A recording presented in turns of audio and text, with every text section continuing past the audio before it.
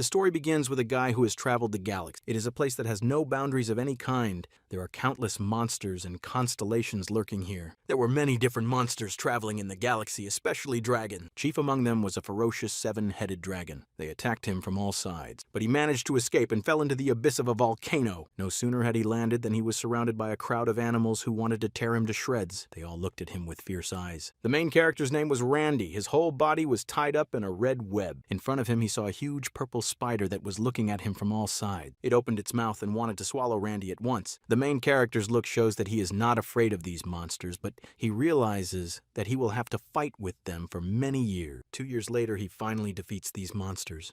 The guy looked at the dead monsters that were lying on top of each other and thought that he had wasted a lot of time and he should hurry back home to Earth. Suddenly he heard a harsh voice talking to him and he couldn't realize who was talking to him. But then he looked up at the red sky and realized it was a constellation speaking to him. When the Earth was first connected to the abyss, mankind learned that mythology was not just a product of imagination. The beings dubbed constellations were the closest thing to what humans believed to be divine. They blessed humans and expanded the ranks of their followers. As the number of followers grew, so did the authority of the constellation. Earth, with nearly 10 billion souls, was like a gold mine for constellations that fought to take followers from each other. Among them were some far more evil constellations who wanted to take over the Earth with more than pure power blessing. Randy went back before his good old acquaintance. When they had lunch, he told them all about fighting the monsters. Another way they were called constellation. The Goblin King heard this and was just shocked. He couldn't believe his comrade had been fighting monsters for 2 years. Randy told him that he had suffered a lot during those 2 years because there was very little food and he had to eat the constellation, so his top priority was to gather ingredients, since his hobby before was cooking. The Goblin King opened his mouth in shock. He couldn't believe that he had defeated the constellation, but instead of killing for territory, he had just taken the milk. The Goblin King looked at the Rente and realized that they are like everyone else. He is much kinder than the other. The Goblin King wanted to hurry up and taste the meat that Randy had taken. According to legends, he heard, whoever eats the constellation meat will become a very powerful king. But when he tasted a small piece, his eyes and mouth burned with savage pain. But he had magical powers. Ogai's power was preserved by the magical power of the constellation. Thanks to the oil from the mystical constellation, the meat was elevated to a higher level. The protagonist looked at him and couldn't understand what was wrong with this goblin. Randy looked up at the stars and missed the Earth, his ancestral home. He wanted to get back to Earth as soon as possible. Let's go back to the beginning, where Randy's story began. It was a few tens of 1,000 years ago by the standards of the abyss. Everyone thought Randy was a little weird, and they asked him why he was always pulling that barbell. He always said he wanted to be the strongest, but nobody took him seriously. The guy was obsessed with violence from an early age. He learned from the fact that he was very much abused by high school students when he was a kid.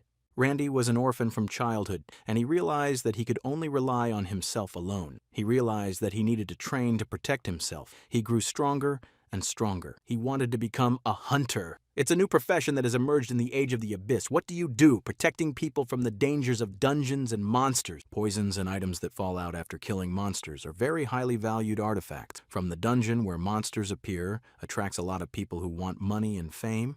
The warden was telling him that he should calm down a bit and not risk his life. The boss was telling him that going into a dungeon with rank berry monsters was too much. After all, they had fought ranked monsters and suffered many casualties. Even elite hunters die fighting monsters. The next day, Randy went down to the dungeon with his team to fight monsters. One of the monsters attacked the guy at a very high speed, and everyone thought Randy was finished. But no one knew how Randy trains very hard. He punched the monster in the jaw. The monster was defeated with one punch. The main character never studied magic and never regretted it. He always thought that martial arts were simple and not as flashy and convenient as magic. But the true nature of the martial arts he gained as much experience in by practicing every day. It was already night. The protagonist sat on the ground and thought to himself that he had already reached with rank with hard training, but there were still a few martial artists who had managed to become stronger than him. He was already pissed off, but he told himself that he needed to train even more. Then he would reach his peak. The next day, when the guy was training Nia came to him. She was the constellation of the abyss, otherwise known as the goddess of scales. She looked at the boy and smiled. The goddess of scales got right down to business. She wanted to make a battle deal with him. The protagonist was not outrageous and simply said that he agreed. This surprised the goddess of scales very much, for everyone was afraid of her and no one agreed. Randy was only interested in one thing. Would he get powers if he won this fight? It would be quite enough for him. Andy asked the goddess of scales why she chose him. Because there are many good hunters in the world who have a higher rating and more fame. The goddess of scales said she could see the future, and in a few years a great danger would come upon the earth. Evil constellations will begin to attack the earth in full force, and when that day comes, you will think that the current dungeon and monsters threatening the earth were just kindergarten.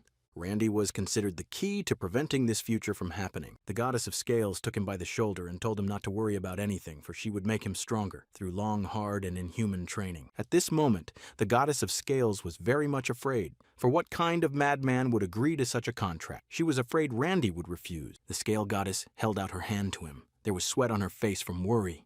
The protagonist realized if he made a contract with the constellation, he would become the new Avatar. It was something super complicated. Because of his soul being bound to the constellation, he would have to live in its permanent confinement. Randy realized that this was a big responsibility, and he was very nervous and thought about whether or not to accept it. After all, he had the whole destiny of mankind on his shoulders. The goddess of scales flew up into the sky and said that she had prepared a training facility in the abyss, for time flows differently in the abyss.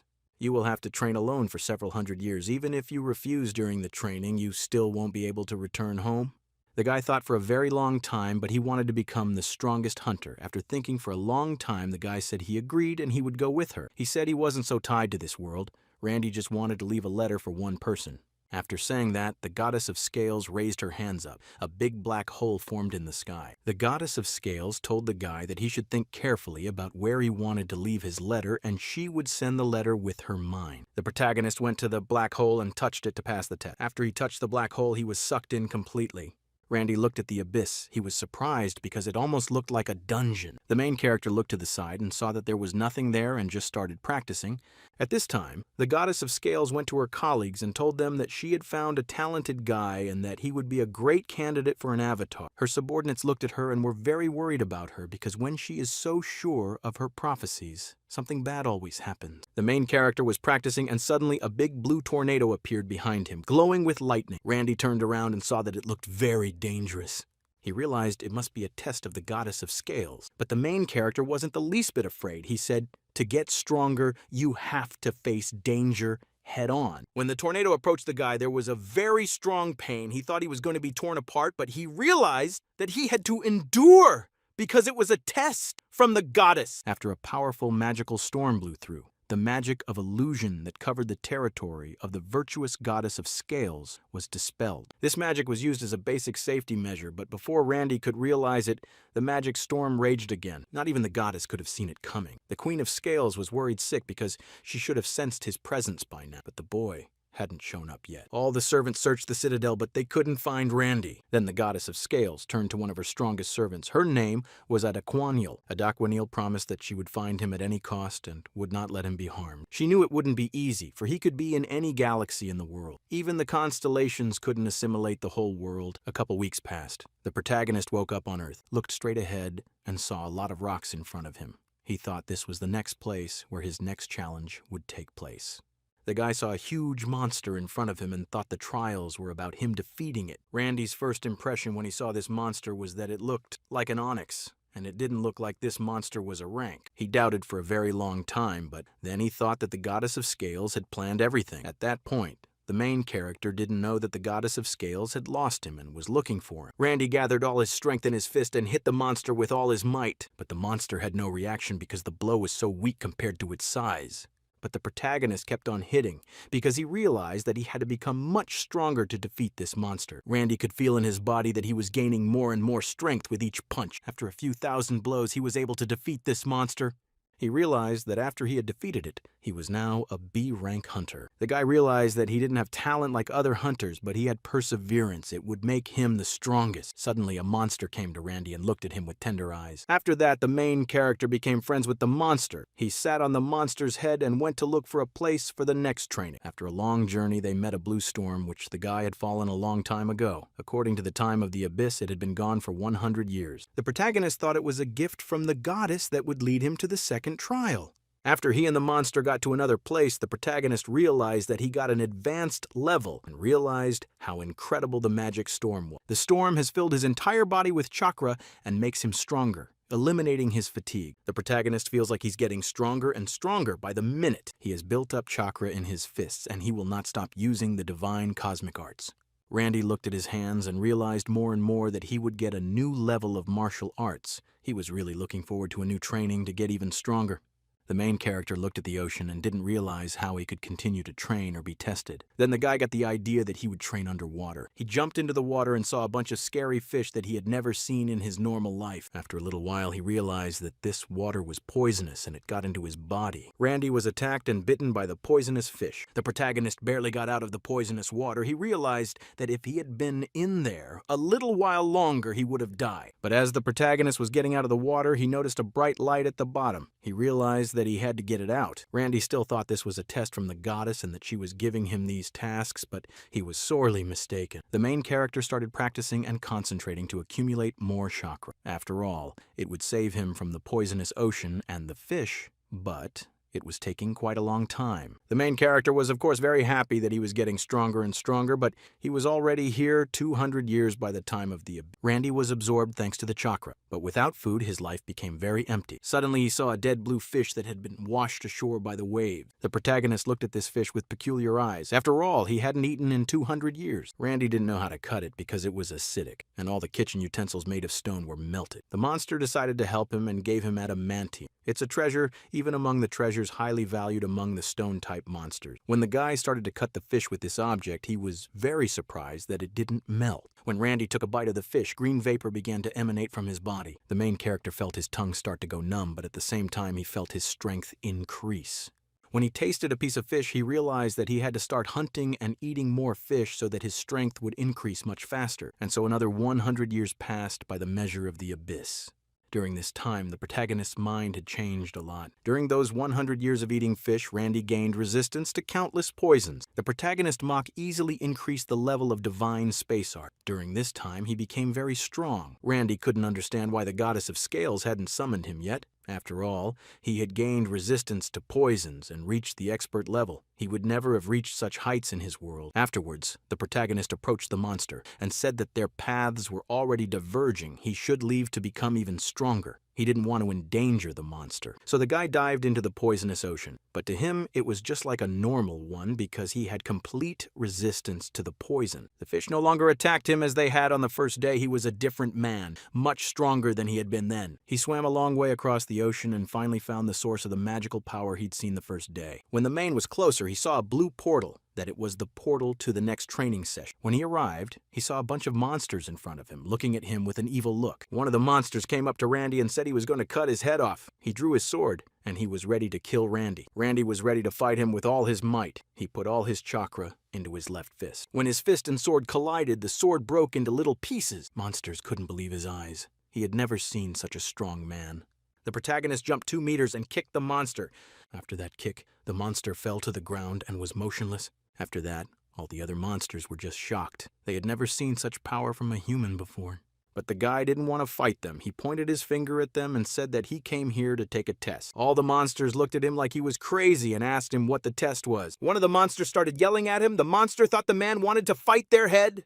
Then a bunch of monsters came at the protagonist. They all wanted to tear him to shreds. There was no mercy, but Randy fought them with ease. In a couple minutes, he had them all scattered to the sides.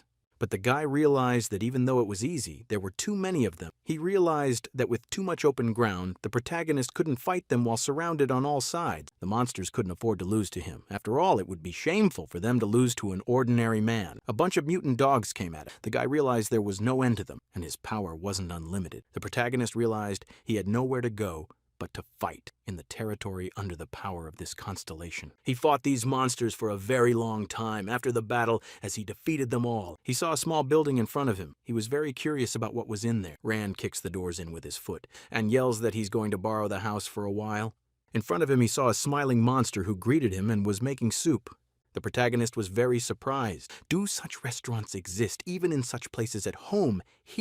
The monster answered him affectionately, "To fight well, you have to eat well." The guy felt ashamed for kicking in the door of such a good monster. He apologized and asked for some food because he hadn't eaten in a long time. The protagonist started to get some soup. Suddenly, the monster threw a big pot of poison on him. The protagonist didn't care because he was immune to the poison and he didn't even feel it.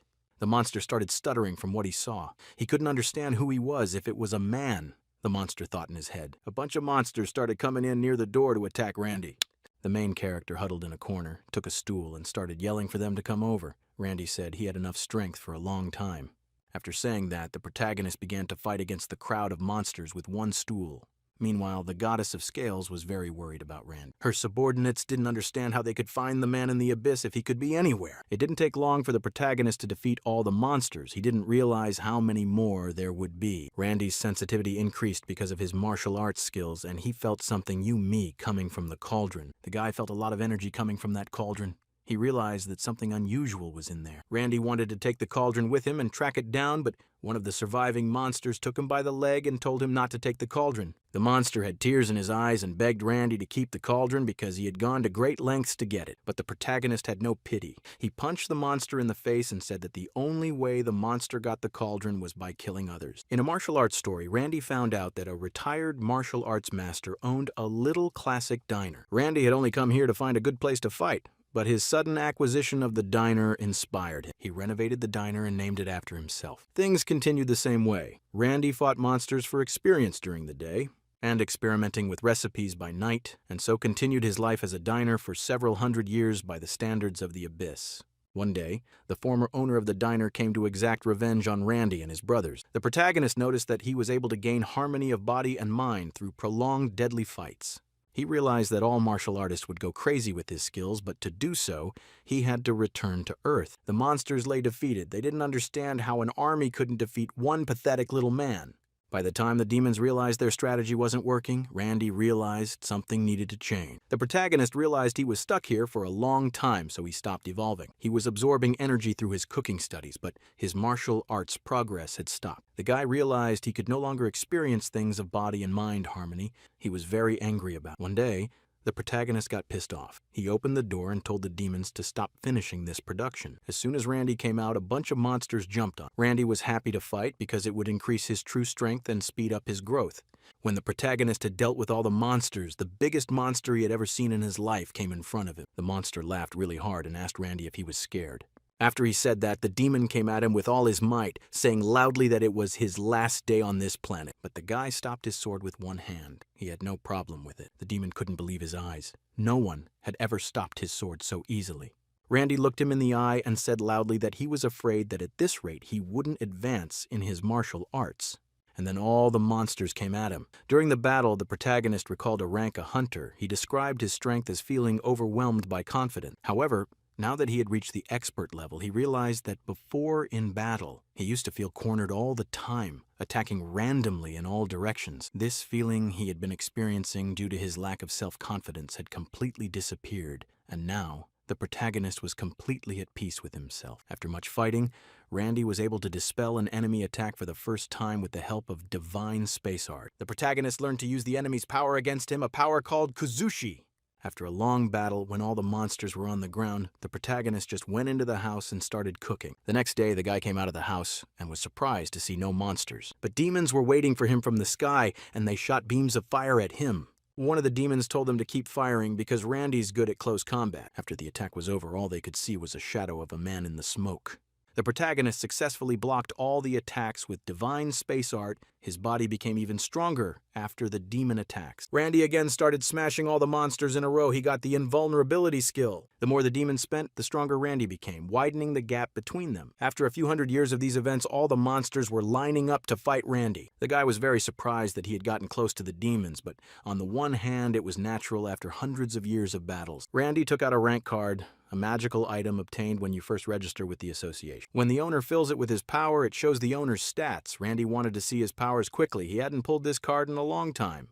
When he pulled the card, it glowed very brightly and said he was already an expert hunter plus level. Randy had gained so many skills that on Earth he could only dream of. His status was already so high. Because of that, he possessed many a rank skills. But the first thing that caught his eye was the divine space art. A rank is a divine art immune to all types of poison. The ability to freely control poison and gain energy by absorbing it. Rank A is the harmony of body and mind, the ability to use the body the way you want. Rank A Kuzushi is to channel the subscriber's power back. even if it is greater than yours. Ranka Invulnerability. This ability makes the skin harder than steel and can block most attacks. Randy was surprised. When he read these skills, he thought it was only available to hunters trained in a unique rank, a martial art, like the Divine Twilight Art or the Divine Yin-Yang Art. Randy didn't know that Divine Space Art is weak in growth speed, but it allows you to create energy stronger than any other martial art. And the guy's been practicing this art for over 1,000 years by the standards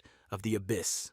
The main character thought it must be due to magical assault because he never had any innate talent. The boy thought it was all planned by the goddess of scales for his training and development. Through countless fights, his understanding of martial arts has almost reached perfection. He could flawlessly copy any martial art at a glance. But when the protagonist read this, he had never heard of such a skill. It is considered hard to master even one martial art in a lifetime. This skill would allow him to use different techniques depending on the situation, just like a magician. Randy had never heard of the skill before, but he realized it was very powerful. But the protagonist looked at the card and couldn't understand another skill that didn't even have a rank. This skill was called World Resonance. The world resonates with him because he is close to reaching the peak of existence. Randy read it and couldn't understand what it meant. At that moment, he didn't know that this was the thing that would make the whole earth go crazy. The guy had been in this world for 500 years, during which time he had befriended the demons he had been fighting for centuries. The protagonist had loved cooking since he was a kid, and he was very happy to have customers. One day, the protagonist realized that he had completely stopped evolving in this world and he had to find new adventures. The guy couldn't cultivate energy anymore. His growth was completely halted. The protagonist realized that there was virtually no martial artist stronger than him and he needed to break down this wall. Randy realized there was only one way to get stronger, and that was to fight a new enemy. He gave himself a goal to fight a foe many times stronger than these weak demons. He needed to fight someone stronger than him. As he was pondering, someone knocked on the door. The protagonist politely opened the door and greeted the guest. He thought it was a new customer to eat his food. He immediately noticed that this demon is not like the others. It looks much stronger and intimidating. The demon immediately approached the guy and told him that he had heard a lot about him and wanted to test his skills. Randy felt the energy of this demon. He already knew that he was very strong, much stronger than he was. He had a huge magical power, which was strong even for the demonic race. The protagonist thought that this is a new stage of the beginning of his training, and he needs to test his strength. The demon pulled out a huge ingot of adamantium. It was an unprecedented size. The boy was very surprised. He had never seen such a large stone. The demon approached Randy, said his name was Varigoth. He is the first avatar of the Lord of Blood and Battle. He had an offer for the protagonist from his master. The demon said that the master of the Lord of Blood and Battle was watching Randy, and he wanted Randy to be his avatar. The Varigoth demon was confident that Randy would accept his offer. Even though he's a wanderer from the outside world, he's not crazy enough to go against the will of a constellation. Especially when offered the honor of becoming an avatar, he thought he'd never turn it down. But the protagonist said he'd say no because he already has a scale goddess. The demon Varigoth was furious at his refusal because no one had ever refused him before. The protagonist immediately felt a strong pressure on him. He was in anticipation because this is the strongest opponent he was waiting for. Varigoth told the guy that he didn't feel any constellation inside him. But the protagonist kept thinking that this was all a test, that he would become an avatar when he passed all the tests. Varigoth was very surprised to hear this. He thought the guy was being tricked. But the protagonist didn't listen to him. The guy thought it was a demon that wanted to fight him. Varigoth started to explain to him that nothing in his words adds up. Varigoth told him that the constellations contract with the avatar because they want to. No constellation would accept someone unworthy as an avatar, and being coveted by one constellation means that other constellations are known to covet you as well. So the constellation immediately contracts with the avatar candidate so that others won't, or if they want to train their candidate, they do it on their own turf. That's because in case the candidate is intercepted by other constellations while he's wandering around outside, if that happens, then the constellations will laugh at the other constellation for tens of thousands of years. But the protagonist didn't agree with Varigoth. He told him that he had missed a lot. The constellation he promised could see the future. He's sure she chose him because he's the savior of the world. Varigoth told the boy that seeing the future is a rare and special skill, and she trusted such a flawed ability. But the protagonist still didn't believe him. He thought his constellation was the best. After all, she could think of nothing that would happen if he trained in her territory. Then Randy began to brag to him about the training he'd had, the trials he'd been through. After that, the Varigoth demon thought for a moment. After all, the magical abyss storm can't be controlled even by a constellation. It's a dangerous and powerful catastrophe, he said. But the protagonist still didn't believe him. He said that his constellation could control everything. After much thought, Randy didn't think the Varagoth was lying to him. After that, he started to believe him and learned a lot of things. However, he was enjoying the process of becoming stronger so much that he didn't have any thoughts or questions until now. Randy came home very angry. He didn't understand how he could have been so stupid and not asked himself such a question in so many centuries. He realized he couldn't cry because every tear drained his energy and his courage. The next day, Randy approached Varagoth and told him that he already knew he was not at the training facility and he needed to get back to Earth right away. But Varagoth said he was sorry, but he could no longer leave the territory of the Lord of Blood and Battle. After all, Varagoth showed his true fighting form. He realized that Randy would not go with him, so he would have to fight. Varagoth flew up into the sky and said it would be a shame for him to have to break a gem like Randy. Varagoth immediately recognized Randy's fighting style. He realized that he had a special walking technique and he didn't feel any magic. Well, his movements were much faster than teleportation magic. Randy said that this technique is a divine space art movement using energy. It's also called moonwalking. Varagoth raised his hands up and a black hole formed there. He said it was very funny, and he wasn't surprised that the master was interested in Randy. But Varagoth had no intention of continuing this any longer. He was ready to alienate Randy. Varagoth used the bloody baptism. A large area of the ground was covered in red poison. The protagonist realized he was very powerful to use so much mana. Randy wouldn't be able to last long even with this poison invulnerability skill.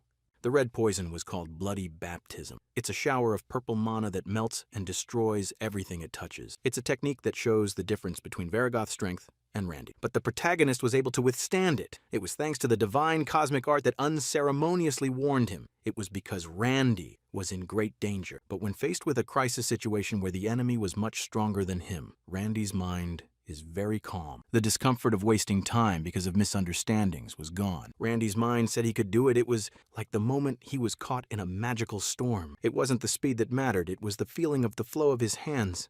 After meditating, Randy's martial arts proficiency increased. He gained a skill with the rank of incredible speed, this movement technique allowing the instant eye to move to the desired location. Varagoth was very surprised. He couldn't believe that Randy had completely dodged the bloody baptism. Varagoth had always thought that martial arts were studied by weaklings all the time. After this moment, he realized that he was wrong. After that, Varagoth became more and more angry. He used magic and restricted an unlimited amount of mana from himself. On the other hand, martial arts use up the user's inner strength. Compared to magic, martial arts have an energy limit. Varagoth directed a stream of mana at the protagonist. He started to fight him at full strength. He realized that martial arts are also amazing. Varagoth drew his sword and said he had heard that the slaves had rebelled in some constellation's territory. They wanted to resist the law of this world. Since they went against the constellation, they could no longer use Manu. But quelling the rebellion wasn't easy because of a marvelous skill, a skill that could be used without borrowing Manu from the outside. The protagonist became interested in this story. He thought it was a martial art. He asked the demon what would happen if he used magic. Varagoth told him that after your body melted from the bloody baptism, Randy, you would immediately face the Lord of Blood. The fight continued. Varagoth considered him a special man, for no one had ever fought him in battle for so long. But he was confident of his victory, for his lord had gifted him with a blood axe. After Varagoth swung the axe, there was a huge explosion. The fight had been going on for an hour. Randy realized if it went on like this, he would lose the fight. He wanted to find the weaknesses of magic, and he hadn't found them yet. For the first time in a long time, the protagonist was on the verge of defeat. He was very angry. He faced an enemy far superior in power.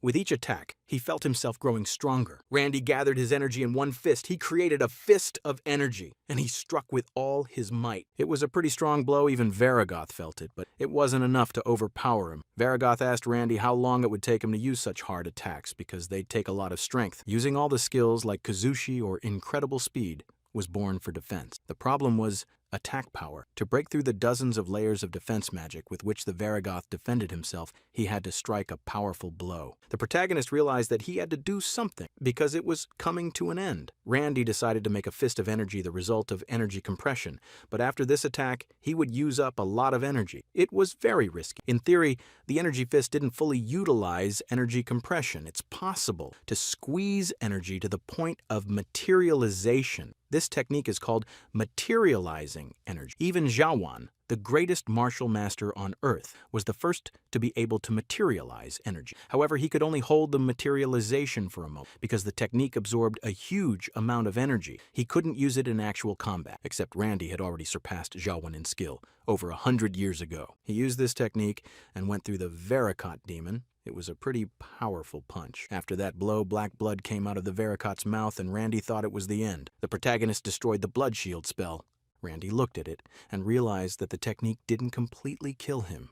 If Randy used any more energy, he would be completely drained and fall to the ground. The other demons were watching from a distance and were shocked by their battle. They were surprised that Sir Vargoth had been fighting him for 6 months by the time of the Abyss. They thought the man was a true madman and a legend. Vargoth realized that Randy was in a stalemate. Although he could break through Varigod's defense with a materialized divine space art energy attack, but he couldn't use this deadly attack because of the huge energy consumption. The protagonist tried to regenerate his energy faster and faster while he still needs time to use the cosmic aura again, which gives Varigoth enough time to rebuild his defenses. Varigoth says he spent too much time and energy on this. He would no longer be able to hold off the Lord of Blood and Battle. He wanted to finish with one attack. His tremendous energy created a strong wind that almost knocked Randy off his feet. Varigoth began to summon the Lord of Blood and Battles, blessing his powers for victory. After this technique, Varigoth's strength grew by leaps and bounds, and fangs and horns began to appear on his body. The protagonist looked on fearfully as he realized he was in great danger.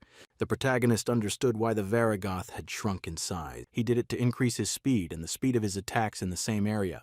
At one point in the fight, Randy realized that his invulnerability had been broken and he needed time to regain it. The protagonist told himself that if he lost any concentration, he would die immediately. He didn't need to relax for a second. Since entering the Abyss, Randy had never used all of his energy in a day. In an abyss full of enemies, using all his energy was suicide. But the guy realized he was in a tough spot and had no way out. The protagonist decided to use all the energy at once because he had nothing else to do. Randy concentrated all the energy in one hand and released a Varigoth on the demon. After this attack, the demon flew 10 meters away. At that moment, he learned a new technique called Cosmic Energy Burst.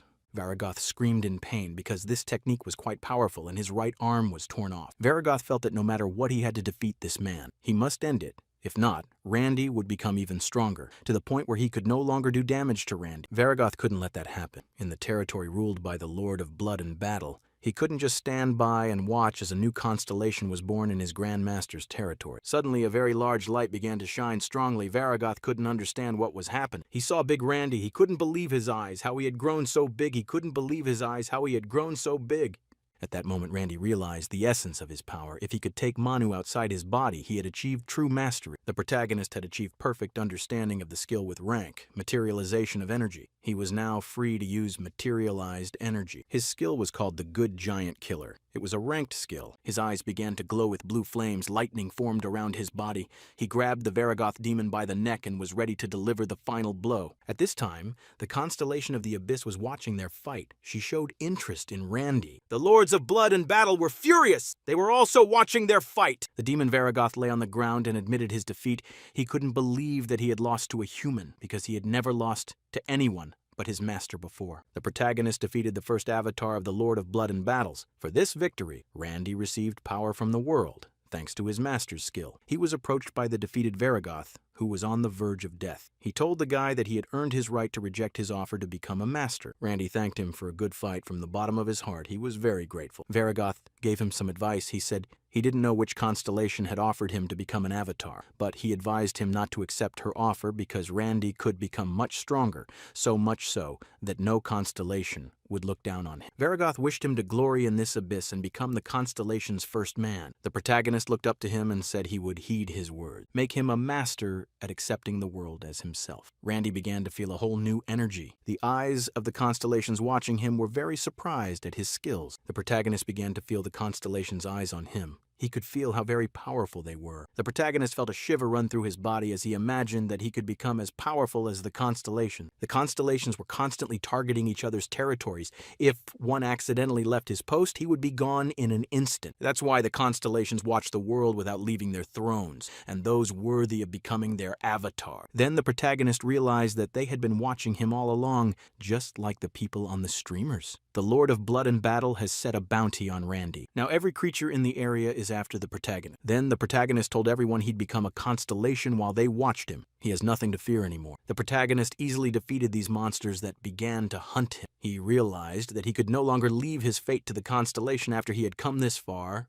Randy went back to the small house to retrieve this cauldron of magic. He noticed that this cauldron had quite a lot of energy in it. Randy stopped looking at the notifications and messages from the constellations. He didn't care about the taunts, the temptation coming from them.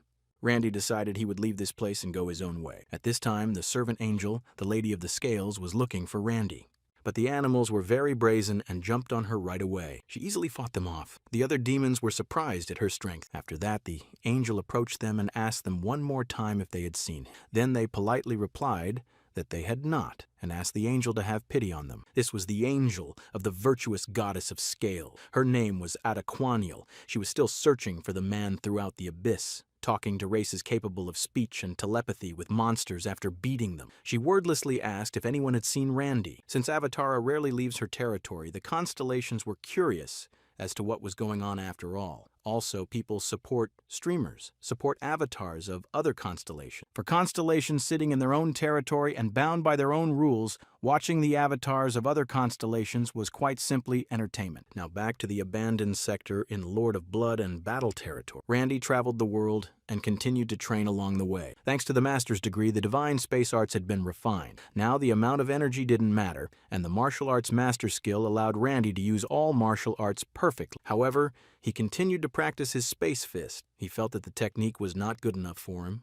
Just like when he first learned the divine space art, he put his whole soul into every punch. When Randy decided to leave the territory of the Lord of Blood and Battles, after defeating Varigoth, he decided to test his skills in the mysterious skill of world resonance. Then, he picked up his card and saw that it said his title was Invincible Master of Training, which meant that no man or creature had trained more than him.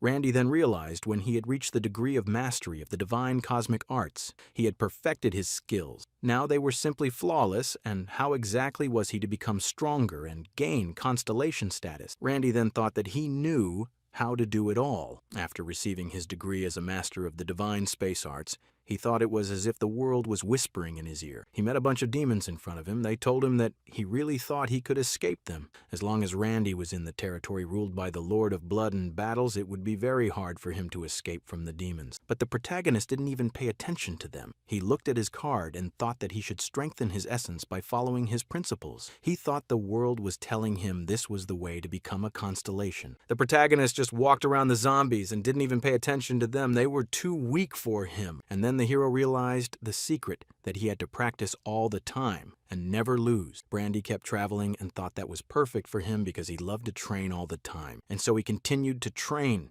He left the corner of the abyss where the gaze of the constellations couldn't reach him. He could feel himself growing stronger. Also, in the battle with Varigoth, in addition to the New World Resonance, he had gotten 2 new skills related to his essence power. In order for Randy to use this skill, he has to fight someone stronger than him. Well, he realizes if he loses, it's over. It sounded complicated, but the protagonist liked it and wanted to get more serious.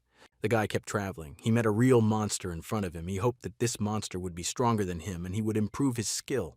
But it turned out to be an old friend he used to travel with. Randy was very surprised to meet him. The main character notices that the back of his friend is full of his brothers. The guy was very happy for him that he found his family. Suddenly, another monster appears out of nowhere, much bigger than the other monsters by a factor of 40. The ground was being torn apart by this monster. It was a super giant monster that had never appeared on Earth before. It was a high-ranking monster. The whole world had to be on full alert against it. The protagonist realized that he was emitting a lot of magical power, giving him goosebumps. It was definitely stronger than a Varigoth. This monster was called a 9-headed hydra, or 9-headed snake. For the moment, Randy found the constellation's attention annoying. There were constellations that had become so by watching Randy's adventures, but most mocked or taunted him. Some were even hostile, especially constellations like the Lord of Blood and Battle, whose first avatar had been crushingly defeated. To them, Randy was a beast yet to come of age. That's why they must do everything in their power to stop Randy from becoming a constellation, which is why Randy retreated to a neutral zone where the constellation couldn't follow it. However, the lawless zone was where the strongest ruled. The 9-headed snake began to attack the protagonist with energy. It was a place ruled by monsters of power comparable to the constellation. The protagonist was just shocked. It was just amazing. Magical power. He was just like a bulldozer that was destroying everything in its path. The guy's good giant killer skill was activated. If Randy defeats the Hydra, his power will essentially increase. Also activated the skill master of his craft. If he defeats the Hydra, his essence power will also increase. The protagonist realized that his skills made him fight this monster. But even without them, his choice will remain the same, for this monster won't just let him go. Randy pointed his finger at the snake and yelled that it was bullying his friend and his family. No matter how strong this snake is, it will regret it. The nine-headed snake came at him with all its might. It is said that even the constellation fell to their knees from their venom. Randy could feel the bloodlust coming from their 9 heads. Most opponents would have frozen out of telepathy and bloodlust, but the protagonist is used to this kind of thing. He had already been in many battles in the territory of the Lord of Blood and battles. They went head to head. There was a massive explosion from their battle. Randy was able to take the snake's head off with his first attack. 8 heads left. They were furious at the brazenness of it. No one had ever fought them so brazenly before. It wasn't that simple. The Hydra regenerated its head with the divine regeneration skill. The 9-headed Hydra began to prepare its attack. It was going to unleash a lot of venom. It was said that even the constellations themselves couldn't withstand their venom. The protagonist wondered why they would say their attack, but the answer was simple, because it was a monster that even the constellations feared. The 9-headed Hydra merely announces the fate of the enemy. The enemy has no choice but to accept his fate. But that wasn't Randy's thing. He attacked them from the sky. The Hydra couldn't figure out how he stopped their poison. The guy looked at his hands, and it felt like his head was about to explode because of the telepathic scream. If he didn't have perfect immunity to poisons, he might have gotten hurt. His hands began to glow with blue flames, but the sensation wasn't the same as when fighting a Varagoth. It far surpasses the power of divine space art and energy materialization. The protagonist could fight on equal footing with the 9-headed Hydra itself. Randy was not cornered. On the contrary, he was able to slay the Hydra with a single blow. But the fight didn't end there. The Hydra couldn't keep up with him because he was quite fast. He was generating very quickly, but the protagonist realized if he got caught in the Hydra's breath, he'd be in danger.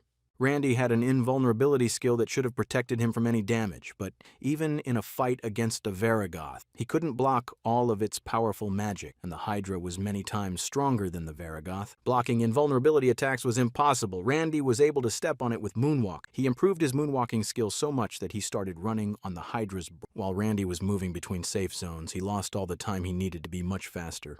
And a miracle happened. In an instant, the flames and the poison spewed by the Hydra paused. Time slowed down a lot, as if fulfilling Randy's dream of being faster. The Hydra couldn't control its breathing on purpose.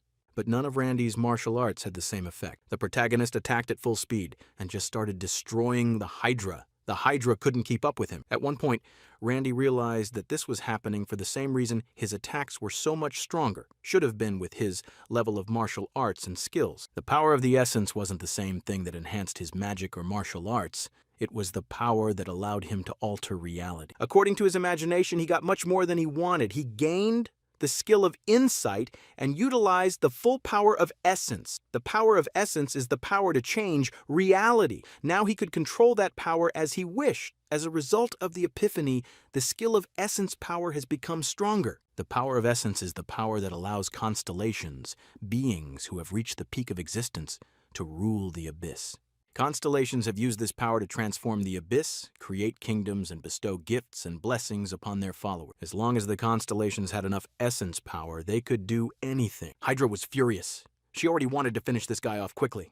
Hydra's soulful, strong will. With the current power of the essence, Randy couldn't shake or change its will. The protagonist's goal was to change the power of essence. He realized that it would be hard for him to change the Hydra. He must change himself. Randy's powerful essence penetrated his materialized energy and became a sharp blade capable of cutting through the Hydra's huge body. He cut through one Hydra's head, but it couldn't regenerate because he had sealed the divine regeneration with his blade. The protagonist realized that this wasn't the end, and he didn't want to let his emotions get the best of him. He began to defeat the Hydra by slicing their heads off one by one. I thought it was impossible because they don't regenerate. They didn't think they could lose to a lowlife like a human. The Hydra wanted to get away from Randy. It wanted to hide in the cave and wait for the regeneration to return. The Hydra started to run away because there were only 2 heads left and the rest had been chopped off, but it was very hard for them to hide with such a big body. One of the Hydras was against running away because it was a real humiliation for them, but the other head was wiser and said that they should hide so that the regeneration would return. Otherwise, the Hydra would die. But it was a real shame for them because they'd lived for 10,000 years and they'd never faced such humiliation. But the main character was much faster than them, and there was no point in running away. He was already on top of them, and he launched his attack. An attack so powerful it tore the Hydra apart. Randy's friends were in shock. No one had ever been able to defeat a Hydra before. After the attack, Randy could barely stand, but he recognized that the snake was a tough opponent. After the victory, Randy's powers of existence increased with the skill of the good giant fighter. The world began to resonate with the protagonist even more strongly. This all happened because the Hydra's blood covered him. He inherited the Hydra's karma, divine regeneration. Now his invulnerable body could regenerate endlessly. Randy looked at his ability card and thought he had a very strange life. As a martial artist, he never thought of getting many skills. On a normal land, even one such skill would make him rank a hunter. But that no longer mattered. He decided to go beyond being a hunter and enter the path of a constellation. The protagonist asked his friend whether he needed meat scales or bone. The stone serpent bounced. He remembered Randy's long-ago actions as he ate the poisonous fish. The Hydra's body was exuding a frightening, poisonous aura. It was dangerous even for Randy to touch the Hydra's body, but the protagonist wanted to take a chance, so he cut the Hydra into small pieces. He wanted to eat all the meat before he left on his journey. Before Randy left, the stone serpent decided to give him a necklace because Randy had saved his family from the Hydra. It was an artifact of the space necklace. This necklace had a very good gift. It sucked up all the cooked meat that was cut up from the Hydra. Hydra bones can be used to turn in various items and weapons, and the strong scales of the Hydra can be used to make armor. The main character was happy because he could throw the cauldron there and not enriched ore. It was very convenient for him because he was tired of carrying the cauldron with ore on his shoulders for so long.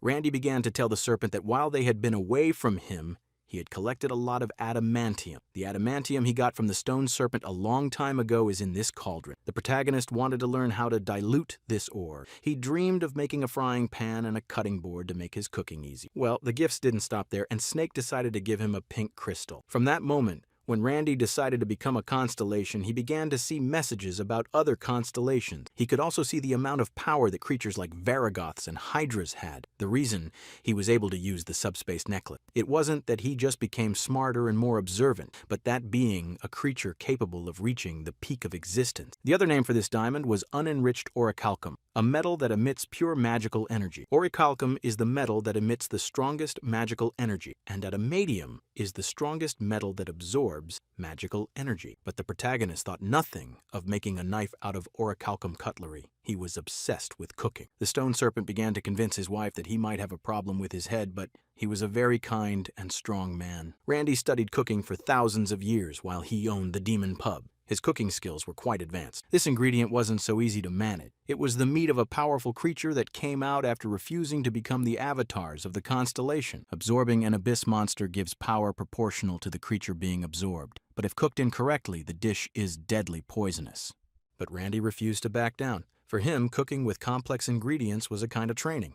The protagonist noticed that his constellation power had increased by leaps and bounds. He could feel the energy coming from his snake buddies. Randy finally realized why the constellation wanted to increase their followers. And the real reason the constellation was so interested in Earth, it was a world with billions of potential followers. Any constellation that takes over the Earth will gain the power of an essence that can change the abyss itself. The protagonist wondered how he could find a way to quickly return to Earth before the future predicted by the goddess of scales. Earth Serpent drew a demon. He wanted to show Randy that this demon was after them. Randy started to look for this demon, he thought in his head. Can someone do any damage to it? After being in the territory of the Lord of Blood in the battles, he had no desire to fight demons. But now he's been told there's a demon stronger than a Varagoth and a Hydra. The protagonist entered an unusual place and saw 4 creatures in front of him. They addressed him as Invincible Master of Training. The girl informed him that her master wanted to meet Randy. He should take them up on the offer because it was very important. Randy asked them what would happen if he refused the offer, but they calmly replied that they would just let him go and not fight him. The protagonist thought it was very suspicious. He wondered what they wanted from him, but Branda agreed because he was interested in meeting him. On the way, Randy asked the girl if she had heard of a planet like Earth. The girl thought hard and answered that she had heard some rumors. She had heard that some constellation was fighting for the gate leading there. Randy jumped on the girl and shouted if she had heard anything else.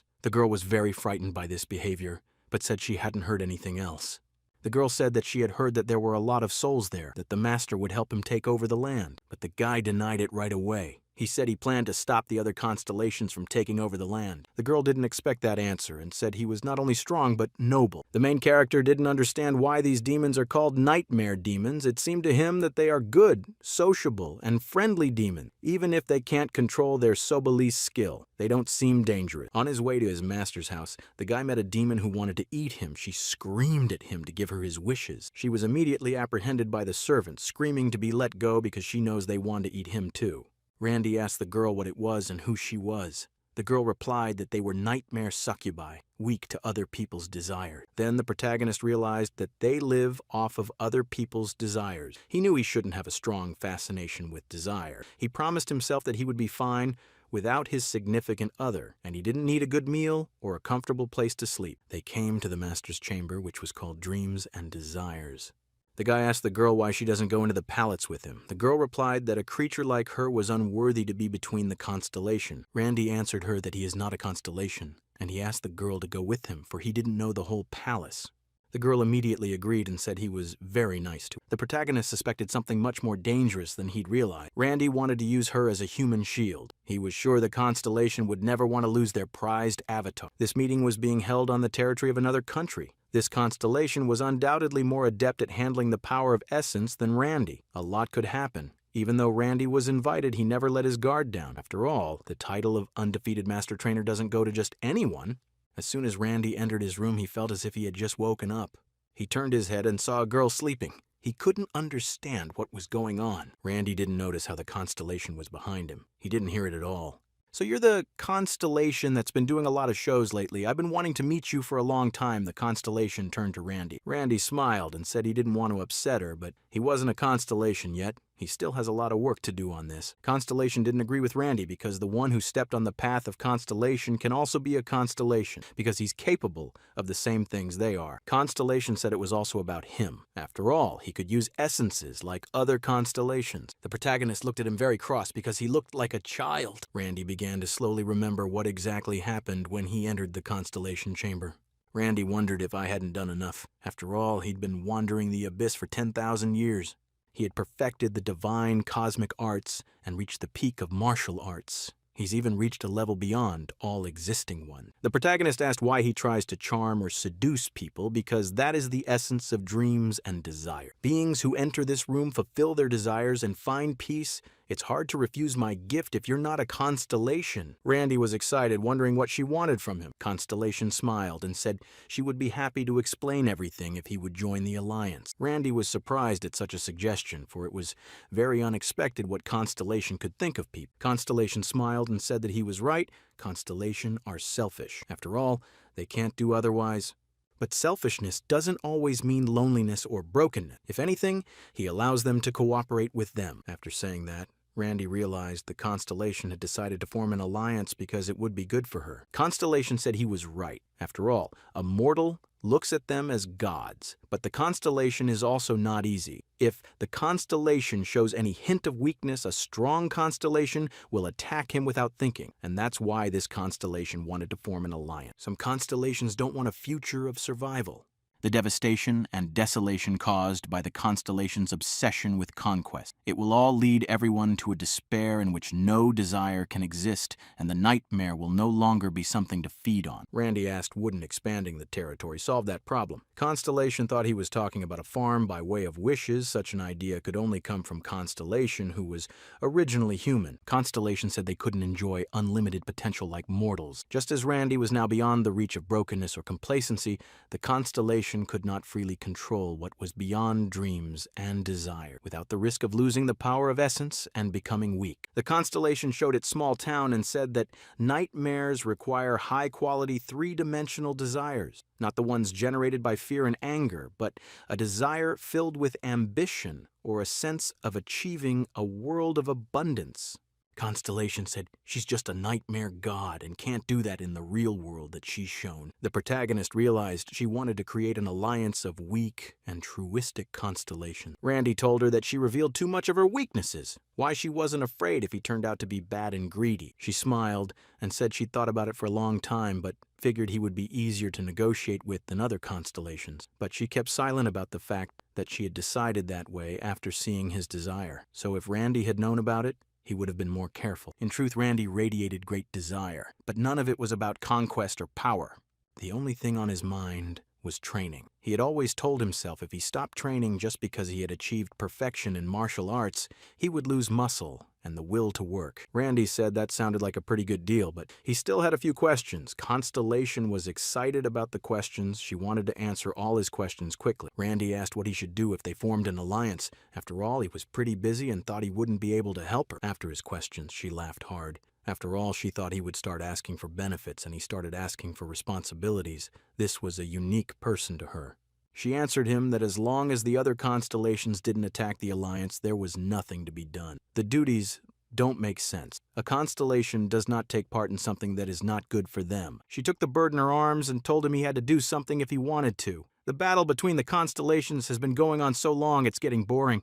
So it doesn't matter where you are. We'll be there in time to help you. They shook hands, and Randy said he agreed to form an alliance. Constellation was very happy that he agreed. Randy thought he was a newcomer who had just started on the path to becoming a constellation. He was sure the abyss was full of dangerous and pretend constellations. Being in an alliance seemed safer than trying to go it alone, and he thought he could get help getting back to Earth. Suddenly, out of nowhere appeared a big firestorm that was 40 meters high. The main character was very surprised to see a kitten come out of this firestorm. The kitten said he would have been nice to them if Randy had been his avatar, but instead he had done something stupid by joining the small constellation alliance. When he remembered that they had talked to him before, it was a member of the small constellation alliance. Randy asked why he was talking to him using telepathy, since he was standing right in front of him. The girl said that usually a constellation doesn't leave its territory. Randy then realized that it was just the two of them in the alliance. It was obvious from their faces that they were rather embarrassed to admit it, Kitty says angrily. So what? It was still profitable even though there were only 3 of them.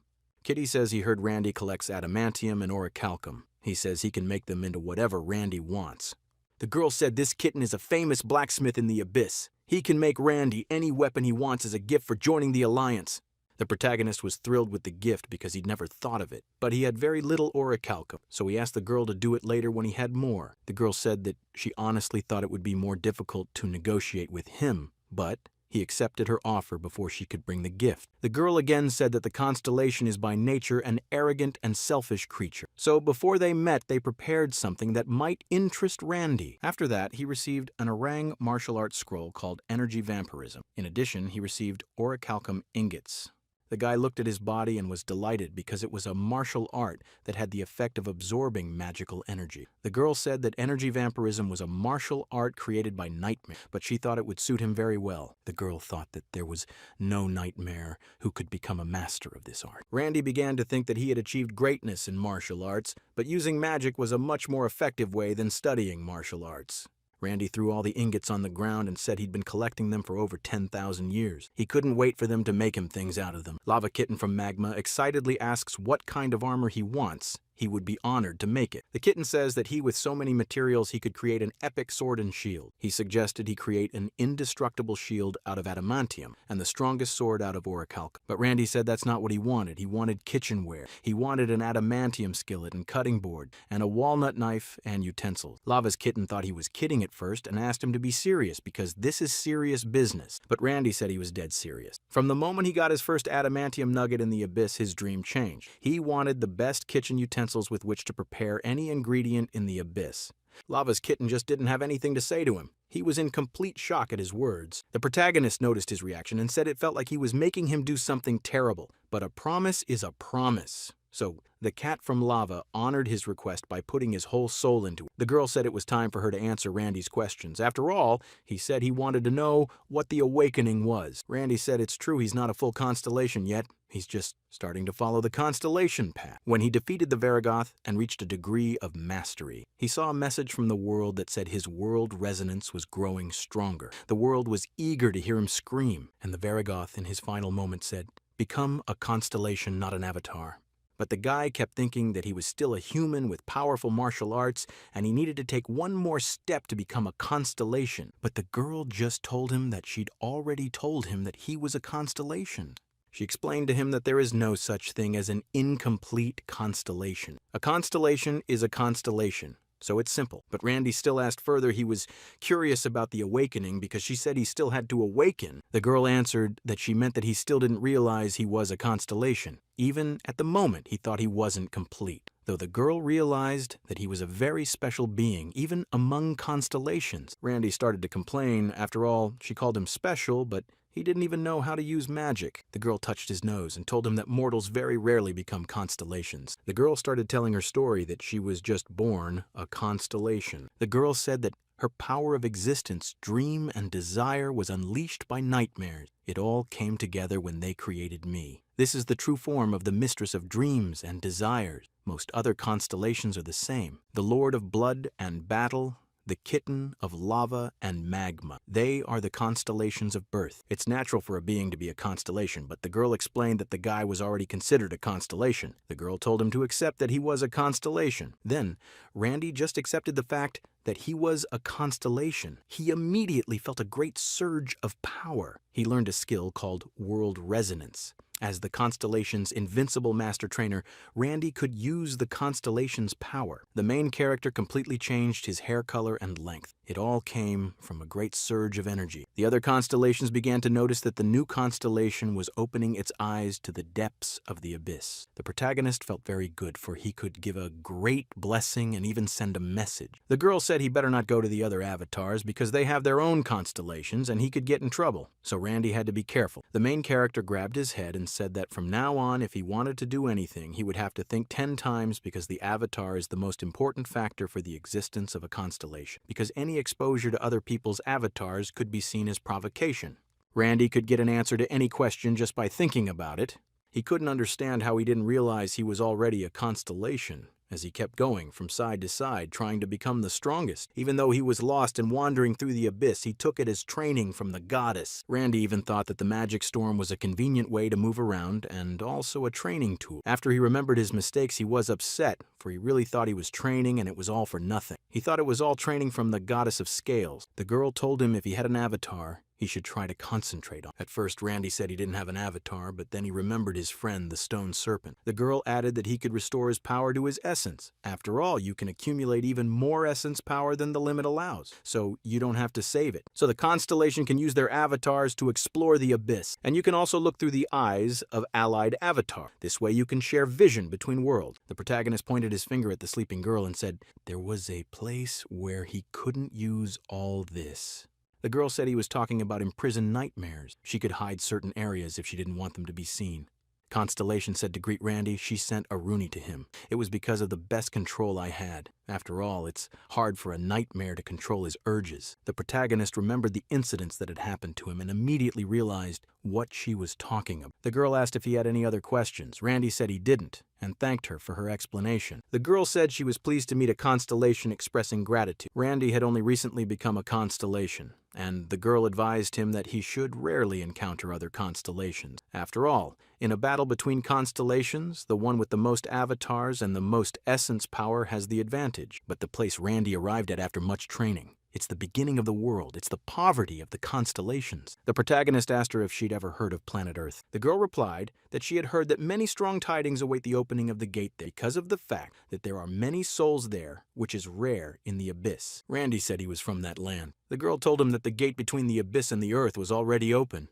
Everything should be a mess, but luckily it's not that bad. But thanks to your explanation of the girl, Randy finally understood. The constellations that came to Earth only looked at each other, but they didn't collide, because they'd only be weakened if they fought each other. Some clever constellation could just take control of the souls and defeat the constellations that were fighting. And so, instead of just fighting, they decided to increase the number of their followers, Randy pondered. The girl thought he was very lucky. There must have been relatively good constellations nearby when the gate opened, because the evil and cruel constellations wouldn't agree and would just try to take power by force. Because all the constellations behave as they do, they have nothing to lose. The girl was sure Randy was nervous about leaving his home planet to the constellations. It would also be nice to have a constellation in their alliance whose followers are the souls of Earth. Then Randy flew up into the air and cut his long hair because it was in his way. The reason his hair suddenly grew back is because he accepted himself as a constellation. The girl asked Randy what decision he'd made if he wanted to come back to Earth no matter what. The protagonist just smiled and said that long hair just gets in the way of training. The girl wanted to give the guy some advice, since he was planning to return to his native land. land. If, like the girl said, the gate to Earth was open and the nearest constellations were watching them, Randy didn't think it was necessary to openly show that he was a constellation, because even the good constellations would be hostile to him.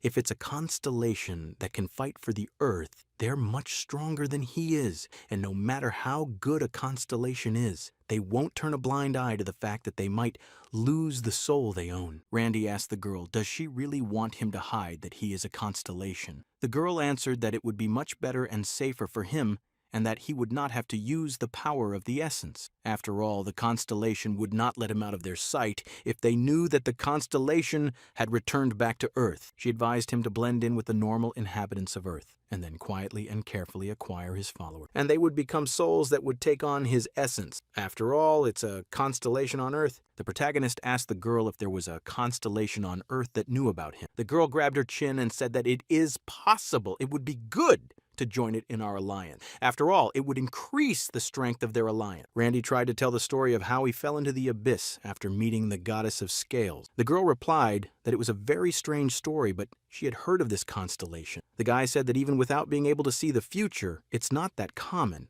even though it doesn't seem like it, but she could have had a good plan after all. The girl replied that she's heard that she's a constellation that keeps making a fool of itself by getting its prophecies wrong. Well, it seems like it's almost impossible to predict the future very accurately. What's the point of prophecies if she can't capitalize on them? The girl didn't realize if the goddess of scales would help their alliance. Randy said that the way she was trying to stop the evil constellations, she was probably working with the other constellation. Lava Girl and Kitten were very hesitant to bring her into their alliance, because she turned out to be very stupid. But they decided to accept her. They asked Randy to ask her to join his alliance since he was returning to Earth. Randy was sure she would help them, although he was worried about how she would feel about him becoming a constellation. Randy wondered how to find a way to contact her. He asked his alliance friends if they knew how he could contact her, but they didn't know a thing. They didn't understand how they could know where such a constellation was. Randy awakened as a constellation and joined the alliance.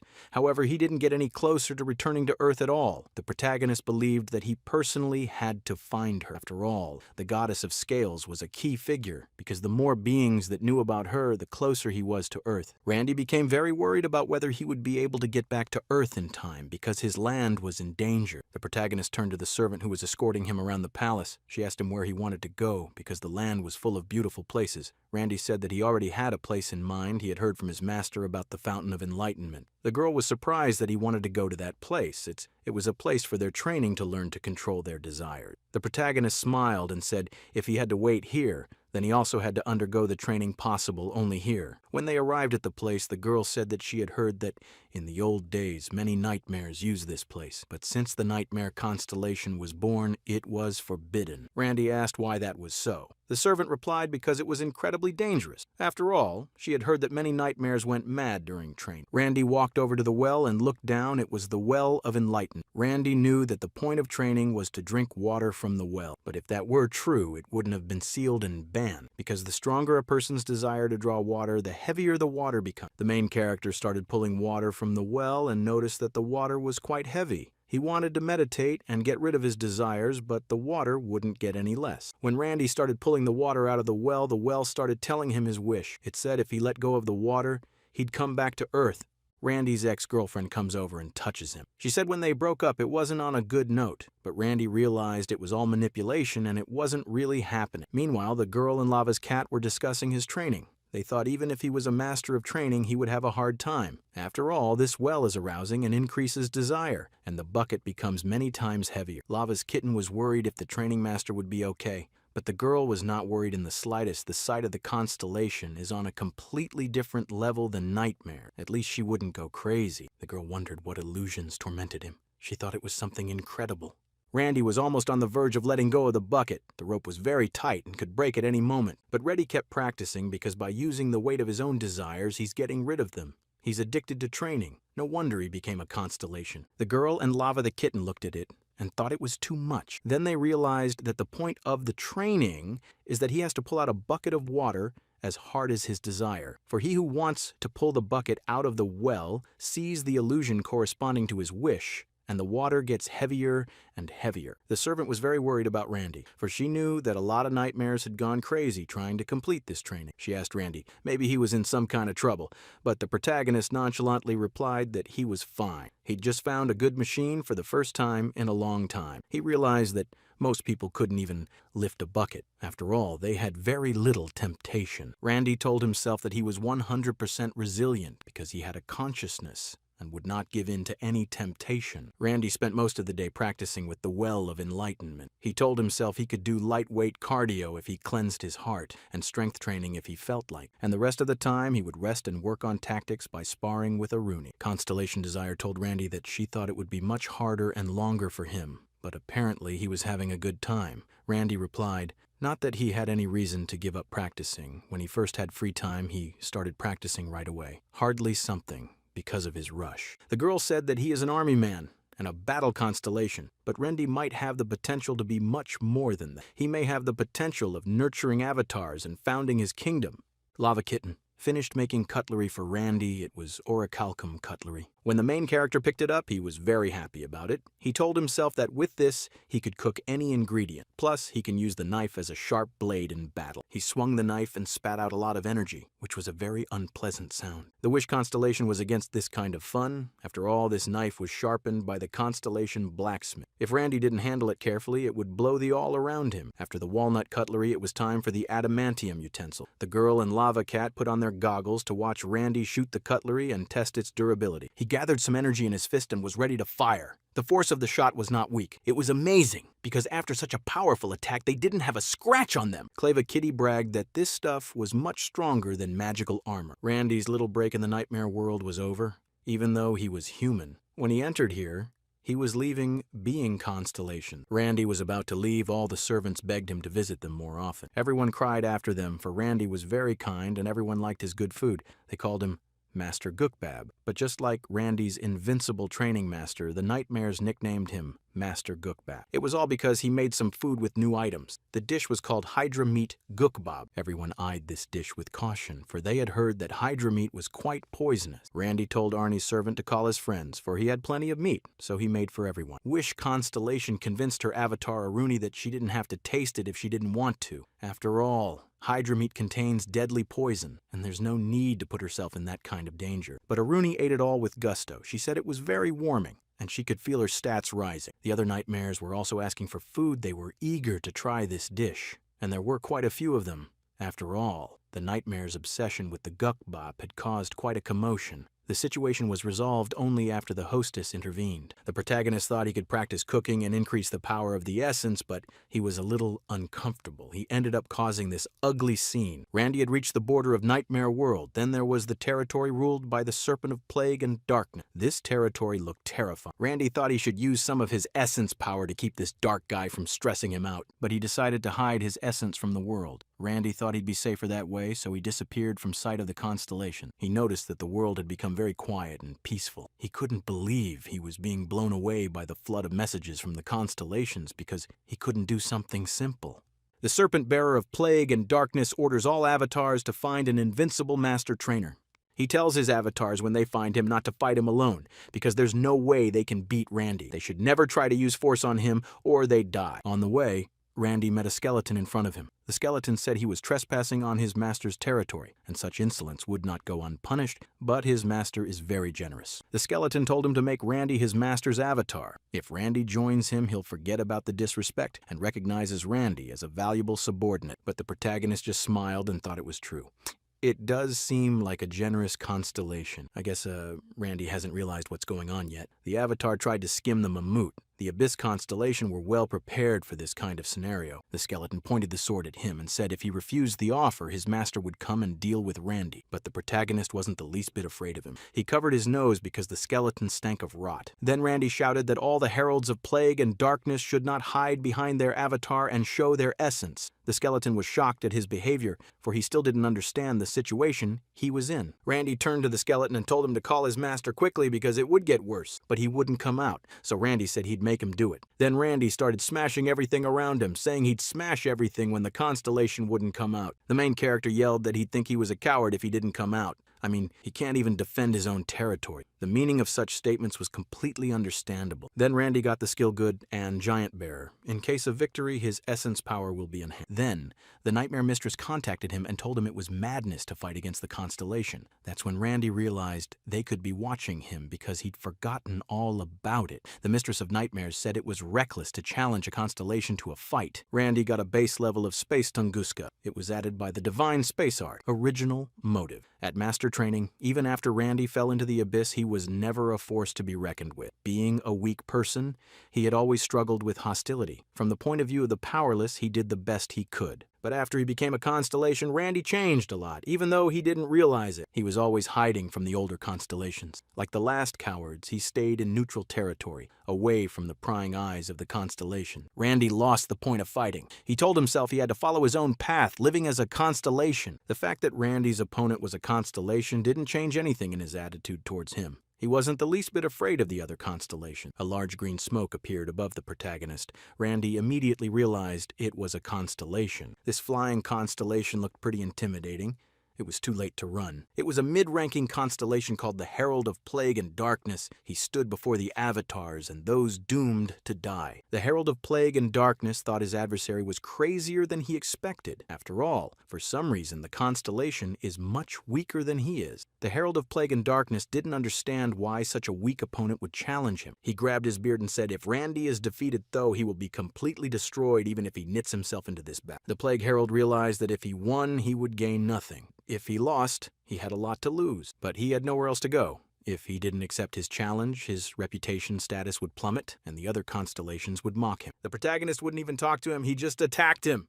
Even though Randy was the first to challenge him, he didn't let his guard down. After all, this was his first battle with the constellation. The Constellation of Darkness realized that the power differential between them was too great, and he must end it quickly, using his power. But it was to Randy's advantage to end this fight quickly, because if the fight dragged on, Randy would have little chance of winning. Randy immediately decided to start with his powerful attack called the Space Fist. The Constellation of Darkness felt pain for the first time, as if its essence was being torn apart. Other constellations, including the Herald of Darkness, rarely fought in person. Activating the Herald of Darkness. He realized it was a crazy technique that Randy had used, but he didn't realize if it was magic or not. Randy realized the technique was working and he didn't want to miss his chance. He started to use his best to end this fight quickly. The protagonist jumped up and hit him with his energy cultivation.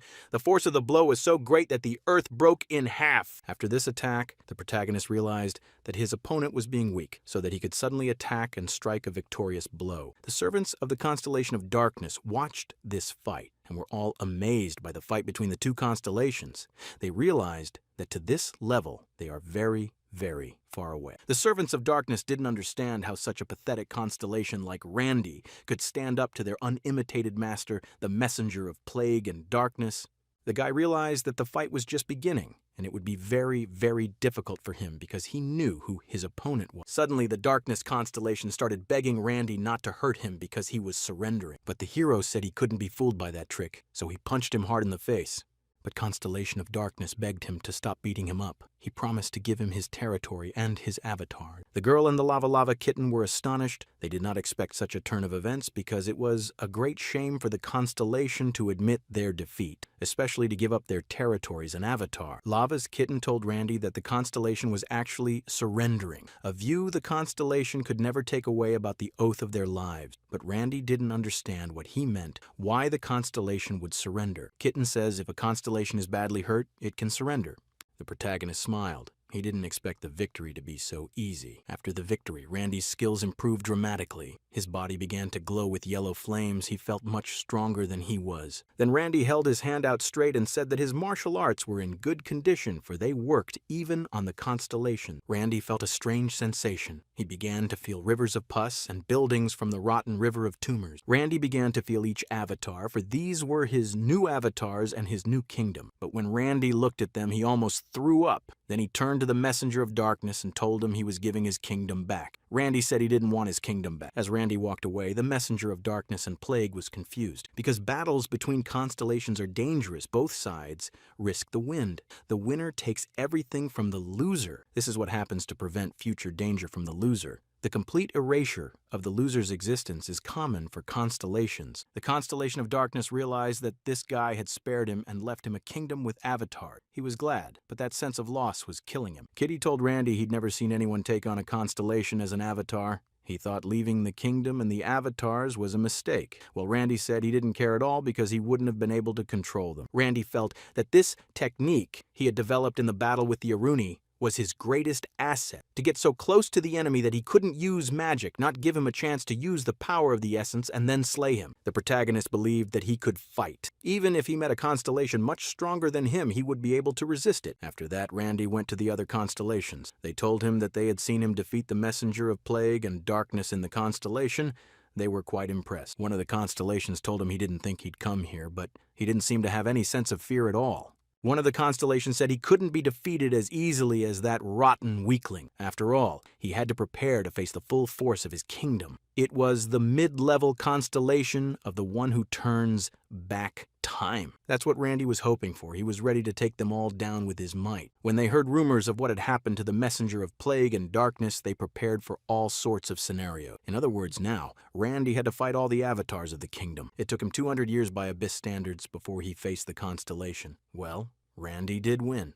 Next, he met a mid-level constellation with a voice from the depths of the sea. This constellation said that she had heard a lot about him, that he had defeated many enemies, but the constellation said that it would be hard to defeat him. There'd be no point in fighting him, so Constellation Shark suggested a compromise. Well, Randy said he didn't agree, so he attacked them from behind, taking them by surprise. After 150 years of fighting, Randy emerged victorious. Randy's opponent was a mid-level constellation called the Truth Preacher. Truth Preacher had heard of him. He knew he was called the undefeated master of training. But this constellation was distracted by a lava kitten, at which point Randy could sneak up on him and attack him. Thanks to the kitten, the fight lasted only 6 hours. It was considered one of the fastest fights between the constellations. One day, the protagonist was cooking a meal and thought he still hadn't found a way back to Earth, but he didn't seem to be in any hurry to do so. After all, it had been a long time since he'd been to his territory. If Randy met a monster, he would fight it, and if he met a monster, he would eat it and make a delicious meal. He had a constant battle and cooking. A friend of Randy's was just having lunch, and a blue gate appeared in front of him. These gates randomly appeared in the abyss. Randy thought it was a good way to meet new opponents. Randy didn't know what was beyond this gate, but he decided to take a chance. He hoped that beyond this gate was the planet Earth. It's like the lottery, you gotta take a chance, he told himself. When Randy stepped through the gate, he saw an ordinary forest with mountains in front of him. He couldn't believe his eyes. Could this really be planet Earth? He thought he'd won the lottery. The lava kitten would be curious to find out who had brought him here. But first, Randy wanted to find people to make sure this planet was Earth. Well, when Randy entered this village, he saw goblins in front of him. The protagonist first thought it had been a long time since humans had disappeared and goblins had appeared. Then Kitten told him that even though it looked like Earth, it wasn't. It was the Goblin Planet, otherwise known as Goblin Heaven. Though Randy had seen goblins in the dungeons from time to time, he thought they were just monsters. Contrary to his expectations, they could create a real village. Although the Goblin Kingdom looked like Earth, the planet was much closer to planet Earth. That means portals are much more common here. The goblins of Hades have been fighting monsters from the abyss for much longer than humans, and so they had a much better system for fighting monsters than humans. But that system only worked when they faced ordinary monsters. Suddenly, a planet-devouring white wolf appears on this planet. It was called Borealis Lupus, said to have the strength of a constellation. The goblin commander immediately went to fight it. One of the goblins told him that he shouldn't go there because it was very dangerous. Well, the goblin leader said that he is the commander. If he cannot fight this monster, he will not be able to look his people in the eye. The Goblin King said that he was not a coward, said that he would not run away and would answer for his duty. This king's name was Odaigon. He was read as the strongest wizard in Hades. Even if it was the N for hilt, he promised to at least leave a big scar on this monster so he would never forget it. Suddenly, Randy appears out of nowhere. He attacked this monster with his powerful attack. The monster screamed in pain. The protagonist expected everyone to be surprised by his appearance, but it was expected that everyone would be surprised by his power. Randy realized he only had one chance. This wolf's fighting power was comparable to a mid-level constellation. Well, it wasn't a constellation, since its existence wasn't centered on any one thing. The protagonist realized he had a chance to stop it now, so he attacked it full force. Randy decided to use everything he had. He flew 60 meters high and began to release blue energy from his body. The wolf was unable to fend off this attack and was defeated in one blow. After this victory, Randy's skills improved even more. Luckily, everything went according to Randy's plan and the fight didn't last long. The protagonist always felt a sense of crisis when facing constellations or monsters comparable to them. Randy realized that these are creatures that mortals dare not confront. Kitten said that such powerful beings have little or no experience fighting an opponent equal to them. The kitten praised Randy for his strategy. Randy thanked him for it, but if he had withstood his last attack a little longer or had been prepared in advance, this battle would have lasted several centuries. The protagonist realized that there were still many things he was weak at. When the protagonist landed on the ground in front of the goblins, he hoped they wouldn't attack him, especially after they saw what Randy was capable of. The Goblin King walked over to Randy and knelt in front of him. He said that the other constellations never helped them, but Randy was the only one who came here and helped his people. Then the goblin bowed even lower and said that now Randy was his god and his master. Then the other goblins bowed to him and swore allegiance to him. Randy was shocked at the behavior of the goblins. Then the power of Randy's constellation increased according to the number of souls who worshipped him. The world resonated with him. After that, his constellation power more began to awaken. He obtained the constellation skill of the constellation territory of belonging to the invincible god. The protagonist looked at his hands and said to himself that his essence had become much stronger. Lava Kitten said that he had become much more powerful in his mind. But Randy thought about not showing his power to humans. He thought that humans are not like goblins. They won't obey. The reality is that they are constantly trying to destroy and fix others for themselves. There were many instances like this.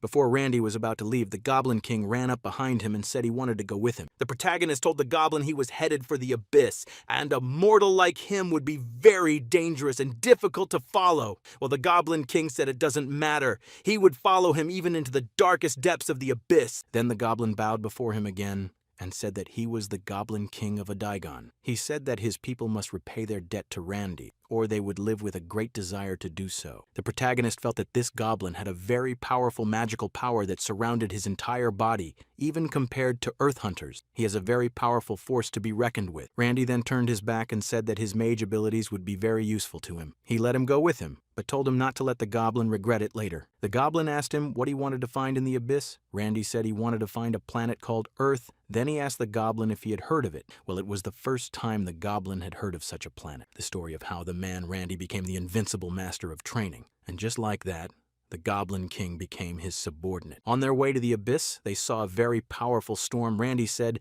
they should go into that storm to get to the abyss faster. He said to the goblin, yes, that he could refuse because he didn't force him. Well, the Goblin King said he would go there, for he considered Randy his master after he saved him. A piece of land the size of the mainland was destroyed in an instant. The goblin was very surprised, although the magic curtain was not rare in the abyss, but this particular one was very strong. The Goblin King asked Randy. He had once used the magic storm. Renai said, if done right, it is a very fast and good way to travel in the abyss.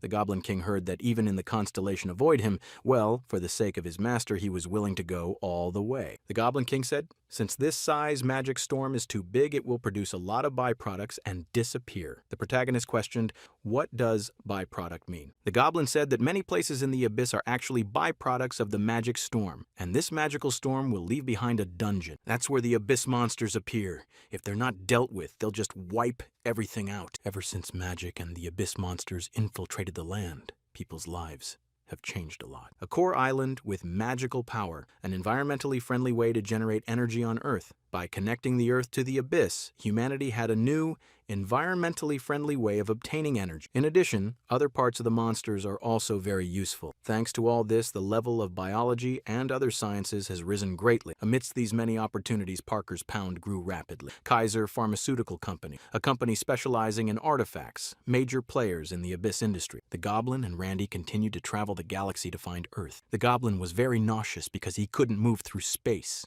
The goblin was very surprised that Randy could easily move through space and he didn't even get sick. Randy said that magic was a handy thing. The goblin was very happy that the master appreciated his skills. He said if the master needed to learn magic, he would help him. But the protagonist refused. He wasn't interested in magic. He asked the goblin to check out the area he'd flown through. It was like watching in a game. The constellations can see through the eyes of their avatars. The goblin was hovering in the air. Reggie ordered him to check what was in the shadow of the building in front of him.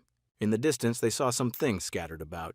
As the goblin flew closer, he saw that it was something unusual. It had some symbols written on it that the goblin didn't understand. The main character began to look closely. He could tell that this was used to wrap a special magical weapon. Most likely it was made by the same tribe that built this temple. When the goblin looked down, his gaze immediately changed. He said that Randy was right. His prediction had come true. It was a huge horde of ghouls. A couple thousand for sure. The goblin said he could kill them all if his master finished it. With the 7th Circle Effect Zone spell, he could wipe out those wretched goons and the temple in one fell swoop, turning them to ash.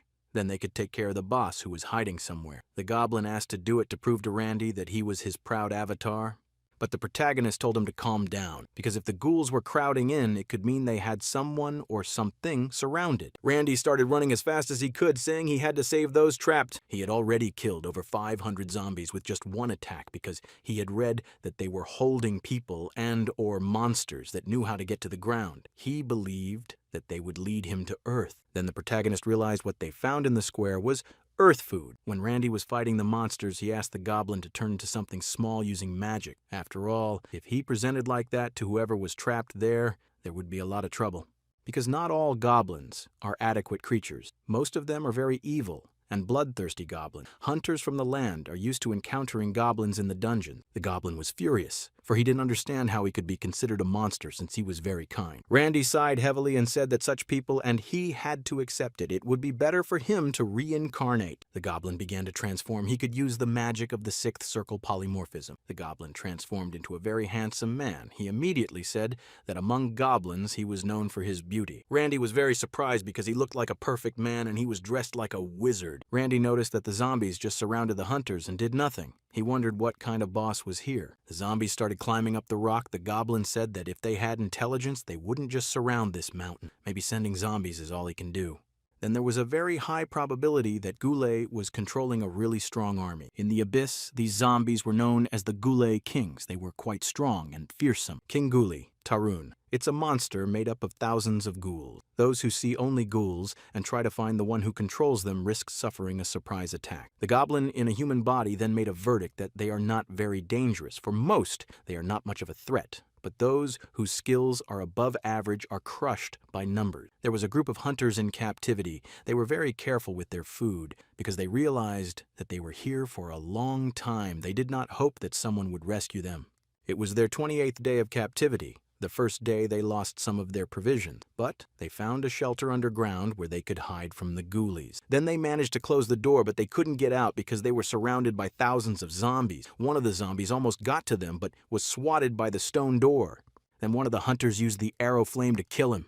The commander banged his head on a rock and cried. He realized that he had let his team down, but there was no other way out. His team had spent a month without being able to do anything. Randy shows up and kicks the stone door down with his strength. It was quite a surprise because they didn't expect to be rescued. The main character immediately asked them if there was anyone from planet Earth. The captain was shocked. He thought they were just going to die. He didn't expect anyone to save them. The other hunters started to rejoice very much. My eyes were tears of happiness. They thought it was a rescue team coming for them. One of the hunters said that his team were idiots and they should get ready to fight. This hunter's name was Gon, and he read that these were not liberators, but their enemies who wanted to kill them. He pointed his finger at them and said that the restrictions on entering the dungeon would only allow one person. How could there be two? Randy held his head up and said he didn't realize there was a one-person limit. He apologized for the misunderstanding. The protagonist said he didn't come here through the dungeon entrance. Then Gon asked him how he got here.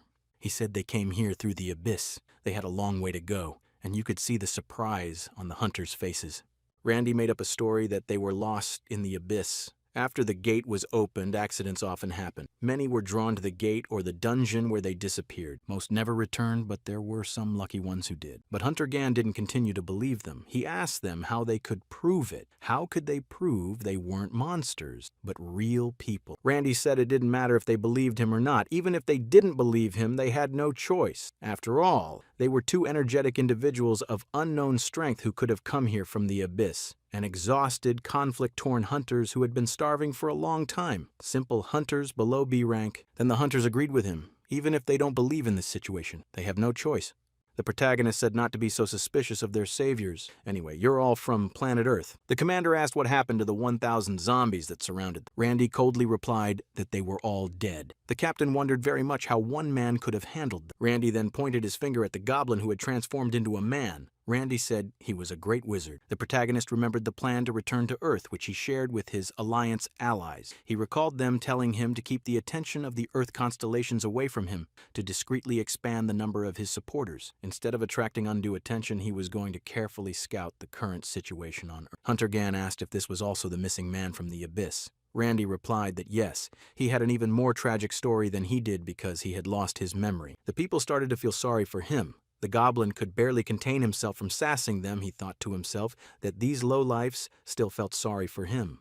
Hunter Gang asked Randy if he was a mage too because they couldn't have done it alone. The protagonist smiled and said he wasn't a mage, he used martial arts.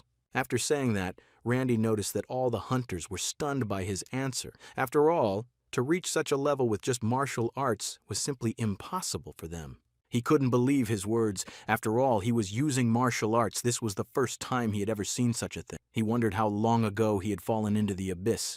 The main character asked them why they were looking at him so strangely. Gan replied that they were very surprised and that they had not seen a martial artist for a long time. You're 90% more into magic now. Randy started to tell them that when he was in the abyss, martial artists were not honored at all. Randy asked what year it was. They told him it was 2039. Then they realized he had been in the abyss for 30 years. Everyone looked at him like he was crazy. The record was 28 years, but this man is in a mental institution, so Randy set a new record in the abyss. After that, Randy showed his fighting skills. He threw a huge rock and smashed it into small pieces with one kick. Everybody's mouths were open in amazement because it was the first time they'd ever seen it. Randy thought that they must really have no martial artists there. He was upset that nothing had changed in 30 years. They started to go outside because the dungeon was set up so that zombies were only ordinary monsters but also a mob forming a boss. They wanted to take out all the monsters to clear the dungeon, so they only had one choice to break free. We have to finish off the rest of them. One of the hunters asked the goblin in a human body he was thought to be if a ranked hunter who rebelled against Richard. They thought he had lost his memory and started to feel sorry for him. The goblin thought he would let them do what they wanted because the protagonist asked him to behave carefully, but to him, it was very disgusting. Gan told Randy that it is hard to find a strong hunter who can lead other high-ranked dungeons. Randy replied that he was aware of this and asked why they were so polite. Gan replied that they are their savior. Since he had been in the abyss for 30 years, they considered Randy an old man. Randy became very uncomfortable with his age and asked them to consider only his earthly age, 28. The protagonist noticed that all the hunters were starting to approach the Odaigan. He turned to the other hunters and said, "Even though Odaigan is a powerful mage, why don't they approach me?" Randy was. Gan said it was because he was a martial artist. Randy was very upset that they disrespected a martial artist so much. Then he started talking about a ranking martial artist, and it was Master Li. But the hunters were amazed by his words. They said that in 2009, just as Randy had fallen into the abyss, like Randy, there were hunters who chose the path of martial arts, even though martial arts were considered inferior to magic. Most of these hunters traveled to China instead of their greatest concentration. Though the martial masters were weaker with the recruitment of more disciples, the revival of the martial arts era was possible. Also, there was a living legend reach the rank. Martial arts had a bright future, at least that's what everyone thought. When there was no shocking news on TV, in that news it was that a master was involved in a rank manipulation scandal. In 2011, similar scandals came to light in China, America, and other countries. In simple terms, hunters were bribing judges to change their ranks. S ranks became B ranks, B ranks became A ranks, and they played heroes. Randy's reaction was one of surprise. Then whether he was also considered a ranked hero of China, but he was actually a rank B. After saying that, Randy's world turned upside down. Because to him, Master Li was just perfect. He even bought pictures and posters of him. The hunter took him by the shoulder and said that after the scandal, the reputation of martial artists had suffered greatly. A lot of people have abandoned the martial arts. I mean, it's impossible to achieve rank with this method. The captain said that no one uses martial arts now, because after the incident, the tradition has disappeared. There are no more martial arts students or schools. Randy was in a panic. He didn't understand how his idol could be so eager to talk about it. The main character tried to calm down because the more he worried, the more his energy was gone. Sadness would only cause muscle atrophy. He asked the hunters if everything was all right on Earth, but the hunters didn't understand what he was asking. So he decided to ask them directly if there had been a constellation invasion of planet Earth. One of the hunters approached Randy and said he must be referring to the 2011 incident. The hunter thought it was a real disaster. He asked Randy how he knew it had happened, since Randy was in the abyss. Randy was getting worried, because while he was in the abyss, the prophecy of the goddess had come true. He hoped he wasn't too late, and the Earth was fine. The fall of that year when a case of rank manipulation was uncovered. On that day, it wasn't business as usual. All the people started looking up at the sky. There was a big flash in the sky and it scared people a lot. The fire beam started shooting on the ground. It was a real disaster for the people. Many people killed and injured. Then the gate was different from a normal dungeon gate and the monsters had minds. It was a real army of killers, an army that had one goal, that followed orders and acted according to strategy. The only strategy they had was to take over the Earth and kill more souls of Earthling. The protagonist grabbed the hunter by the shoulders and started screaming at him hard. He asked him what happened next. What happened on Earth if the Earth was taken over by evil constellations? Hunter Gan asked him to calm down. He said they gave them a good fight. Randy couldn't believe what he heard. How could ordinary people fight back? Because constellations and avatars are very strong. The hunter said that there were a lot of human casualties, but they were able to stop them and fight back. All the countries mobilized their best hunters who stopped the invasion. The guy fell to his knees from shock. He asked himself only one question. Then he didn't have to do anything else. He didn't understand why he was skimming the abyss. He didn't realize the goddess's prophecy wasn't wrong or she had miscalculated. Nightmare Constellation joined this conversation. For her, it was very strange, for this was not just a small skirmish, but a full-fledged invasion of the constellations. Even if a mortal sent their forces, would it even be realistic to stop them? It wasn't just a matter of different power level. A constellation and a mortal are completely different. Even if there are many hunters, they are just like small insects to them. Randy agreed with the girl. It seemed very strange to him, too. He asked them how the humans stopped the constellation. Gan replied that they didn't exactly stop them. It was more like a truce. They weren't sure if they needed to expand the territory they were occupying, and the people suffered too many casualties if you tried to retake the lost territories. But the people were very worried about whether the truce with these demons would last, and oddly enough, it still does. It was probably because the constellations promised to protect the land. The girl was sitting on the grass at the time and she understood. She said if there were constellations here in the first place, it makes sense. Even if new constellations took over the land, they could transfer their power to the avatars and make them fight. Unlike Randy, constellations rarely fight on their own, but against Randy, they'd have to go out and fight in person. That's when the protagonist realized why the truce had lasted so many years. The invasion of the constellations had changed the hierarchy, and it was this that was causing the abyss to connect to the Earth. To avoid a full-scale war, a compromise was reached to restore the balance of power. The truce was possible because they either didn't want to fight themselves or they didn't want to lose their avatar. Randy then said he had no business being here anyway. He said to stop the invasion of the evil constellations, he went into the abyss, but came back too late. The protagonist felt guilty for not being able to save people. Lava Kitten said it wasn't like that, even though they were a couple decades too late, but the situation was over. The girl also said that the truce can't last forever. There are so many other constellations in the abyss that may still decide to invade Earth. This meant if the situation worsened, the Earth would become a battlefield where constellations would fight for dominance over the Earth. Odegon spotted a living zombie and shot it with magic. The other hunters began to praise him, saying that his magic was truly marvelous. The hunter said he had never seen anyone use first circle magic like that, but the human goblin replied that it was only first circle magic. The hunters kept praising him more and more.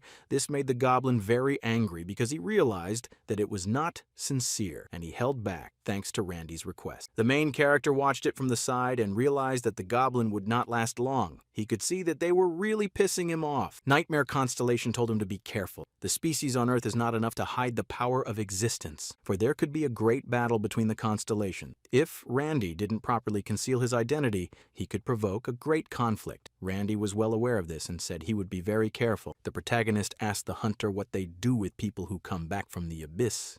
Hunter Hans said that they were given physical examinations and asked about their experiences. Most of them were just crazy. No one could stand the strain on their brains. After the invasion, there was a new law on Earth. It was forbidden to become avatars of evil constellation. Randy understood their anger at the constellations because they had come and destroyed their home. After the war, people became very strict. Anyway, the procedure is not that complicated. The hunter asked what country he was from. Randy answered that he was Korean. Hunter Gan said he would have a new citizenship. The main character approached the Odegon and told him that he had gotten enough information about the situation on Earth. Randy wondered what the skill level of the hunters was. Then the code from Lava replied that there's a spell called level estimation. It shows the level and characteristics. That should be enough. But the protagonist couldn't use his essence power because then the constellation would notice him immediately. So he was told that he wouldn't need to use his essence power for this spell. They said it was quite easy, and any constellation could do it. Then the main character used the Eye of Sauron After looking at the captain, it immediately revealed the essence of him. If Randy internalized this ability, who could give out much more information? This was a skill Randy could also train. After a long journey, the dungeon was cleared. The joy on the hunters' faces was very visible, for they wanted to return home to the land fast. The dungeon would soon close. Randy was very happy that he was finally heading to the land. At this time, on the land of the Mojave Desert, Nevada, the group of hunters couldn't make it to the dungeon. A great storm appeared. It was seen that this storm had made a constellation. But out of this storm came Randy and his friends. He looked up at the sky and sighed hard. "I'm finally home," said Randy. The dungeon mirrors the demonic illusions that Hans's hunters in the Mojave cleaned out. This was his final rank. It was a rank. The captain was very angry because he thought he deserved better. He said it wasn't fair because there were thousands of zombies. He said the rank of a dungeon was determined by the strength of the boss.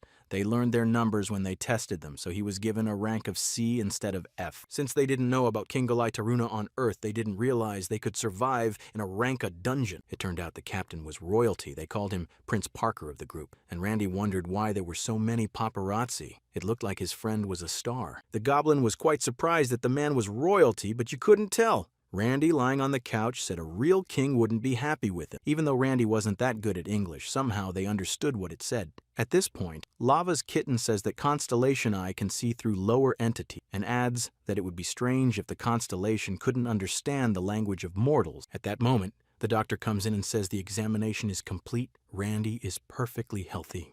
The doctor said she'd never seen such a perfect body. It was as if God had given Randy such a body. The doctor was very surprised. Randy's mental health seemed to be excellent, too.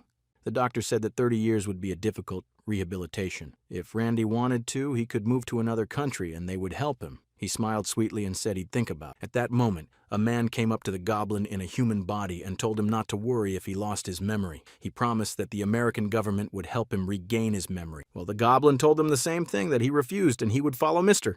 Randy. The journalist asked him what was going on in the abyss, why he was so attached to him. The guy laughed and replied, how would he know? Because when they met, he had already lost his memory. Randy wasn't going to tell the whole truth, so they decided to make up a hoax. He didn't want to reveal to people that he was a constellation. The reporter suspected it was because of the first person he met after losing his memory. The reporter asked Randy if he had ever considered moving to another country. They urged him to move to America. They said there was no better country for a hunter than America. But Randy was totally against it. He always said he'd think about it, but he realized he'd never leave. The four journalists started whispering behind Randy's back. They were curious to know more and more about him. He was the first person who had been there for 30 years. The goblin told Randy that with his magic he could easily overhear them. Randy agreed. He was curious about what they were discussing. Randy heard what they were talking about.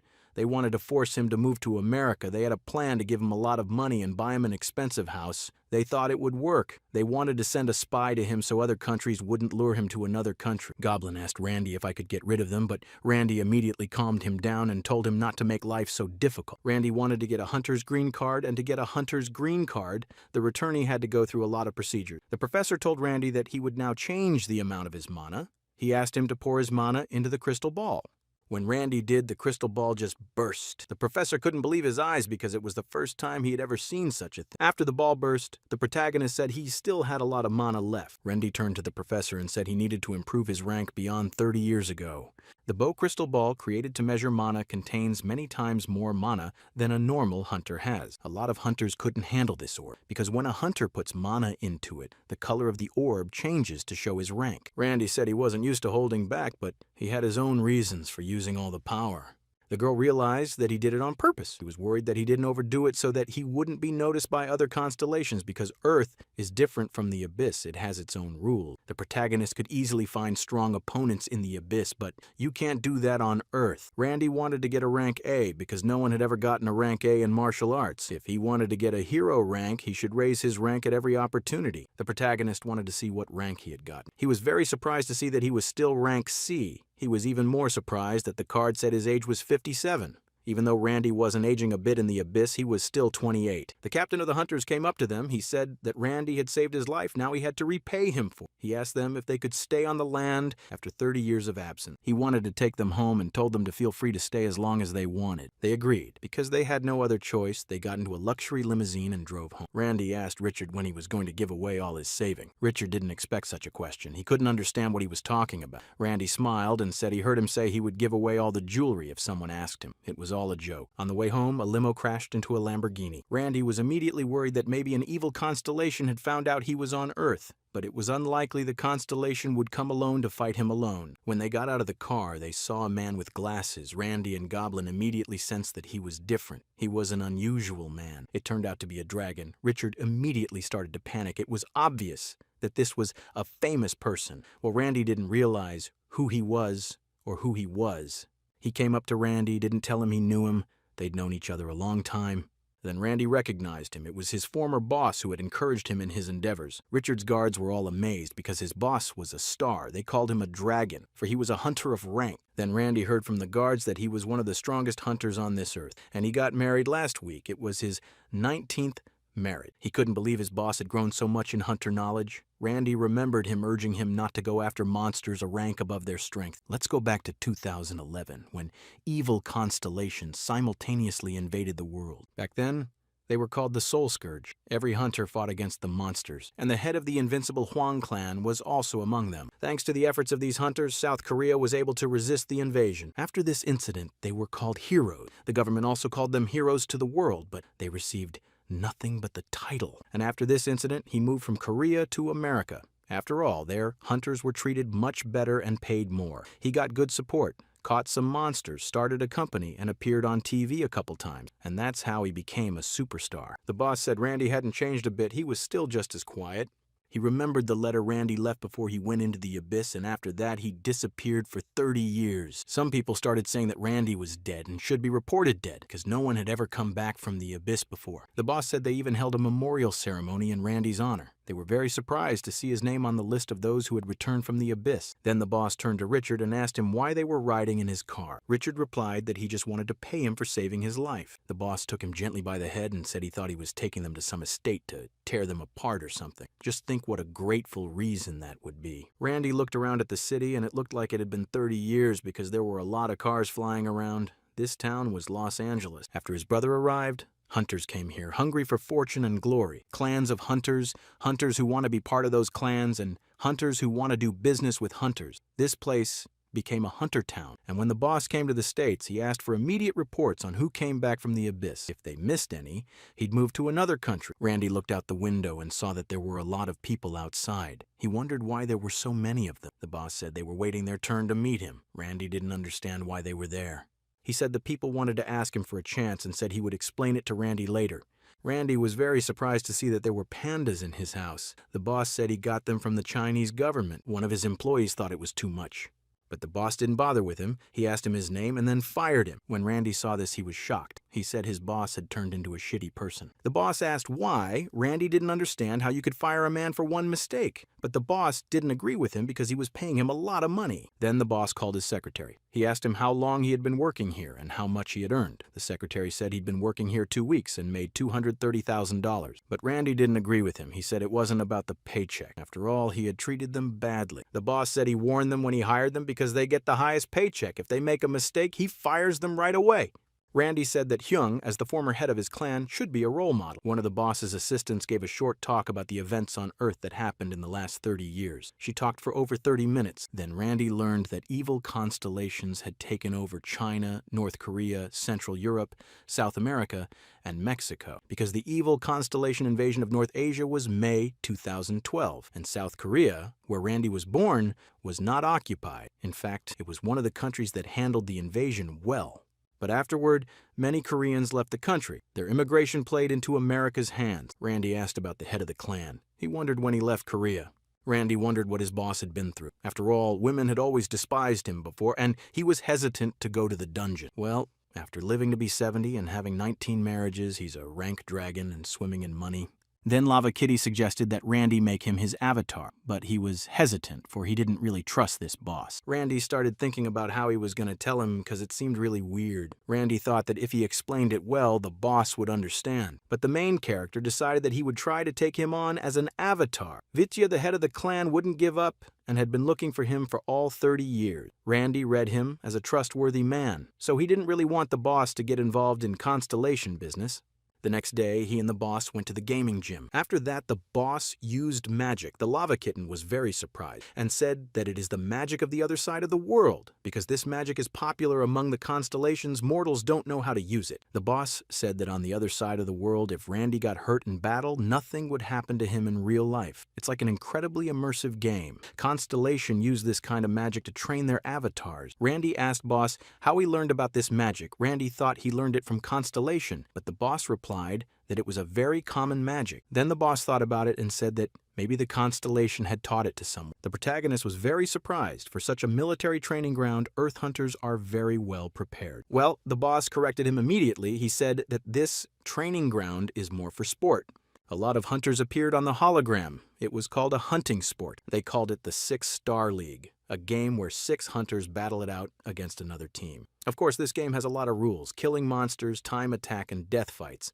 Randy wanted to try his hand at this game. The program asked Randy to limit his power. Otherwise, the other side of the world might collapse. Randy realized that it was human magic and it was not strong enough for the Constellation. Randy was surprised because after they limited his power, he felt like he was strapped to something heavy. The boy realized that his power was increasing while he was fighting the limited powers on the other side of the world.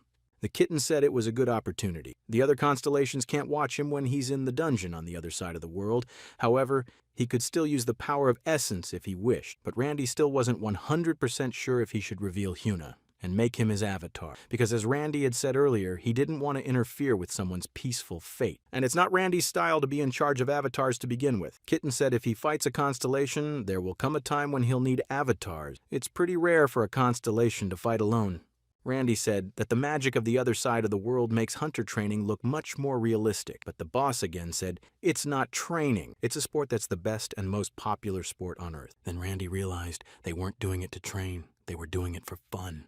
The sport evolved from a competition where hunters fight one-on-one. Most people loved the sport. Randy was confused. All he could think about before was the crisis on Earth. He kept practicing and worrying that he wouldn't make it, worried, and kept looking for a way back. Then Randy said that the hunters on Earth had become sports stars. Well, then Kitty said that Raid had to learn that constellations are known in SL and Washocha. Randy may not realize it because he didn't have avatars, but for constellations with avatars, it's like indirect warfare. Probably the spread of magic, the other side of peace on Earth. Somehow mediated warfare. Then Randy had a thought. If they're doing this, maybe they're spreading magic on purpose in order to find new avatars, and because of this game, very few hunters go underground. Then Randy asked the boss why people become hunters if they don't go to the dungeon. The boss said it was for the money and the glory. If a man likes a sport, he can try it. With a little success, he'll make more money than he'll ever be able to spend. Everybody lined up in front of the boss's house wanting a chance. Then the boss said enough talk and asked Randy why he went to the abyss. He thought he'd been cheated. Then Randy said before he explained everything he wanted to ask a favor of the boss. Randy asked him to raise the limit of magic power on the other side of the world. After all, he was sick of the limit. Then the boss shouted that it was a room for hunters of rank. Randy replied that he was a rank plus. His skills couldn't be properly evaluated. Randy said he broke a measuring device, but that wasn't enough to get him promoted. The boss was shocked to hear this. He noticed how Randy had changed a lot. The boss said they'd been bribed and he'd help bring justice. The boss noticed Randy was uncomfortable. He realized Randy had become really strong. Then Randy told him the whole truth why he went to the abyss. He said he went there to protect the Earth. Then Randy told him the whole story of his journey into the abyss. Then the boss realized that he had been hanging around and became a constellation, and now he was back here to protect the Earth. Boss came up to him and started saying he wouldn't believe it. He read that it's impossible for a man to become a constellation. Then Randy said he'd prove it to him and show him what he could do. Then the boss realized that's why Randy asked him to raise the power limit here. Then Hyung was going to spar with Randy. He was curious to see what he could do. The boss was not weak because when he died, he gained a rank A skill and activated a level up through death. The boss jumped up and was about to attack Randy. Randy noticed that tattoos were starting to appear on his body called artifact tattoos. Then the boss attacked him with a magic missile technique. Purple beams started flying around the boss. But Randy was calm. He didn't need to dodge. He concentrated a small energy in just one finger. That beam flew right over his head. The protagonist did it on purpose so he wouldn't kill his comrade. And the boss realized he wasn't weak, but he didn't realize Randy's strength yet. He knew he had to make his opponent focus on defense by attacking before they did. Then boss used the sixth circle magic technique of lava path. Lava appeared around him. Randy was surprised by his skills and asked him, when did he learn it? But boss thought he was looking down on him, didn't want to put him in his place. Then he made a straightforward attack and attacked him head-on, shooting him with his red ray. Randy noticed he was using sixth circle magic again. Then Randy used his shield technique. Boss's attack didn't even come close to penetrating Randy's shield. There was a big difference in power class. Then the boss shouted something skill in China. A false rumor started to spread. Randy asked him what he meant. The boss replied that there are viral fake videos with similar skills as Randy's. The protagonist then remembered his idol master Lee. He had not yet fully recovered from the fact that his idol was a cheat and a con artist. Randy looked at his hand and noticed that he had little energy left after the first use of the energy shield. I guess it was unavoidable since Randy's power was limited. Randy needed to control his power so that he wouldn't destroy the world back. After all, it had been a long time since he had fought as a human. Then the protagonist promised himself that he would maximize his effectiveness. He began to control his energy into one small ball.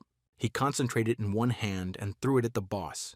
The boss realized that things were bad and he didn't have enough speed to dodge, so he used a quick teleportation technique. But he didn't have time to teleport. His magic was destroyed by a powerful aura. The boss took damage from the hit. He was very surprised by Randy's power. He didn't understand how his skill could be used so quickly. After that, Hyung decided to strengthen his body with magic. His body started to be covered with pink lightning. But Randy was very fast for him. He grabbed his right arm and knocked him to the ground. Then Randy said to him, "Are you trying to go into a melee against someone who uses martial arts?" He immediately started making excuses for himself, saying he was confused because he had never fought a martial artist before. After the fight, Hyun held his right hand and said that Randy had reached the highest level of martial arts. Randy told him that he had surpassed that level. After all, he has the supreme level, and if you go one step further, you can go beyond mortality. Then Hyung fully believed he was a constellation because he thought it was very ridiculous of him. Then he asked him what Randy wanted from him. Randy said that he originally wanted to ask for help. Then he began his explanation. Although the constellations have agreed to a truce, the treaty is only temporary, for new constellations could emerge from the abyss at any time, and the constellations currently in a state of truce. They may be plotting to take over the land behind our backs, because the other constellations already have many servants on Earth, and they're well known. On the other hand, Randy had to start from scratch, so he thought it was a disadvantageous proposition. Everything replied that the youngest of the clan had been protecting the land of the abyss for 10,000 years, and he was trying to act cool because he was older. Hyung then slammed his fist on the ground and said he'd be worried about Randy. Then he asked him what he meant when he said he wasn't going to ask for his help. Randy said that Hyung was living his life, so he didn't want to get him into trouble. He got angry when he said that. He yelled that he'd help him, and he was in a bad position not to accept his help. Hyung didn't want the man he knew to be dragged into a battle between constellations, but he realized that Randy wouldn't back down. The next day, they sat in a cafe and discussed the future from Earth. Hyung said that in his whole life, he never thought he'd make a pact with a constellation. He realized that to serve under a constellation, it meant selling his soul to them, and asked Randy, if he makes this pact, won't every action of his clan be monitored? Randy replied he wouldn't do that if he wanted to.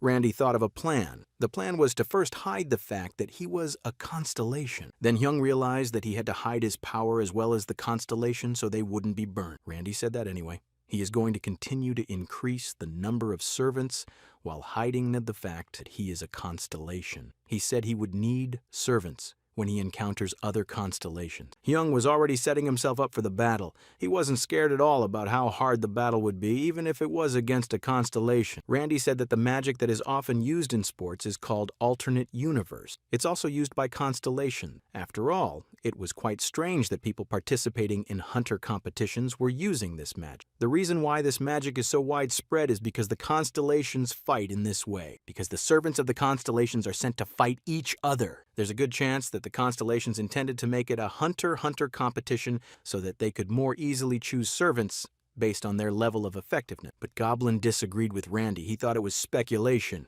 He didn't believe a constellation could look at such nonsense. Even now, most of the constellations were agonizing with boredom. In any case, Hyung realized that if the meta were to be fought like the hunters on Earth, it could be a great advantage for him, since he had been in such battles. Randy thought it would be important to increase the servants. He should be the envy of the servants. Hyung said he knew what he was talking about. Randy had to become famous as a hunter. He should be the strongest hunter. After all, When the A-class dungeon opens, this is the type of hunter that the country's government will be begging for help. Even though people claim that their country's hunter is the strongest, they know deep down which hunter is the strongest. Then he said he understood and thought Randy certainly had the necessary abilities. The problem is how they'll show them to the world. Hyung said he knows how many groups he's responsible for, and it's not just one clan. All the cores and items in the dungeons are bought by the company, as well as the extra support with bonuses and so on. As long as Hyun's servants prove their loyalty, they will reward you generously. That's why people want to get into this clan all the time. Well, Randy didn't understand why he was telling him to join the clan, if he can do it without him. Then Hyung slammed his fist hard on the table and yelled that Randy wanted to hide the fact that he is a constellation. He needs to hide his power properly. Randy said that he was right, but Randy decided to limit his power to the maximum level. So as long as he can control his energy, he should be fine. Hyung said he would send him to a clan that accepts the best candidates so he could look for some nuggets there. After all, Randy could take them as servants if they proved useful enough. Randy agreed and said it was a good idea. But Randy was afraid they would be against it, since few people like hunters who use martial arts. Hyung Tae also agreed that they wouldn't like it at all, because once they reach A-class, they will become strategic weapons that will rule the state. Only those who have achieved high performance can be recognized as S-class. If you think about it that way, it's pretty amazing. After all, less than 10 people around the world have been honored with this title. Hyung pointed his finger at Randy and said he wanted to get started and do his best. They were going to go to the qualifying round. This qualifying round was called Woos. Hyung said that a lot of hunters would be attending, and Randy would have to qualify and win to be accepted as a pro in the league. He advised him to go to the preliminary round in a week and he'd have to get settled in here. Then Hyung gave him a smartphone because a lot has changed in the last 30 years. Randy picked up the smartphone and couldn't figure out how to use it. Randy walked by the arena. The arena was very big and had a blue ball at the top. Randy immediately realized it was the new qualifying round. At that time, one of the hunters came out near them. He was driving a gold sports car. Randy realized the hunters hadn't changed a bit. He wondered if the man who won the tournament would turn pro. One of the guards said that it was the qualifying rounds for the S-Class League. Well, there would be a lot of D&E class hunters here too. After all, they always have other options, so he told Randy not to worry and to see this as a rewarding experience. The guard didn't know Randy's full strength. At this time, Odagon was having fun on his phone and playing games. He was interested in learning what this thing was. Randy said he had stopped playing those games. He said he would be back soon. He needed to look at the building. Randy watched his head for hours because he realized it would take all day. He was interested in competing with the other hunters. The main character went into the tournament room of the hall. There were a lot of reporters, TV people, and YouTubers. Randy walked into the center of the building. He entered the virtual world. He realized that he had to keep his power under control or the virtual world would be destroyed. The protagonist began to concentrate his energy in his hands. He realized that after a while his first fight would begin. He didn't need to overdo it to keep his opponent alive. He successfully entered the virtual world. His strength and agility were limited. Randy hoped to use his fist of energy within certain limits. If he fought in the virtual world with limited strength, his existential in-strength would increase, and then he could use various other techniques. But Randy was in anticipation. The harder it was for him, the more his strength increased, and it was working well. His opponent was twice as big as he was physically. It was obvious that he was very aggressive against him. He was ready to stomp Randy in the fight. His opponent said he'd destroy him. He had to run away so he wouldn't kill him. At that moment, the referee intervened and yelled that they'd be disqualified if the fight started before the whistle blew. His opponent found out that his opponent was a martial arts master. He was a bit surprised because it was the first time he would be fighting against a martial arts master. He had always fought only against mages. His opponent immediately came up with a plan for the fight. He was going to keep a distance between them, use the magic of the second circle of steaming, and then use the amplification of the magic missile. He hoped that Randy didn't know that he had passive skill-guided missiles. The fight had just started when Randy's fist was already near his opponent's face. It was obvious that Randy was faster than him, and he punched him in the face so hard that he flew 10 meters away. The audience was shocked because it was very fast and very powerful. They didn't expect Randy to win. The match was over. Randy won after 5 seconds. Randy thought it would be much harder. He was very disappointed in his opponent. The referee raised Randy's hand and his opponent was carried out on the decks. It was a good day for him. As Randy was having a cup of tea and relaxing in his dressing room, a man approached him and wanted to tell him important thing. He said that Randy was very different from the hunters of today, and he was very impressed with him. The man said that most of the hunters of yesteryear were no match for Randy. You couldn't call them hunters in a real fight. Randy answered that he had thought so at first, but now it seemed to him that it wasn't so bad. After all, what difference does it make where you train if the strength is the same in the end? The man then asked Randy if he knew why he was here.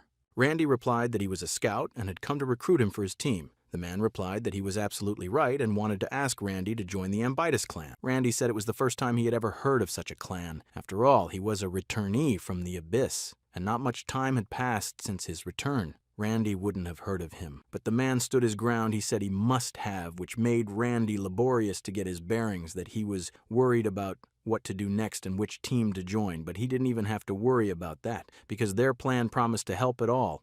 They promised to guarantee a 1.5-man share with a percentage of the raids. The man also promised that he would provide great support, and he would be personally trained in magic by top-level hunters. But the protagonist was against it, because he was used to martial arts only. The man didn't know what to say next. He said that Randy would be able to go to the dungeon together and provide growth, thus gaining new skills. But Randy smiled affectionately and said that he would look for a clan with martial arts users. The man said he in no way wanted to downplay his potential, but he thought Randy was still a rank-up hunter. Rank advancement is not such a simple matter. The man said that Randy would regret it, because their clan is the best. Randy wondered why he'd regret it. He wondered how much they would pay him and why they decided to come to him right away since he had only fought his first fight. The man said that was the strength of their clan. He said it was courage. Well, Randy thought it was more of a trick than courage. The man waved his hands and asked anxiously what kind of trick. Randy said that, for example, the man had gotten some information on him beforehand. That's been done a lot in the past. The main one was to keep the newbie hunters for himself by bribing the appraiser. The secretary came in and told Randy to get ready for his next fight. The man said he'd support him in his next fight, too.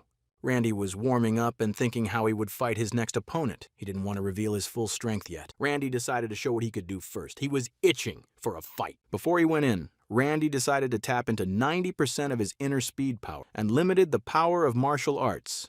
His true power is steadily increasing, but his speed is too slow. Lava Kitten thinks this is nonsense and asks what kind of speed he wants. He said a good solution would be to recruit avatars and prepare a constellation temple, or to increase the number of worshippers. It was almost starting. The judge was spreading his arms and telling the rules of the competition. Randy decided to test his level with his eye. He saw the essence of his opponent. His level was 81, strength 155, agility 80, stamina 68, mana 100, intelligence 63. His opponent's name was Gregory Martinez. He was close to ranked, specialized in close combat, only Randy didn't understand why he needed a bow in close combat. As the fight began, Martinez immediately drew his bow and started shooting. As he raised his bow, Randy was already underneath him and hit Martinez. His opponent flew 10 meters away from the blow. Martinez is trying to figure out how he got that kind of speed.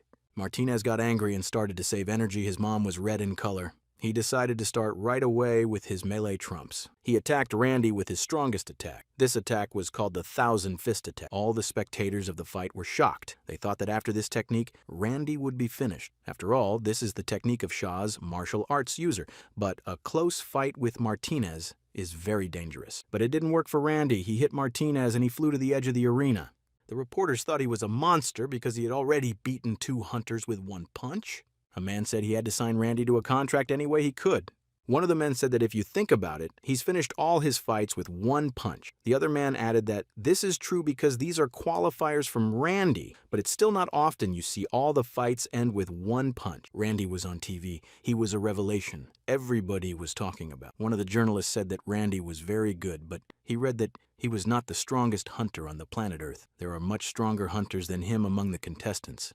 He believed that Hunter Eugene was much stronger. He specializes in one-on-one combat. That's why he doesn't go on raids, but only against humans. The protagonist kept beating his opponents one by one.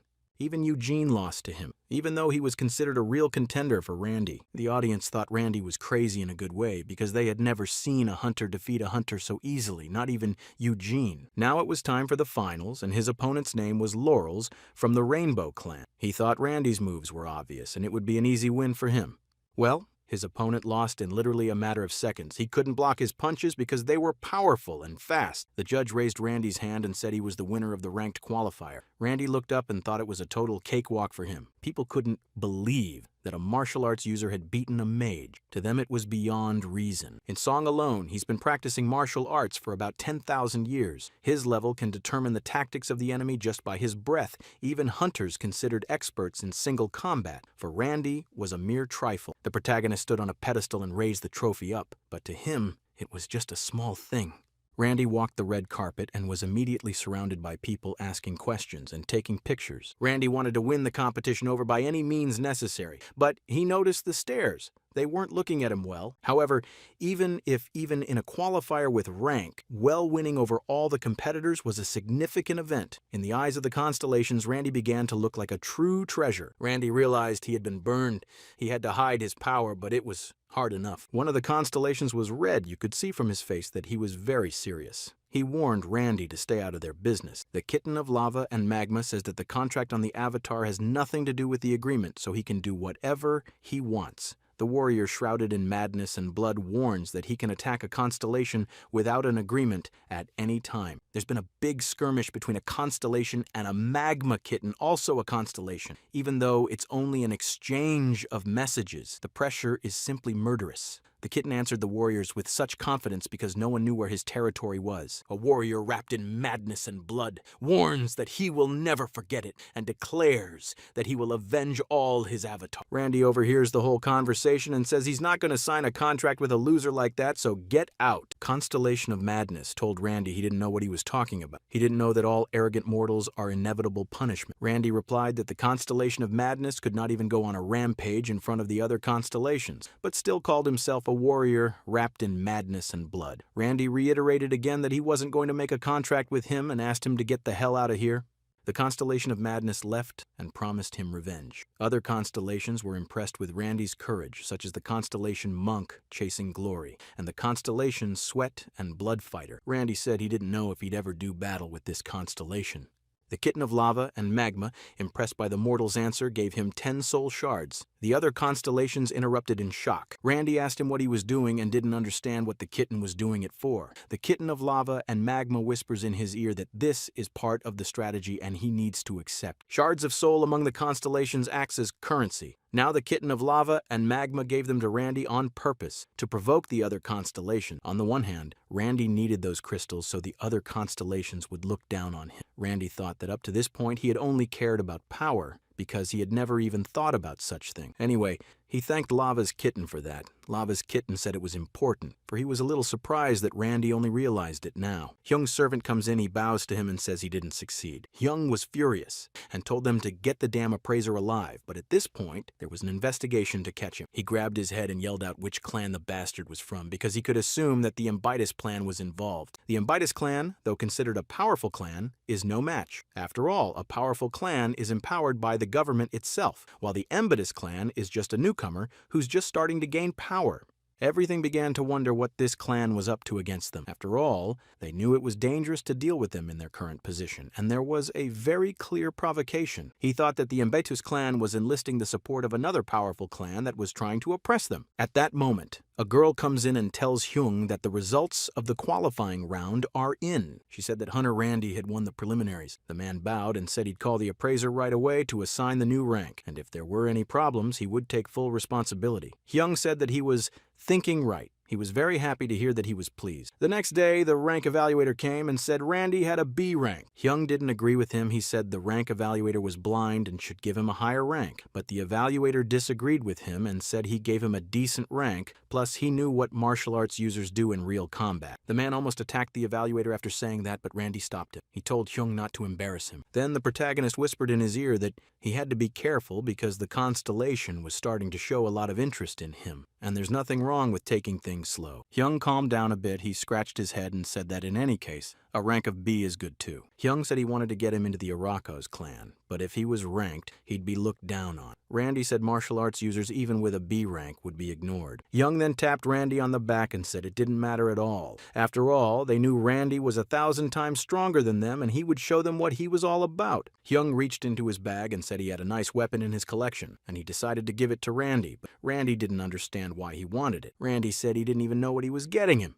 Hyung said it would look so much cooler this way. He pulled out a very beautiful sword. You could see it was very sharp. It was called the Sacred Moon Sword. It had a strength of 450 and an attack power of 400. He could use the skills of burning vengeance and mana regeneration after slaying an enemy. Randy said it was much better than he expected. Well, isn't this a Chinese artifact of a rank? Hyung said it was given to him in China. Randy said that's what all thieves say, but Hyung refuted that and said he was telling the truth, that the Chinese government gave it to him as payment for his help. Randy still didn't believe it was a rank weapon. At the time, China was on the verge of annihilation because of the invasion of the evil constellations in the north. He discovered several extreme problem dungeons, and from there, 3 rank A monsters broke out. The first monster was Ubume, the second monster was King Meihu, and the third monster was Baijie. Then Hyung went to help and received the gift of this. These 3 animals gave him strength. Then Hyung said they should forget about it because he wanted to introduce Randy to the manager. He said he already had a daughter. Randy couldn't believe it. He thought his daughter was his niece, even though they were about the same age, because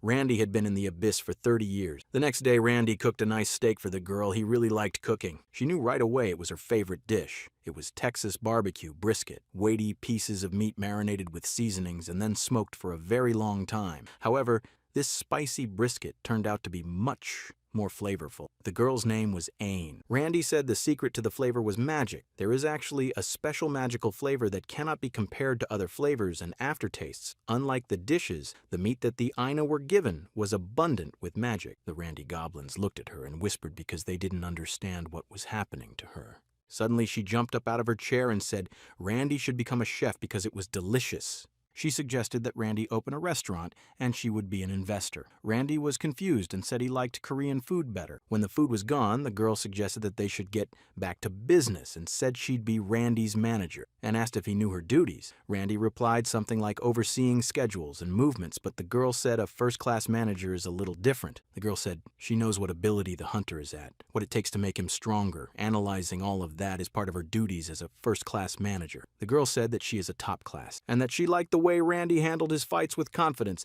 and she and her daddy Hyung thought they needed a real raid team. Then the girl got up from the table and said that Randy was very uninformed. I know that the government gave this vegetable garden to rich MPS. That's the way the world is now, said the girl. She went to the window and said that the Ikoros clan was full of nutcases, but their abilities are commensurate with the pay they get. If Randy was going to join her, he'd have to be trained to match them. After that, the girl gave her number in case Randy needed him to call. After the girl walked out the door, she thought, as her father Hyung had said, that he looked too normal for a returnee from the abyss, and he had a very huge amount of self-confidence. She wanted to teach him so that he could resist magic users. After all, he would soon have to face the monsters from the B-Rank League. Well, the girl didn't know what Randy was capable of. The next day, Randy and the goblin were working out at the gym. The goblin said if anyone from the clan came after him, he'd take them down right away. But the protagonist said he didn't have to do that. If he wanted someone, he'd have to ask him first. After that, Randy wanted to do a test. He closed his eyes and concentrated on meditation. This meditation allowed one to connect to the broadcast of the constellations, for the sake of learning in advance the countless constellations he would encounter in the future. At this moment, Randy, who was the Constellation Invincible Training Master, wanted to challenge any constellation to a fight. Well, not one constellation decided to fight him, they all ignored him. Lava Kitten and Magma says only constellations not on the same level respond?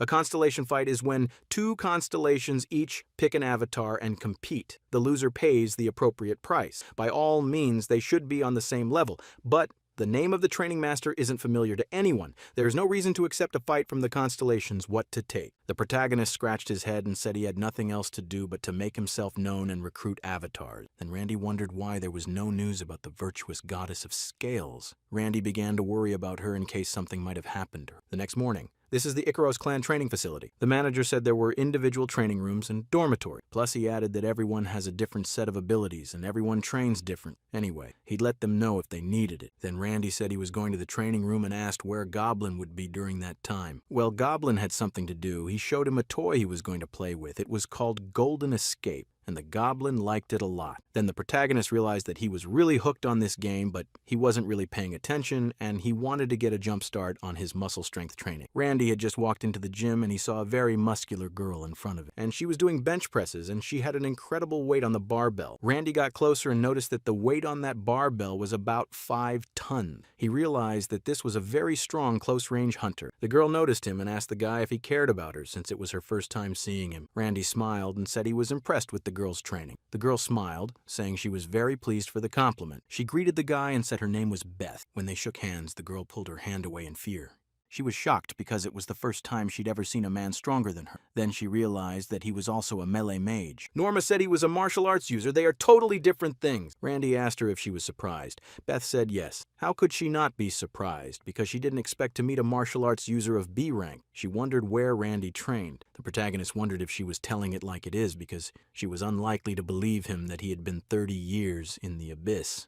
The girl realized that martial arts weren't so useless. After all, she thought she was capable of learning anything she could use. The girl was very determined, and she said she was willing to learn any sport. She showed Randy her fighting moves. Randy was quite surprised. Freddie said she could fight back zombies and monsters. Beth said she was a member of the Ranked League and ranked 19th. But this was the first time Randy had heard of the league. The girl wanted to test the guy to see what he could do, so she told him to follow him. They arrived at the Hunter's Training Center, which was pretty big. There was a white-haired guy waiting for them. He was practicing and holding a bag. He asked the girl who the guy next to her was. The girl pointed at him and said he was a beginner martial arts user. He said his name was Anthony, but he thought they'd recognize Randy because he's a popular personality. So Randy said it was the first time he'd seen him. Anthony started telling us that he had cleared a dungeon called Siege of Akarash and set a new record for night raids and made it to rank B in no time. The girl said he came back from the abyss and couldn't know about him in any way. Then Anthony said there was nothing to be done about it and said he was the ruler of the clan. He invited Randy into his clan and said he had to obey him, and then all problems would be solved. Randy asked the girl if Anthony was a psycho because his behavior was very strange. The girl told him to drop it because he's always like that. They got in the ring, and they were ready to fight. Randy noticed that the girl was eager to fight, and he wanted to teach her one thing so she wouldn't go near the martial artist. He attacked her with a very fast attack, but the girl blocked it with her sword. Then Ben started to fight very seriously. She then realized that martial arts are very dangerous. Randy was surprised that she was able to block his blow. He immediately realized that she had a great reaction. The protagonist cornered her and attacked her with powerful blows and fast punches. After all, he had read that no matter how fast the magic was, the girl was still inferior to a martial arts user. Ben decided to just spice it up with magic. She almost hit Randy. You could tell Randy was surprised. No one had ever hit him like that before. The protagonist realized she was a very good fighter and had a pretty good attack speed for a magic user. Randy immediately wanted to recruit her into the avatars. The girl wanted to use defensive energy. She had a lot of mana in her right hand. But Randy just punched her in the stomach. It was just a normal weak punch for him. He didn't want to overdo it so he wouldn't accidentally hurt her. Ben lay on his knees and asked how his punch went because she was sure she had activated magic. Randy said he used a different force for the punch. It's different from strengthening muscles with magic. But the girl wouldn't give up and decided to attack again. The protagonist started to play with her. It was obvious that she didn't have the strength to continue the fight. He wanted to demonstrate his abilities so he could recruit this girl into the avatar. But Randy doubted she'd go for it the first time. The protagonist looked at her face and thought he'd overdone it with his attacks. But Ben liked it a lot, and she wanted to continue the fight. But the main character attacked her one more time, and she fell to the ground. So Randy asked her if she'd had enough. The girl said he had really good fighting strength, but she wanted to fight him again. The guy asked her, "You're not going to fight until victory," because she chose the wrong opponent. But the girl could barely stand, but she wanted to continue the fight. The protagonist started kneading his fists because he liked that kind of persistence. The other people in the gym were watching the fight with their mouths open. The girl was pathetic to look at. Her whole face was like a tomato, and she said she was done for the day. Randy got excited. He started telling her she was being weak because the fun is about to begin. But the girl screamed to be rescued from the psycho. Ben was lying on the couch and she couldn't get up. She said she'd never been so tired in a sparring session. Randy said he hadn't had enough training, and he asked the girl if she was interested in martial arts. Beth said she wasn't because she was sure she could beat Randy with her own strength, and she promised herself she'd train harder and get stronger. Randy said that with martial arts she could remove her weaknesses, but the girl didn't want to hear about it because it was a matter of pride. She pointed her finger at him and said that pride didn't allow him to train with the enemy, and from that moment on, she considered Randy her enemy. It went without saying that they would say hello when they met, but she would no longer accept help from him. You could see by the look on Randy's face how surprised he was by this conversation. After saying that, the girl just turned and went about her business. Magma and Lava's kitten said they should have taken better care of their rival, but Randy disagreed because to lose on purpose is humiliating. The next day, Icaros training, which was a hall for practicing inside the imagination. There Randy met his old friend Richard. Richard was happy to see them. The main character asked him if he was joining the Icaros clan too. Richard smiled and said it was just the way things were.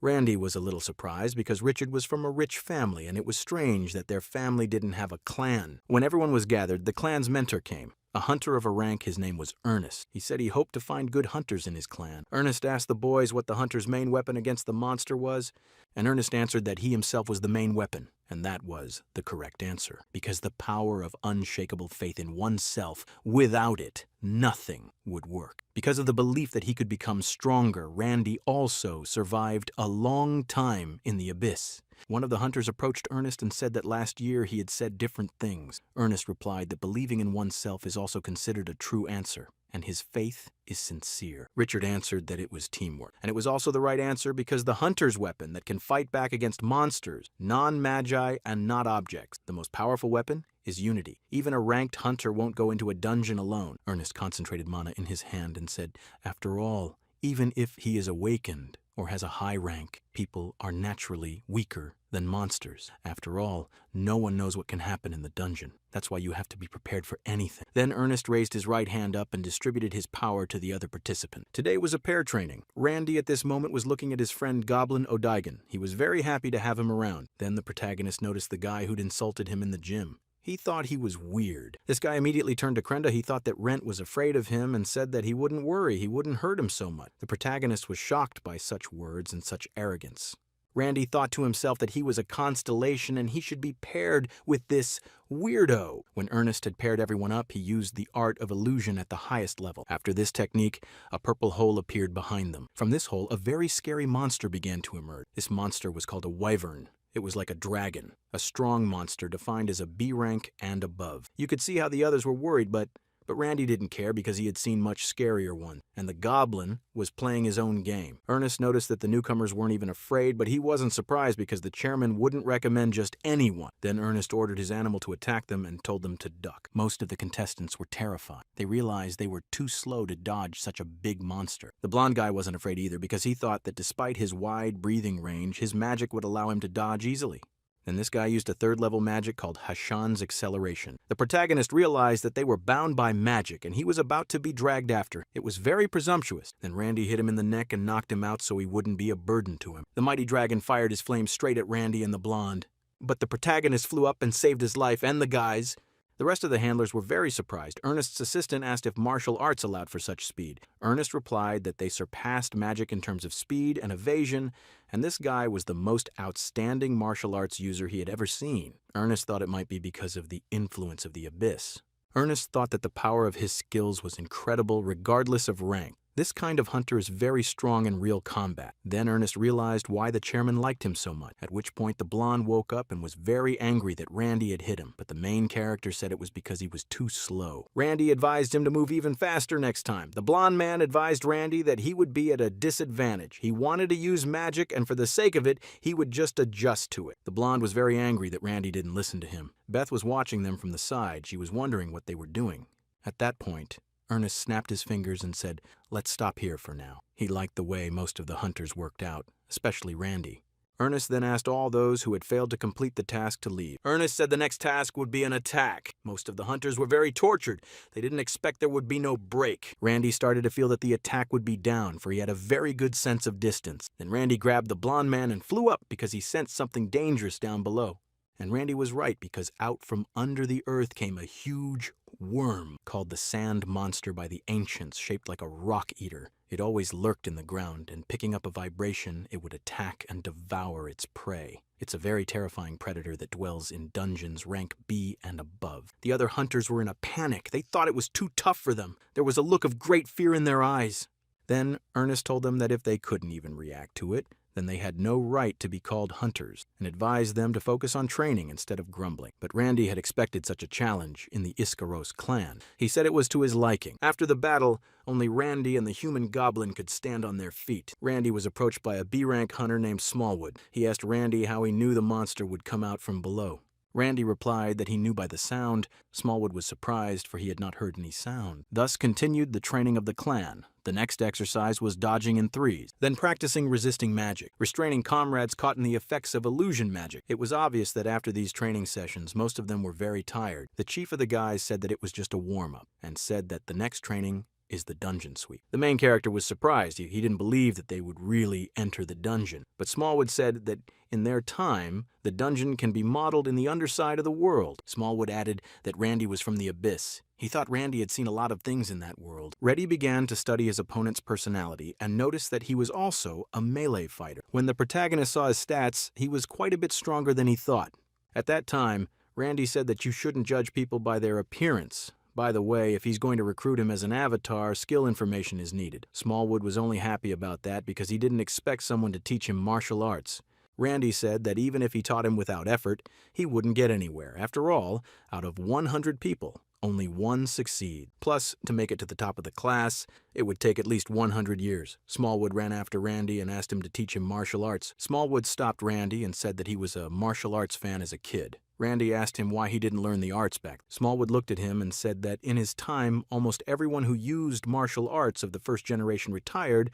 There was nowhere to learn. Randy clenched his fists and said that was fine, and he agreed to be his mentor. Worth showing ability, and the prestige of the martial arts would rise by itself. The protagonist gave him a very strange exercise, and Smallwood was very uncomfortable. But the protagonist told him to be quiet and feel the flow in his body. Then Randy held his head on both sides and told him to hold the pose. When Randy asked him if magic users don't use mana to enhance the body, Smallwood replied that it was not through the body, but through the use of one's own mana, because they attracted magic from the outside. Randy was surprised because he didn't know how it really worked. Then he thought to start the circulation of his own mana. Randy put his hands on his back and told him to take his time anyway. If he couldn't control it, Randy would contain it with his own mana. Randy decided to take a chance since he thought mana and Negan were similar. But luckily it worked out. Smallwood asked Randy if there is any other way. Randy said no, and this is the best way he knows in martial arts for a magic user. And that's okay, it's a big expense. It's all about getting the punch right. Smallwood hit the air with his right hand. From his hand he got a lot of mana, and he got the skill of mana-shrouded punch. This technique reinforces the mana strike, replacing Negan. The higher the user's level of understanding, the lower the chance of failure. Smallwood was pleased. After all, he didn't expect it to work. It felt completely different from a simple strike. Then Randy thought about using mana in martial arts, but his punching level was very low. It was a little while after the inner training room. Then the commander clapped his hands and said that the break was over and they had to get ready for the next training session. He looked at his logbook and said he would explain what training was in store for them.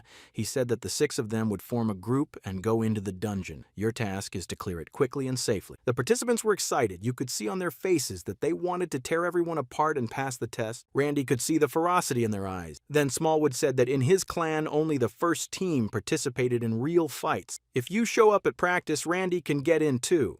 Smallwood said he's not anchored to the first team, but he does participate in their competitions quite often. Then the main character looked at him and said that it's okay because you don't have to be ashamed of your weakness. Smallwood said he wasn't weak at all and there was nothing to be ashamed of. Then Randy grabbed him by the shoulder and told him he was good. After all, he's making up for it with effort. At that point, the head snapped his fingers and said they were starting to formulate groups. Then he showed them a table and said that they would use it to find their group members and they should start practicing. Then the protagonist noticed that they didn't overlap with the Odaigon in any way. He wondered if they did it on purpose. The girl got in over her head and said that she was unlucky with the group, and their group was doomed to failure. Randy said she was insulting him because she underestimated his strength. Then the commanders began to look at the contestants. The first contestant was Randy. He was a hunter who was still reeling from his return from the abyss, back from the abyss after 30 years. The next contestant was Richard Parker, third son of the Parker family. The next contestant is Anthony Schnander. This was a guy who had no team spirit whatsoever. And then there were 2 contestants, Smallwood and Hitticker. Elizabeth got in over her head and said she'd never been kicked off the first team, but this time she was sure they'd lose. But Anthony told her not to worry because he would protect her and that she should trust him. Then he said that Anthony was trying to take the lead. Randy didn't mind. He didn't care who was the leader of their team. Anthony said that they should obey him and follow his every order. The protagonist asked the girl what Anthony's abilities were. Elizabeth answered that he is a generalist. He likes long-distance fighting, and he excels at close-range fighting. Aside from his super weird personality, he has some pretty rare skills. Then the chief used his eye to look at his stats. After all, he wasn't planning on recruiting him as an avatar, but after the girl's words, he felt it was necessary to look at his stats. When Randy looked at his skills, he was quite surprised because he was strong. The protagonist thought he was a natural psycho because he was too narcissistic. For a hunter, using his abilities is also a kind of training. The more you use them, the better you get at them. The 2 skills that Anthony has, they are mental defense and narcissism, each above B rank. As Randy watched him, he realized that these skills could help him maintain his spiritual power. At that moment, one of the contestants came up. His name was Whiteback. He was on the same team as them, but it was obvious from their reactions that they were treating him very badly. Randy asked the girl why they were acting that way. Elizabeth said that this guy only had money on his mind. He's the kind of guy who judges people based on personal gain. Then the guy said he's not such a bad person. It's all about giving and getting back. People just can't accept it. The guy read that he gives as much as he gets out of it. The main character said that sounds very reasonable. Smallwood threw up his hands and told the guy not to let himself be fooled. Smallwood pointed his finger at him and said that when he was on the first team, he treated him friendly. Well, as soon as he could get on the second team, he completely blocked him. The guy said that he was a B-class hunter and he was a highly sought-after healer, and he suggested that everyone work together because it was good for him and everyone else. Randy was surprised and said he didn't need it. The protagonist said that he could fight just fine without all that stuff. After all, he thought that every hunter should need his abilities. The guy walked up to Randy and said that even if he uses martial arts, you should try his magic that will work on everyone. Randy said that he really didn't need it. You could see by the look on the guy's face that he was very unhappy. He thought that all hunters needed his abilities, and here he was, rejected and humiliated in front of everyone. The Whitecracker turned around and walked away thinking that Randy hadn't really adapted to Earth after his wanderings through the abyss. The guy thought that Randy would soon realize that he was missing a big opportunity. It was a while before the team descended into the dungeon that was called the Snake Trail Tribe. The girl opened the map and said that the rules say that you have to clear it as fast as you can without disturbing the opposing team. Elizabeth then suggested that they need to make sure they have food and supplies for 2 weeks, and then split up and go inside. But Anthony disagreed because he thought he should be able to focus on magic. The girl said if he didn't like something, he should just leave. Anthony took 3 steps forward and said he would stand in the front. Elizabeth started yelling at him. She thought he was talking nonsense because he could be ambushed and would be forced into close combat. The girl thought that she,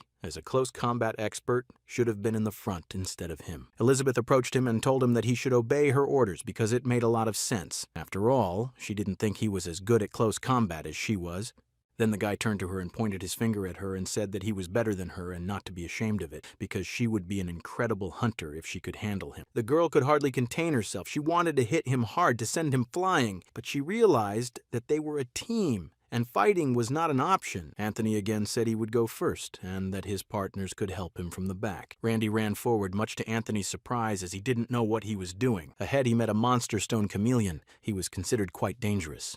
But the protagonist destroyed this chameleon with just one hand. It was very easy for him. Randy looked back and told them to hurry up and start joining him. Anthony ran forward to overtake Randy, for he thought he was the commander and should be the strongest. Then he saw a chameleon in front of him. This chameleon was quite big and dangerous to him. He used the Hashan's acceleration technique to attack it faster from the back, but he couldn't succeed, for he was outpaced by Randy. Then Randy pulled out a sword that was given to him by an old Hyung friend. This sword was considered the national treasure of China. It was called the Heavenly Moon Sword. Randy changed the kind of spatial storage device obtained from the stone serpent and now carries it on his belt. In this way, he could reach any item he needed at any time. He picked up this sword then and thought he should try it with a faster sword. Anthony turned to him and shouted that it was his chameleon. Then the main character told him, shouldn't he save his strength for a stronger monster? You're our trump. Randy said it sarcastically, but Anthony took the words seriously. Anthony thought and said that Randy's logic was perfect. Anthony waved his arms and told Randy that he would deal with a monster stronger than Randy. The protagonist continued to crush the monsters one by one. It was very easy for him. Anthony was very unhappy because he couldn't keep up with Randy to kill the monsters. Then he held his head up and told himself that he was strong and he wouldn't lose. You didn't go up to Randy and tell him that from now on he'd be dead serious, and you promised to show Randy your ability 100%. Elizabeth was very unhappy with Randy and Anthony's actions. She thought they couldn't do whatever they wanted. There were traps everywhere and they had to be careful. The girl thought it was only Anthony she should worry about. But they were both sick bastards, in the girl's opinion. At that moment, the commander watched them from the conditions room. The partner asked Ernesto if he planned to permanently attach Anthony to the first group. Because objectively speaking, Anthony is pretty good in combat, the commander agreed, but he has cooperation problems. Every time he gets involved, teamwork is completely lost. The guy said his growth has slowed down a lot lately. Obviously, he's not interested in training properly, but he's a hunter who would be worse off if he made the second team. Then Ernest said they'd have to observe them to draw a conclusion. If things continue as they are, he'll make a decision. Ernest approached the girl and asked what was wrong. The girl said it would be better if he saw it for himself. They saw that their teamwork is fully adjusted. Even Anthony calmed down a little and obeyed the commander. The main character said he would take the 3 monsters in front and the girls would give the monsters on the side. In this way, they divided the number of kills so that there would be no quarrels and everything would be fair. They killed these monsters in packs, Randy said. That's not all. They need to get even more prepared. Ken said the girls need to take care of the monsters because there are others coming. Elizabeth was angry that she was being given orders. She thought she knew everything so well. As Ernest watched this, he was shocked. After all, he didn't expect this team to work together. Elizabeth couldn't believe it either. She didn't expect to pass this test so steadily with such a group. The girl turned around and suggested that they rest for a while. After all, she thought they needed to regain their magical power. Stallwood thought that was a good idea and said that he and Whitaker would stand guard. But the protagonist shouted that there was no time to rest, for there were enemies everywhere, and they had to prepare for battle. Anthony seconded his words and said they must hurry. The girl was surprised that he trusted someone else's words. Anthony approached Randy again and told him he would show him what he could do. Anthony told Randy that he doesn't need to be discouraged. Although you're not as impressive, you're pretty good, Anthony said. The protagonist sensed danger and fended off the attack with a right leg kick. Elizabeth was surprised because she couldn't see where the attack came from. Anthony began to mock her and said that this monster was called a stone gargoyle. Stone gargoyle. It has high stamina and attack power. The stone chameleon, shaped like a devil. They are able to disguise themselves as stone, so this enemy can be a real pain in the ass. The protagonist said they have nothing to worry about, as they always attack when we're distracted. Ernest's crew watched this from the sidelines and were pretty surprised that Randy controls Anthony's character. Ernest said he had leadership qualities. No wonder the chairman recommended him so highly. But Ernest was upset that he was a martial artist and not a magician. The aide told Ernest that this group was moving too fast and it was quite dangerous. While the Armenians said that they knew what they were doing, and if they were destroyed, it would be a lesson to them. Ernest believed that luck was also, in a sense, an ability, and it's something you have to be able to wield. The Serpent's Path Trials, one of the dungeons I'm open to the public. This is the dungeon where 17 years ago China invited a group of Class A hunters to raid. Although the monsters appeared there only B class, such a combination of monsters inside is very cruel. Removal is hard to cope. That's why it is an A-class dungeon. At one point, the protagonist was attacked by a stone gargoyle. It was quite a quick attack, but the protagonist fended off its attack and killed it with one hit. When Ernest and his assistants watched this, they were quite surprised how he managed to deal with this monster so quickly. Ernest then thought that he might have fought them in the abyss because the way Reggie reacted to her attack said that he had met them before. Ernest wondered how long he had been in the abyss. Elizabeth said it was a trap and said they should stop here to look around instead of pushing forward recklessly. Most people thought that was a good idea, for as long as they were open on all sides of the tracks, their situation would get too bad and they'd just go back by the road. But Randy was against it because he said that this monster was too easy for him and they should move on because this monster had a B class. Elizabeth remembered Ernest's words to be destroyed also a type of training. After all, she thought that they would fail and not give until the end, for they acted recklessly in Elizabeth's opinion. The protagonist made a tent and said that in the past, he had to make everything with his own hands. Then he turned back and noticed that everyone was looking at him very askew and asked why they were all looking at him like that. Then the girl took out a magic thing and said it was a new acquisition. The girl put it on the ground and said they would use it as a sentry. The protagonist said it wouldn't work on the stone gargoyle. Elizabeth agreed with him, but it would be better than just doing nothing. The White Cracker used a magic called Ignis Motion Detection. A circle formed in his hand. After this magic, a blue shield appeared that surrounded the tent. Whitaker said that magic to detect the movement of living beings is very useful. Then he asked the girl, "Isn't he useful in this situation?" The girl replied that all these conversations started just because of the use of magic and that he started acting like Anthony was very arrogant. Whitaker smiled and said that he can heal Buff and also set alarms for the camp. When it comes to non-combat situations, you really can't find a great hunter like me. Elizabeth replied that even if he says that, he's not exempt from being on duty. The boy got angry and told her who she thought he was because he didn't try to give up his duty. The girl took him for a money-grubbing idiot. Smallwood saw him as a bad guy who didn't think about anything but money. Anthony saw him as just plain trash. After saying that, Whitaker ran up to Randy and said that their words were too harsh and asked Randy if he thought so. Whitaker took Randy by the shoulder and said that his comrades were too harsh in their words. They were evil men who insulted their own comrades. Elizabeth and Smallwood were surprised that he acted that way. They thought that maybe he had realized Randy's value during today's hunt. For everyone involved realized who had played an important role today. The one who played the biggest role was Randy. who led the group in the vanguard, a martial arts master who had returned from the abyss. Everyone was running low on food. Then Randy said he would cook them a stone chameleon. His comrades looked at him like he was crazy. They realized that he had been in the abyss for a long time, but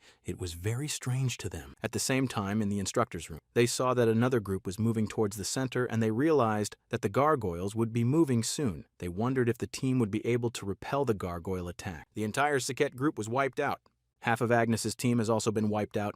All survivors are retreating. Ernest said that it was too difficult for them and they failed the mission. One of the assistants said that since some of the hunters are fleeing, the others will have a hard time now, especially this team. Then he noticed Randy's team and wondered what they were doing now. At this time, the main character was cooking a stone golem. He was cooking it on his golden skillet that the lava cat gave him because of joining the alliance. The girl said it looked pretty tasty. Stallwood thought they should all calm down since it only looked like that, but they were all curious to try his food. When Ernest cooked it, it looked very tasty. He combined chameleon meat and rice. But the main character didn't say that he wasn't going to treat them to it. You could see from his team's reaction that they were very angry. Well, Randy added that they said the monster meat looked bad, so he just wanted to show them how it should be. Anthony took 2 steps forward and said he didn't say that. Pillar was behind him and was very angry because Anthony had said such a thing and many times. Then Anthony held his head up and said he had a right to eat it. He started sucking up to Randy and said he had a lot of respect for his abilities, since he read Randy as a strong hunter like him. The main character held out a plate of food and said, since he said so, he would give him some. You could see by the look on Anthony's face how hungry and excited he was for this food. When Anthony tasted it, who said that it was delicious and it was just yummy, Anthony felt that he had regained his magical power as he ate the food containing a large amount of magical energy. He was quite surprised that such a food quickly restored his magical power. The protagonist thought, since the alternate world is a virtual world, even if he uses the ingredients, they just revolve around him. Then the protagonist wanted to try to use more ingredients and fry them with rice and meat. Then Elizabeth and Whitaker ran up to Pretzels and started saying that only Smallwood said that, and they didn't say that. Smallwood told them to be cursed because they said that too.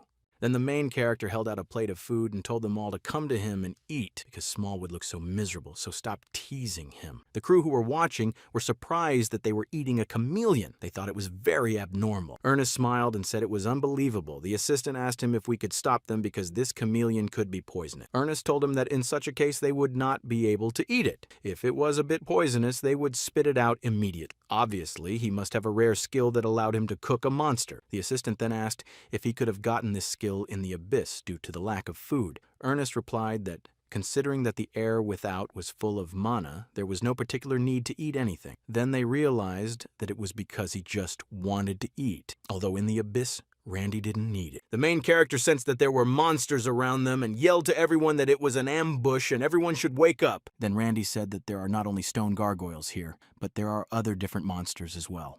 The protagonist sensed that a much bigger monster was coming. They were attacked by a huge number of stone gargoyles. They all started to surround the dungeon boss. When Ernest saw this, he couldn't believe his eyes. He knew they were intelligent monsters. He had read that Randy first had to realize that it would be hard for him to face them, for there was another monster called the Stone Hunter. It's a huge monster worm with powers on a whole other level. It passes through earth and rocks. Their diet consists of rocks. Well, this is a ferocious monster that also ruthlessly stalks hunters. Ernest thought it was the end for them. They were unlucky to be spotted by the Stone Hunter. Randy used a technique called celestial maneuvering. Clones started coming out of him. The protagonist began destroying the monsters one by one.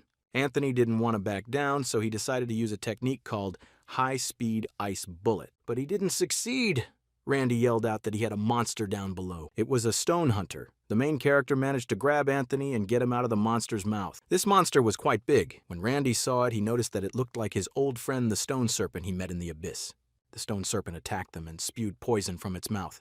The protagonist jumped up and was in front of this monster. At this moment, Randy wondered if he should straighten it out without using his sword.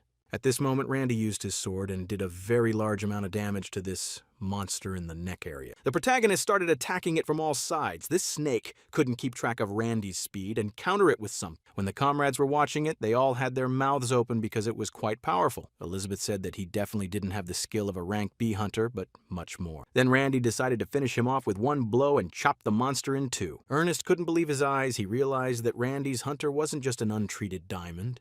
Ernest realized that Randy had reached his full potential. He couldn't believe that the chairman had been able to attract a good hunter like Randy. The next day, in the Dragon Young building, Ernest showed up, and it was clear he was determined. Still expecting to see him here, he asked how the guy he recommended was doing. Ernest replied that he should have said he had recruited an A-class hunter. Hyung was drinking tea and replied that if he had said that, he wouldn't have believed it. Ernest agreed with him, yet he felt that the government would later express displeasure about it, that they had not informed them that they had an A-class hunter with them. But Hyung didn't think so because he thought it was their mistake to tell us. To realize the importance of something, people need to lose it. Ernest thought it would be a problem to get him recognized as an A-class hunter, but it was only a matter of time. They just needed to make sure he would show real results. Ernest asked if he would still be interested in working with them and being an A-class hunter, since there would be plenty of other companies that would want him. Hyung said he didn't have to worry about that because he'd take care of everything. He gave him a stern look and told Ernest to trust him because he knows everything. At this time, the lobby of the clan building. The members were looking at the lineup of the first team, and this team were Randy, Anthony, Elizabeth, Smallwood, Whitaker, and Richard. Some of the contestants were surprised that Randy had made it too because he was a martial artist and they weren't treated very well. This conversation was overheard by Anthony, who went up to them and told them that they were distant idiots because they called others weak because they were weak. I mean, how can a hunter be so prejudiced? One of the guys started to get mad at him. The other guy wanted to calm him down because they knew they couldn't handle them. Anthony turned around and said they were nothing. He thought his news opponent was very worthy, and his name was Randy. The next day, the Whitecracker started showing the town to Randy. He did this because of having been in the abyss for 30 years. They arrived in town at the Chinatown. It's a town popular with the black market. Randy was surprised that the government allows illegal trade. Whitaker replied that as long as they don't export to other countries, the government doesn't touch them. Organizations doing business in black markets do so legally. One of the perks is that you can easily buy questionable stuff. When they were picking out things for themselves near the counter, someone was following them. They wanted to avenge their master, for they had insulted him.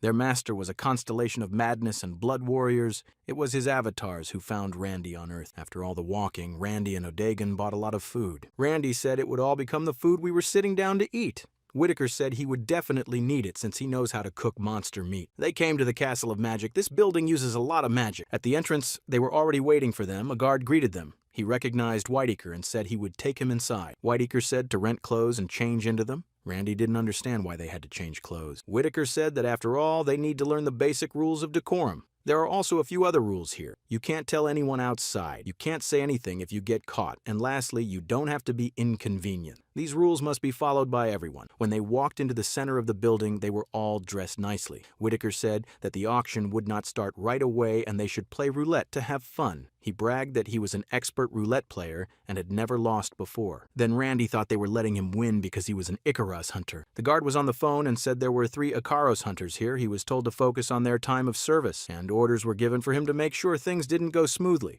He gave information about these 3 hunters. One of them debuted as a professional mercenary by the number of wins of the current preliminary tournament, and another was a martial arts master. Then he remembered about the Huasek Mountain running the illegal auction. He was a martial arts clan representing the Chinese martial arts. They kept their identity secret, as the martial arts had become weaker recently. At this time they can't help, but they are very eager to see the Icaros hunter, who is a martial arts master. One of the guards told the other that maybe they should just ask the hunter what martial arts he has and what he uses. The other guard replied that he's a crazy idiot, and that's bullshit because he'll know they're agents, plus other people will know that this auction is being organized. Randy couldn't wait for the auction to start. He wondered what was in it. A couple of minutes later it started. Whitaker told Randy to watch it carefully. During the auction, the spear sold for $50,000. Randy immediately checked the stats on this spear. It was called a Fitron spear. It looks great, but it has low efficiency. Something like this for that much money. The next weapon was a small knife. Randy was very surprised, for after such a good spear, they slipped such a small knife. It was called the Flaming Thunder Dagger. Strength 100, attack 150. Can be used with the Subspace Vault skill. Subspace Summoning skill can be used. At that time, Randy thought that these skills were very good and they were very useful. The protagonist wanted to buy it. He read that he would need this dagger very much. He took out his card, the card Hyung gave him. Hyung gave him the card. Randy asked what it was. He said it's an unlimited black card. As long as Randy doesn't use the deposit from his clan, then he can use this card whenever he wants and buy himself something. Then Randy replied that he didn't think he was going to buy anything. So Hyung took him by the shoulder and told him he was trying to look cool here. You want to shut me up to make yourself feel better. The protagonist didn't understand this behavior and said it's okay and he'll take this card. And this dagger wasn't being offered very much money. Randy asked why this dagger was so cheap. Whitaker said it was just not a good item. Since only people with perception in their eyes or similar skills come here, Then Randy said he would buy it. Whitaker didn't understand why he would buy it. There's a reason people don't want to buy it. He didn't understand what Randy was trying to accomplish. So Randy raised his hand and bid $8,000. No one else raised their hand, and he bought the deck. Whitaker didn't understand even if it was cheap. Why would you buy something like that? Randy replied that it's good to have something you can never forget how to use, but he still didn't understand where to use this dagger. At that moment, someone grabbed Randy's shoulder. The protagonist didn't realize who it was. The man in the cloak said that Randy couldn't live normally anymore after insulting the warrior of madness and blood. A very strong wind came up. It was all because of the mana. People didn't understand what was going on here. At that moment, the guards ran up and told them to stop right now, or they would leave this place. But the man in the cloak only threw them off with energy. Randy noticed that he had risen to rank B, and it seemed the warrior was not completely reckless, Randy thought. After all, he was trying to avenge what had happened before. The protagonist noticed that he was acting very arrogant while these people were hiding behind him, but Randy decided that he shouldn't make the first move, although he thought it was a very great opportunity for him. The protagonist threw out his jacket and pointed his finger at him, and shouted that he demanded battles and constellations in the name of undefeated avatar training, and as a member of his family he must deal with it. Odaigan watched what Randy was doing, and he thought Randy was bluffing very well. But since the warrior had never heard the name of the avatar of training, once he ignores him. But the protagonist kept bluffing and provoking. He said he was scared of a duel guess. He's just a real coward controlling his subordinates. And it worked. He said he'd accept his challenge to a battle of the constellation. Randy thought he'd better get out of here after that. The man said he had now sealed the place, and now his blood festival would begin. The protagonist smiled and said that he was the one who was now trapped. Odaigan started using magic and said that he had to handle him first. Randy grabbed his shoulder and said he was grateful for his help, but leave everything to him. Odaigan didn't understand why Randy was doing this. After that, Randy used his technique called the Heavenly Finger. After this attack, he stabbed his enemy through with his sword. When the guard was watching from the side, he was shocked because he had never seen such martial arts at such a high level. After this attack, Randy, the man, was still alive and said he would take his blood. But these words did not scare Randy one bit, for he had seen much scarier enemies in his life. The power that Randy got from the nightmare demons is called the basics of absorption. It was obvious that after these words, the monster was a little nervous because he did not expect Randy to be so strong. As Randy absorbed the energy, he blasted the monster into small pieces. His other partners were panicked because they had already realized how strong he was, and they wanted to stop him fast. They decided to pounce on him and finish him off with a single attack. At this time, the warrior's subordinates lost their power and they fell to the ground. The warrior descended to directly take hold of his minion. His face began to be covered in red fire. The warrior then gathered the splattered blood and increased his power. There was a lot of energy from him. The protagonist realized that he was bouncing between his subordinates and controlling them. He thought it was a bit greedy. Randy realized if he looked at the amount of magical power he had now, he must surpass even a rank, a hunter. Randy realized if he stopped him here, he would just destroy himself, so it was best for Randy to dodge his attack. Then Randy activated the skill of suppress the strong, help the weak. If Randy faced the warrior's subordinate directly without beating him, his strength would increase many times over. The warrior was already over Randy's head. Randy noticed that it was yours pretty quickly. The protagonist perfectly repelled his opponent's attack using a full counter skill. Then Randy passed his sword through his body again. The sword went through the life-important organ. After that, the warrior recognized his strength. Randy was preparing for the constellation battle. The warrior summoned Randy as his family member who would participate in the constellation battle. At that moment, the code of lava and magma tells Randy that everything is going according to plan. Randy asked his partners how he acted, or did he act too eagerly, for the battle after becoming a high-ranking constellation could make a strong conflict. Lava and magma code said everything was fine and nothing to worry about. The guard ran up to Randy and bowed to him and said he was sorry. He was ashamed that he missed someone of proper identification. It was a mistake on the part of the auction house. But the main character wasn't mad at him and said that he wouldn't spread this information, so they may not worry. Then the guard asked Randy to give him some time. It was about martial arts. He invited him to his office and gave him a cup of tea. Randy said that these days it was very difficult to meet someone who used martial arts. He was very interested in how the security guard started learning them. The protagonist apologized for asking. He was just happy to meet other martial artists. At that moment, an old grandfather without a left leg came out and asked Randy if he had heard of the Mount Hua sect. The protagonist replied that he had heard that it was some group that was popular in China about 30 years ago. Randy also remembered that his idol named Li Xiaowan lived there. Grandpa replied that he was Li Xiaowan. He thanked Randy for remembering him. The protagonist was just happy about the meeting. He took a pencil and a piece of paper and asked for his autograph. Li Xiaowan was very pleased that someone remembered him, so he happily signed the paper for Randy. Randy was also very happy because he had waited 10,000 years to meet his idol and get his autograph. After the autograph, Randy asked if the Hunter clan was part of the Hua Mountain sect. Xiaowan replied that it was. Then Randy realized that they wanted to ask him for something. Li Xiaowan said he wanted to learn martial arts from Randy. Then he remembered the story that China treated any hunter who refused to swear allegiance to them ruthlessly. Foot hunters left China, using the Great Invasion as an excuse, dreaming of an independent life or seeking revenge. The Manhwa sect is a clan made up of such hunters. Once upon a time, they decided that one day they would return, but it wasn't easy to do so. During the Great Invasion, the leader of the Hua Mountain sect, whose name was John, lost an arm and a leg. His skills gradually became weaker. After this story, Randy appeared. The elders who came to see what the commotion was about saw Randy's fight and couldn't believe their eyes.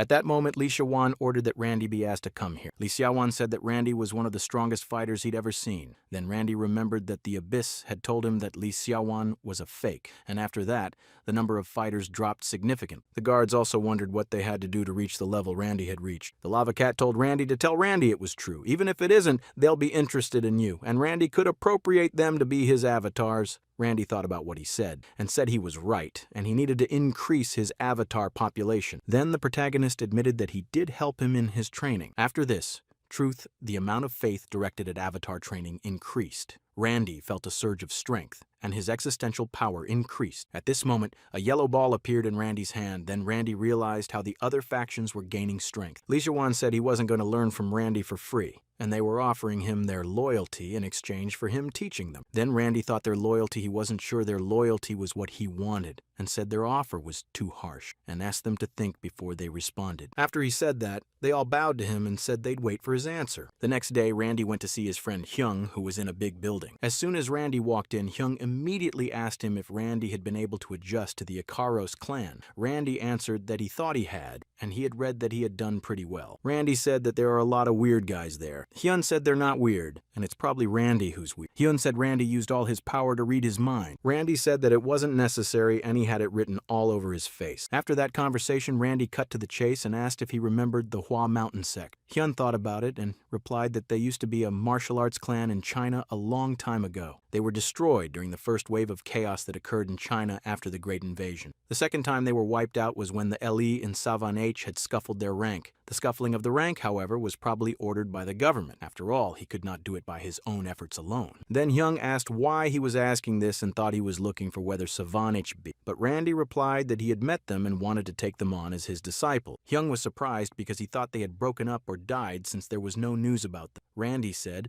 that as the owner of this town, his information gathering skills weren't that great. Hyun replied that he doesn't keep track of what's going on with the guys. Hyung pointed a finger at Randy and said that anyway, if he needed help from them, just ask. If they say no, just turn them away. After all, they knew what they were getting into when they asked you for a favor. There's no need to worry about them. After saying that, Randy said he was going to have a battle with a warrior. Hyung didn't expect it to start so quickly. He thought Randy was unprepared and didn't have enough helpers. Then Randy smiled and said it's okay, because this guy doesn't know he's a constellation, and he's going to fight this battle himself. Hyung said, "You're a very smart move," but he suggested he was a little worried about Randy, but he knew he was fighting well, and he thought Randy would win. The next day, the All-Star Game began. The Avatar of Training accepted a request for a battle from a warrior. The events of the battle are being judged fairly. All constellations agree to the terms of a fair constellation battle. The Avatar of Training has offered the battle to himself and offered the Avatar himself. His opponent was convinced that he would win 100% because he believed that the warrior announced the constellation battle to another constellation. The warrior is betting on the strength of his blood. If he wins, he gets the blood fortress. Randy covered his nose. He was disgusted by the land of orcs. The cat exclaims and says that this place must be pretty expensive. Dreams and Greed said that this place is a territory that only high-ranking constellations can possess. Randy couldn't believe something good territory, but he had nothing to offer as a bet. If Randy wanted to balance the bet, he should bet everything he had. The Avatar of Training bet on the Cardinals of Plague and Darkness, a creature that reverses time and a voice that lives from the abyss. Both sides agreed, and the contract was finalized. If one loses, their existential power will increase. The cat says that all he has to do is win. The protagonist jokingly said that's what he would do. One of the constellations looked at the other constellation who was fighting the trend and said that he would definitely suffer if he became a subordinate of that constellation. Some of the subordinates prayed that the avatar of training would win. The battle of the constellations had begun. They would fight until one of them would admit defeat or die. Randy was already looking at his enemy and was ready to fight him at full strength. His opponent was a demon of contract and order. He watched the fight with great interest. The order demon made a surprise attack and attacked Randy from behind. Randy blocked the attack with the sword Jung gave him. During the battle, the protagonist realized that he was making it so that Randy couldn't resist anymore. After that, there was a very serious attack from his opponent, but Randy dodged to the right side. His opponent was surprised that he dodged it because most of his opponents had not dodged this attack before. The Demon of Order came at Randy again. It missed him by hitting him with its axe in the empty zone. Then Randy realized that his opponent was a berserker. If he is strong in magical defense, he is also able to defend well against much more serious contact. Then Randy's opponent realized that he had underestimated him. He was stronger than he expected. Just think that there were other constellations under Randy, but the constellation considered them very weak to me. If even that servant is a good martial artist, he is probably in the early 300s in terms of level, and he will never be able to beat Avatar Akrata. Akrata wanted to get rid of him, wanted to kill him and stomp his dead body. He didn't want to let down his boss, who had placed great expectations on him. Beyond the abyss, in the territory of the Cardinal of Plague and Darkness, there was a skeleton constellation Ronnie had defeated earlier. He had been devastated when he lost the Avatar training, but it wasn't really all that bad. After all, he took pity on him and didn't take his servants or dead territory, and that was pretty generous of Randy. Then an announcement popped up in front of him that the Avatar of Learning was making a bid for the Cardinals of Plague and Darkness, a being that reverses time, a voice that calls from the abyss, a frantic searcher in a battle of constellation. When Constellation Plague read this, he was rather surprised that the Avatar himself at Not Training had made a big bet on him. He contacted Randy and asked what was wrong. Randy said if he had to fight, he should call to fight for everyone, and asked to borrow his servants. Roddy was very hesitant to take his help. After all, he didn't know his servants after all. He didn't trust them. The fight began. It was obvious by the size of his opponent was much bigger than him physically. They immediately responded to Agkrate's magic with a full counter skill. After the collision, Agkrate's axe pointed at his shoulder. After that, Agkrate fell into Curse of Madness after using the side regeneration. The power of the skill, Crimson Regeneration, increased due to the Curse of Madness. The protagonist noticed that after this technique, his opponent's strength increased many times over. Arende then wondered if this meant that he would become stronger when he took more damage. If he was a hunter, he was somewhere in the 60s in class. Taking into account how restless he is, he might even be higher than EOS class. In the next encounter with him, Randy used Divine Finger to fend off his attack. The hero placed his hands on his chest and used artificial absorption. One could see the power leaving him. Randy began to absorb the magic power with the skill of Art of Absorption. The narrator, who loves rumors and explanations, says that he is reckless because Randy was taking a risk when he used this technique. The protagonist understood that the battle was dragging on, and he used the three-color skill at the peak of blooming. The pure internal energy of this skill absorbs the magical power of Akrata as it is. But Randy's opponent didn't want to wonder. He took it from his hand and told the man to let it go. But Randy added more power. His rival couldn't withstand such pressure on his brain. Agkrat lay on the ground and begged Randy to kill him. After all, he would never give up as a gladiator of war. Then the protagonist looked up and asked, should he kill him to end this fight? Then Dima agreed with Randy that the fight was already over. The Sweat Fighter and Kulikov also agreed. He asked for a dignified ending. After Randy's victory, the Madness and Blood Warrior passed the Blood Fortress to him. His first constellation battle is over, and now he can join the ranks of the constellations on Earth. The protagonist noticed that his current rank is 127. He was very curious to know what it was. Then Randy saw the Goddess of Scales, which, thanks to her, he became a constellation. He was very happy that she was alive because he couldn't find her. The next day, the Alliance of Small and Medium Constellations had a discussion meeting. The topic was what they should do with the goddess. The cat from Lava and Mama wanted to speak. He talks about how they need to be careful of stupid constellations. Then, in Constellation Desire backed him up and said she agreed with him. After all, the Goddess of Scales looks a little incompetent. Then, the Goddess of Desire turned to Randy and said he wanted to ally himself with the goddess, but he must be careful. Just because she has no ill intentions towards him doesn't mean she's harmless. Then the protagonist thought and said that there's a good chance the goddess of scales knows who he is, and it would be good to get her on his side. Then Randy asked his alliance friends what the constellation rankings were. Then the Catman said that earlier we should ask the goddess of scales this question. The next day, the main character came to the territory of the goddess of scales. When Randy saw this territory, he thought he was in the wrong place and didn't believe that this was the territory of the goddess. Randy was surprised that she didn't have any favors or subordinates. Code is stunned and asks, could this all be a trap? Then the dream constellation guesses that the scale goddess situation is pretty dire. Then Randy tells them not to jump to conclusions. After all, it doesn't mean she's finished just because she doesn't have subordinate. When the protagonist went inside, he saw the goddess of scales who didn't react to him. Well, the scale goddess bowed down to Randy right away and started apologizing. Said she should have sent him to the tower last time. But Randy wasn't mad at her. He said it was in the past and it was no big deal. The main character said that when they last saw each other, nothing had changed. He was very happy to see her. Then, Military Temple asked Laurenti, didn't the invincible avatar of training mind you coming here? The protagonist realized she thought he was the avatar's servant. Randy decided not to tell her right away and said that this Tara here is a generous and kind man, so he gave him permission to meet the goddess of scales. Then Randy said he was here for another reason, and his team wants to make an alliance with the scale goddess. Then the goddess of scales said that she will be honest with him multiple times, or later Randy will find out about it anyway. Scale goddess took her head, and with a nervous smile said that she was left with nothing. The goddess was a strong constellation that was around the higher constellations. When the other constellations wanted to know about the future, they would bring gifts and bow to her head, and whenever that happens, her alliance will grow. But that's all in the past now. Now the goddess's power is comparable to that of a low-ranking constellation, and she barely maintains that status. The scale goddess said that she keeps losing her battles to the constellation. Then Randy said that constellation battle is a very scary thing. Just think that such a strong constellation would fall in the wounds just because it lost a few battles. Then the goddess of scales said to find it, she sent her strongest angel, so it kept losing. By the time she realized it, it was too late. Randy said that his teacher was looking for very reliable constellations compared to strong constellations. After all, the world is a constellation that is usually judged by how strong it is. The goddess felt both touched and jealous at the same time.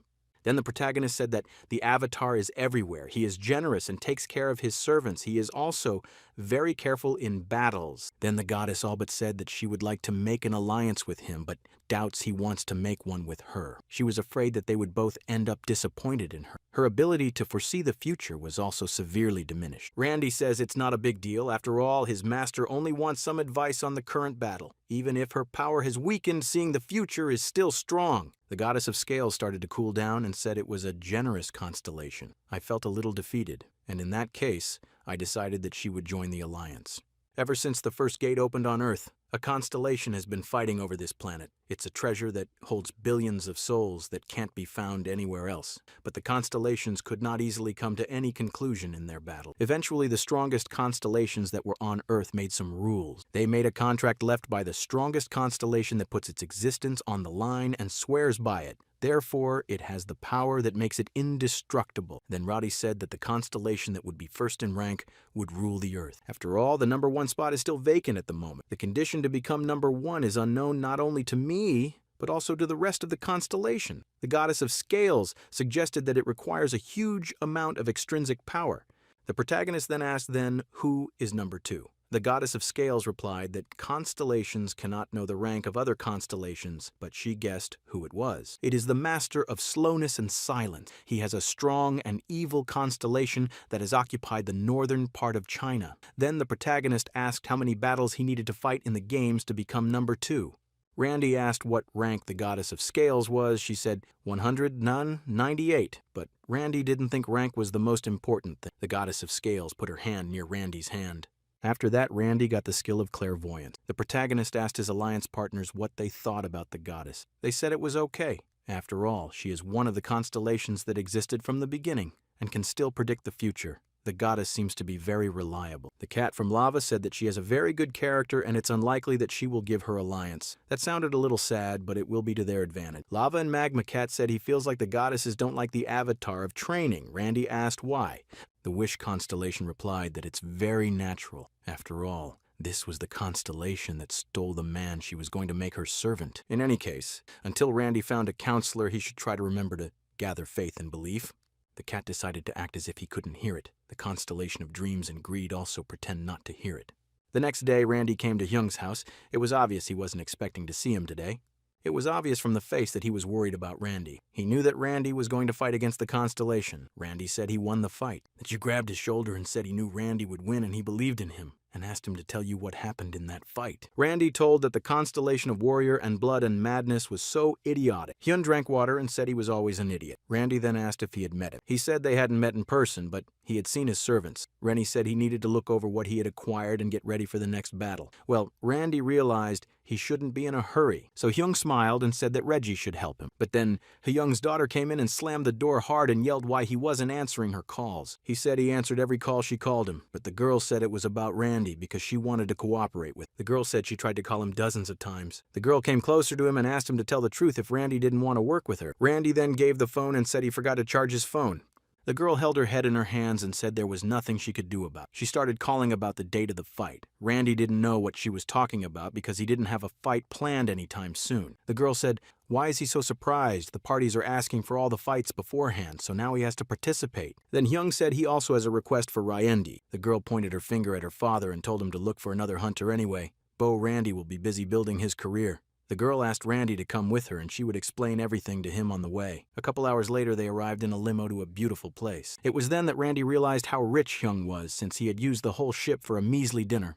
Randy asked Lawrence if she often dined like this. She replied that she comes here to talk quietly. They went into the restaurant. The girl said it was Chef Morella and that he was here for us tonight. Randy looked into the commoner's slumbering skills. His power increased. The more Randy used the eye of the constellations, the more powerful he became. Randy was able to tap into the essence of the Morella. He possessed a top-grade cooking skill. He used the same similar skill as Randy. Randy said he was a very good cook. The girl smiled and said she didn't know he had heard of him before. The main growth said he could recognize the essence of a person by looking at their energy and told the girl it was an inner instinct. Moved over to the guy and said she was bored. Well, Randy said the food tasted delicious, but what the girl meant was that there was no magic in the food. Then Randy realized what she meant. The girl was saying that she would be satisfied with this food if it was filled with magic power. Then the girl got down to business, for she had already talked about the upcoming competition. After all, normal beginners don't get many challenges to fight, especially if the hunter isn't famous. Then Randy asked about himself. The girl asked him not to take offense. But people and viewers thought Randy won his title by cheating, meaning that Randy could move up to B class. After all, he'd tricked others into thinking he was in the S class. But the main character wasn't surprised one bit. The girl asked why he wasn't surprised. Randy said he's past the age of being surprised. The girl said that Randy has all the qualities to be a superstar. Randy replied that he was glad to hear that, and he was just about to give it a try. The girl was a little surprised that Randy agreed to do it. It wasn't like him. At that moment, the press conference room, one of the fighters was being interviewed. His name was Maximilian. He's a Class B hunter at level 21. A constellation of arrogant elf. He said some very bad things about Randy. Said he was a coward and a pervert. And said Randy would be a total coward if he refused to fight him. When Randy saw this passage, he immediately knew that this was his next opponent. He asked the girl if there were many such elves on Earth. Lawrence replied that there weren't many, but they see them all the time when the gate opened. Randy said he was going to beat the crap out of that elf, but there was no need for him to be angry right now. The girl smiled. After all, she was very glad he agreed and said that he should beat that arrogant elf until he was at least half dead. Then Randy realized that she was definitely Hyung's daughter because she sounded just like him. Randy asked when the battle would be fought. Lawrence replied if it was convenient, it would be in the next 2 days. She promised that she would gather information about the opponent and send it before the match. The protagonist then said he would gladly accept his challenge. Lawrence was adjusting his crib and said he needed to listen to all the questions and answer in a moderately provocative way. Randy needs to drill each other with glances and pose for the camera a little. So the main character sat down at a table in front of the reporters, and they started asking questions. The journalist asked Randy if he thought a martial arts user could last in a B-rank league. Freddie answered calmly and said that they would only know if they had a fight. There was a debate about the gimmick for barang qualifiers. What do you think about it was asked by a reporter, and he asked Randy why did he lower the ranking. Randy replied that it's the fault of whoever measured it wrong, and that's not for me to ask. Randy answered quite coldly. The reporters were stunned because they didn't understand why he was so unstitchable, and with this behavior, they had nothing more to say. At that moment, Randy's rival entered the dialogue. He started to insult him again and called him a shameless asshole. He thought Randy had shuffled his rank. He then pointed his finger at him and said that Randy was a very sneaky guy. The elf said that for Randy, their fight would be a real verdict for him. But the protagonist didn't even look in his direction and said if he was so gold, would have already attacked if he had a beef with him. The opponent didn't understand what he was talking about. Randy said he was saying that if his opponent was so unhappy, he could have found him by now and pummeled him, and he's venting his anger after waiting to set up the match schedule. Then Roddy turned to him and told him he was giving him a chance to get his ass kicked and fight in real life right now. The reporters were surprised at Randy's behavior. It was a show for them. Randy's opponent said it was against the rules. Randy said he was angry but still followed the rules, and if it were him, he would have hit already. The main character then went to the microphone and yelled that they all saw. He gave him a chance to fight, but the jerk chickened out and ran away. Randy reminded him that his opponent didn't even have any dungeon cleaning experience, and if it were him, he wouldn't show his nose in shame. The main character warmed up the fight very well. All the people were interested in going to this fight and watching it. Randy said he didn't care whether he fought in the virtual world or in reality. The girl watched it from the side and was quite surprised by Randy's behavior. She thought it was kind of barbaric and thought she should have told him that he should have told his parents. And the girl said she'd yelled. Since it was like that, the other side was trying to trample him too. Randy has to win this by any means necessary. The deputy said they contacted Sifola, and she promised to come and help right away. Lawrence said that was great information and he should keep in touch. The girl thought to edit the practice match and release it to the masses. It might improve Randy's image. The girl promised herself she'd use all the cards. Randy said it would be better if they didn't schedule a practice match. The girl asked why. Randy said that the match wouldn't help him and he was wasting his time. The girl told him to think again, because even though he has a lot of experience in fighting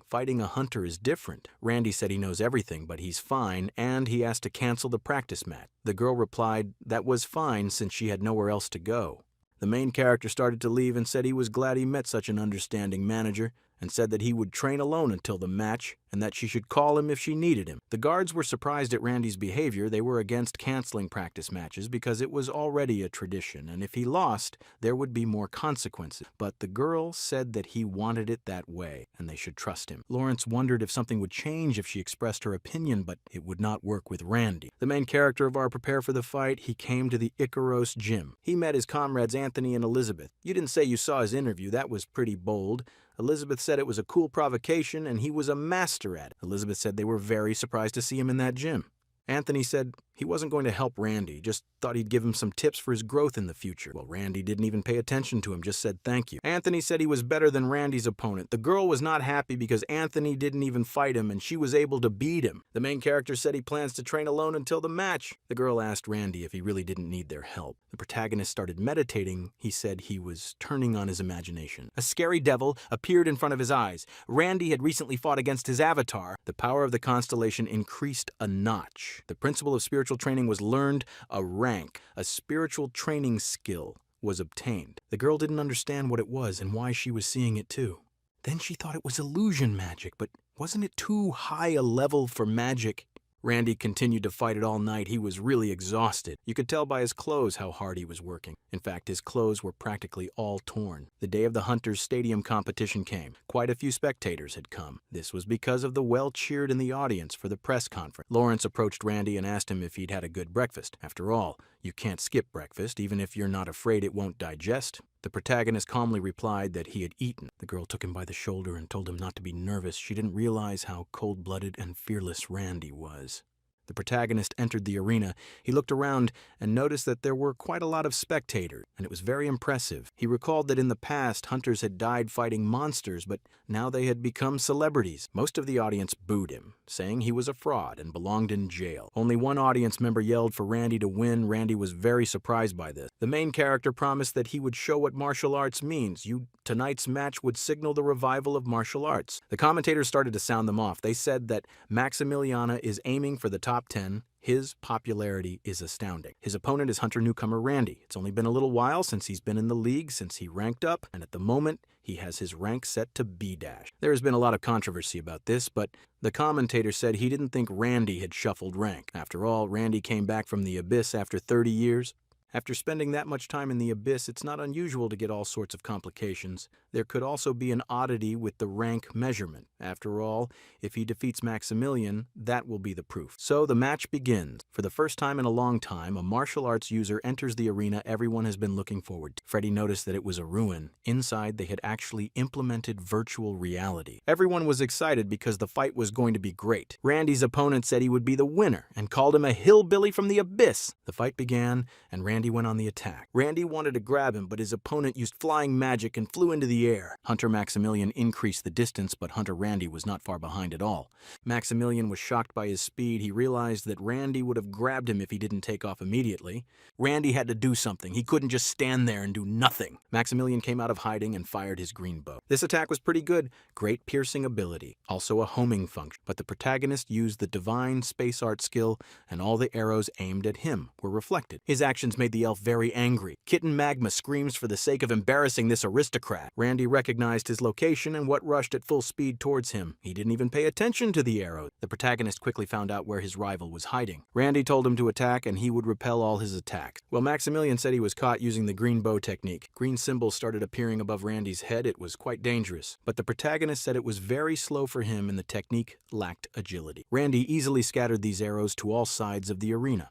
Suddenly, Maximilian realized that he had completely depleted his mana, and Randy was in the prime of his life. Suddenly, the first round had passed. Randy didn't know about it, and so he was stalling the fight with his opponent. The protagonist turned around and said they would see each other in the second round. Maximilian told his trainer that Randy was a real monster and needed to be tested for his honesty. Coach told him to listen to him carefully. He needs to forget about the bow and keep his distance and focus on recovery. Coach said he should forget about magic and stall with the first and second circle. Maximilian said it would be very hard against a guy like that. Coach said it's better than losing, because without victory, he'd be nothing. Maximilian yelled for him to shut his mouth, for Constellation had chosen him as her avatar. Round 2 began. It was a completely different location. Maximilian used acceleration and began to run away from the Randy. The protagonist stood up and told him to get it over with so his opponent wouldn't finally embarrass himself. Randy easily caught up with Maximilian. Maximilian didn't understand how he could be so fast. The Sudi were very surprised at how fast the two hunters were moving. Maximilian swung his left hand to hit the market's face. But the protagonist used a milky strike and hit Maximilian's face with his left foot. After this kick, Maximilian lay on the earth completely knocked out. The referee yelled that Hunter Randy had finished off Hunter Maximilian in the second round. Looks like the top 10 hunters should start to worry. They have a new opponent, a truly outstanding martial artist, so much so that everyone wondered why martial arts users had disappeared. After this battle, Hunter Randy was ready to be interviewed. The reporter said it was just a perfect match, and Randy didn't miss a single punch, finishing the second round with a knockout. Randy said that nothing special happened, just the opponent was too weak. All the spectators said that Randy was the best fighter, although before the fight, everyone said that he was a real thief. Randy felt that he had earned new skills and he had a burst of power because of his popularity. The power of the essence had definitely increased, even a little. Randy's friend's right eye became sick. It began to glow red, and his future prediction skill was suddenly activated. He didn't understand why the Goddess of Scales skill suddenly activated. The protagonist began to see that Las Vegas was engulfed in flames. Many monsters appeared and attacked the city. They all threw up because in the limited time it was not possible to mop up the dungeon. When Roddy realized it was going to be a real disaster, Hyun was watching Randy's interview. He was quite interested to see what questions he was answering. At that moment, a servant comes in and says he has a personal call. Hyung thought it was his ex-wife or ex-ex-wife calling him. He said he would give them pockets of money and didn't understand why they were bothering him. Well, the servant said it wasn't that, and Samo introduced himself as a Shanshik. He didn't expect to hear this. After all, they had a fight when he moved to America and hadn't contacted each other for a long time. Hyun thought he had seen Randy's match, so he got in touch with the former. He was immediately asked why he didn't say Randy was back. Hyung said he didn't remember them being that close, especially after berating him before he left. Shanshik told him to knock it off and put Randy on the phone. Hyung replied that he doesn't have to give him the phone. If he needs it, he can call him, especially now that he's not around. Then, Chanchik asked him not to take offense and asked him to put them in touch with Randy. Hyun said that God apologized for what he said when he was already in America, then promised to forgive. Chanchik shouted that no way would he apologize to him. Then Hyung told him that he would contact him himself and said he was blocking him. Hyung gave the servant's phone back and didn't understand why he didn't want to apologize since it wasn't that hard. Randy noticed that the girl was very depressed. The girl thought she should be stripped of her manager's license because she couldn't even determine her client's ability. Come to think of it, Randy was very confident, As a manager, she should have trusted him more. Then Randy asked her what she thought his chances of winning were. The girl replied that it was 9-1 that he would lose. The protagonist thought that was too much and she was grossly underestimating. The protagonist said that she had never seen him fight and she shouldn't get too discouraged. On the way, they met two guys. They knelt in front of Randy and asked him to teach him martial arts. The main character said he had seen them before and said they must have a teacher. Randy didn't understand why they needed one. They told him that the main residents of the Hoshin school. He went straight from stance to 5th position. They remembered that their teacher taught them different techniques, but their trainer was a rather mean and nasty man and scolded them for every little thing. So they came and kneeled before Randy because the elders' training was too outdated. Randy took his chin and said he understood the problem. Besides, they had already asked to be trained. Then the protagonist thought it was a chance to increase their faith and their credibility. Randy answered well. The girl and the guard were quite surprised by this answer. Then Randy ordered them to go and pass on his words that he was the avatar of the invincible god of training. He said that he would teach martial arts to those who become a follower of the god of training. They were very excited. One of the guys said that there was no problem as they wanted to learn and train. Another said that the clan was originally founded because they love martial arts. The next day, a bloody fortress obtained in a fight with a warrior shrouded in madness and blood. Randy went in there and noticed something very local. After all, these possessions were obtained after the Constellation's fight with the warrior. This was the first time the protagonist was entering orc territory on his own. Randy was quite curious how the Odegon were doing, whether they were getting better without him. He was too busy, and so he put them in charge of everything. At this time, Odegon was very angry with his students, for they are fools not to learn even such an easy element of spell. Randy came to visit his friend. The Odegon was very happy that his master had arrived, although Randy had asked him not to call him that. Renee said that he could see that teaching magic would not bring any results, so he decided to teach them martial arts. Then the protagonist took an axe and said he would teach them how to use it. The protagonist showed all his techniques. He successfully applied the martial arts skill Asi. Plus, this technique was called Green Dragon Act. Randy asked, would it be easier for them to train like this, but there was silence in response. The monsters were discussing and still didn't understand how to do it all correctly. Randy started kneading his fists and said there was nothing to be done. If they didn't understand with words, they'd have to learn with their bodies. They practiced for a very long time. The monster had successfully mastered the Green Dragon Axe technique. The monster's name was Gorogoza. His face was pitiful to look at because it was all battered from training. The main character started to smile and said that this time they were making the technique a little harder, but Garaganza didn't want to train anymore. He wanted to rest. After training, Randy looked up at the sky and dreamed that he wanted to build a monster training base here. But he realized that the construction would take a long time, so if he wanted to get things done quickly, he had to visit the constellation store. The protagonist started looking for constellations that sell the building. He was very curious if there were any at all. Then the protagonist met a constellation called the Dancing Snake. She would show her special building, and Randy could inspect everything properly. She offered all her items, but they were very expensive. Randy thought he made a lot of money, but he just didn't have enough money catastrophically. The Dancing Snake decided to treat Randy and gave him a great rice vodka called 8 Sins. It's the vodka from the TV show All Wounds. Randy thanked her for it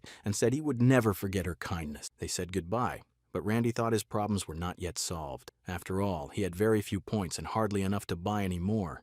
The protagonist met another constellation called a traveling merchant selling fortune. The protagonist waved his arms and said he was looking for soul stones now. The traveling merchant says not to worry about that. He's looking for what he needs for all the constellations, from the highest to the lowest ranks. Randy's excited, but Lava's kitten says he's kinda suspicious. Then he showed all his prices. A box with a random building cost $100, another box cost $200, and a third box cost $500. The traveling salesman swears on his name and reputation that there is no cheating here. Since this is the first transaction, he promises to give a good discount on the purchase of 2 boxes. Randy only hesitated and decided to gladly take advantage of the offer. Then the traveling salesman wished him to use the goods for a long time. Randy opened the box assignment. Chaos has broken free, deciding your fate. This model is a type of small temple, an ancient and dilapidated warrior's sanctuary. If installed, all inhabitants will gain the ancient warrior power skill. The dilapidated structure will collapse in 30 days. The main character said it didn't suit him. I opened another box. House again broke free, deciding his fate. Fate power increased. His determined fate increased by 1 step. Temple of the Radiant Elf, if installed, can learn the skill. Randy remembered that this was the building of the elf he had fought. He remembered that this was the magic that the Elf of Light gave to his avatar. The protagonist thought he had sold it because he didn't need it anymore. Randy set up this house. It was quite large and beautiful. Kitty says there's a huge problem. Randy said not to worry about it being an elven temple. There are no people among the god of training subordinates who can master the shining elf bow. But the fact that it's there won't make it any worse, and they decided it could be used later. Randy opened the door and returned to his friend Young. Before Randy can even fully enter the room, Hyung is there to greet him, and he's yelling that he's the Fist Star of Korea. Randy asked what the Fist Star was and was told it was his new nickname, and people loved it, so Randy said it sounded bad. Randy did a great job this time, but he was advised not to get too comfortable. I mean, the top 10 are real. First of all, most of them are avatars. Randy said he'd take care of it somehow. Hyun said that Chanchik called. The protagonist was surprised he didn't expect such a call. Hyung thought Randy was overjoyed and jealous because he was feeding him, helping him, acting as your avatar, and supporting him financially. Randy said he didn't even say a word about it and thought it was a small thing. He denied it and said he wasn't petty, just that he was a very bad man and advised Randy not to get involved with him. Randy said he was here for a different reason. Randy then detailed what the goddess strike had shown them: the destroyed city of Los Angeles that had gone up in flames, and the invasion of the Skulk Drake. Young was surprised that it was Las Vegas, one of the most protected cities in the world. Well, Randy said it was definitely Las Vegas and asked him to show him support and he'd deal with them himself. And he threw it at Pot and said, "You can't go to Las Vegas." He said Las Vegas is not under his jurisdiction, and it would be very hard for him to help Randy. Hyung said all they can do now is go there and explain the situation and try to convince them. Randy was surprised, since he himself said he went to the sauna with the president and didn't even have any influence. Hyung grabbed Randy by the shoulders and said it would be better if he went instead. After all, they wouldn't see any sincerity in his appearance. Rengi replied that he should have lived a more righteous life so he wouldn't have to hide from anyone. Hyung said that he just organized a merger of businesses and had a couple of divorces, that's all. Randy exhaled and said he'd talk to them himself. Hyung said he probably thought so, since he was new to the Hunters and they were less suspicious of him. At this time in Las Vegas, the big clan controlling Las Vegas called the Black Cactus. Randy went up to them and said he came from the Icaros clan. A Calton hunter was talking to him. Randy wanted to see the head of the clan. Calton said he couldn't just meet the head. He had to make an appointment first. Randy said that in that case they had to make the appointment quickly. Calton told him to give his name and not to be so cocky. Randy gave all his details and that he was a hunter of rank B. Calton recognized him. He'd seen him on TV when Randy had beaten Maximilian and said he was just beautiful. He gave him the thumbs up and said Randy's fight was killer, and he was sorry he didn't go to their match. Then the security guard asked if Calton was okay. He said sure. He said if Randy wanted to take us down, he could easily do it. Then Randy asked where the head of the clan was. Calton apologized and said that he was inside and that he was just being visited a lot by the scum. Calton said the clan leader let them in and offered his help to help him find out where it was. As soon as they entered, she immediately started reprimanding Calton for wearing glasses while he worked. Randy watched from the side and immediately realized that this is the head of the clan girl and that this girl has a temper, and thought to gauge her strength. Her name was Roxanne, level 288. She was wondering what an Icaros man was doing. Roxanne told Randy to drop the formalities and get right to the point. Randy said their clan was going to lose to the monsters and he was here to offer help. Roxanne immediately got angry and focused the fire in her right hand. She asked him to repeat what that meant because she thought he thought they couldn't clear the dungeon. Randy said the situation is getting worse. There's going to be an explosion in your neighborhood, rank B or higher.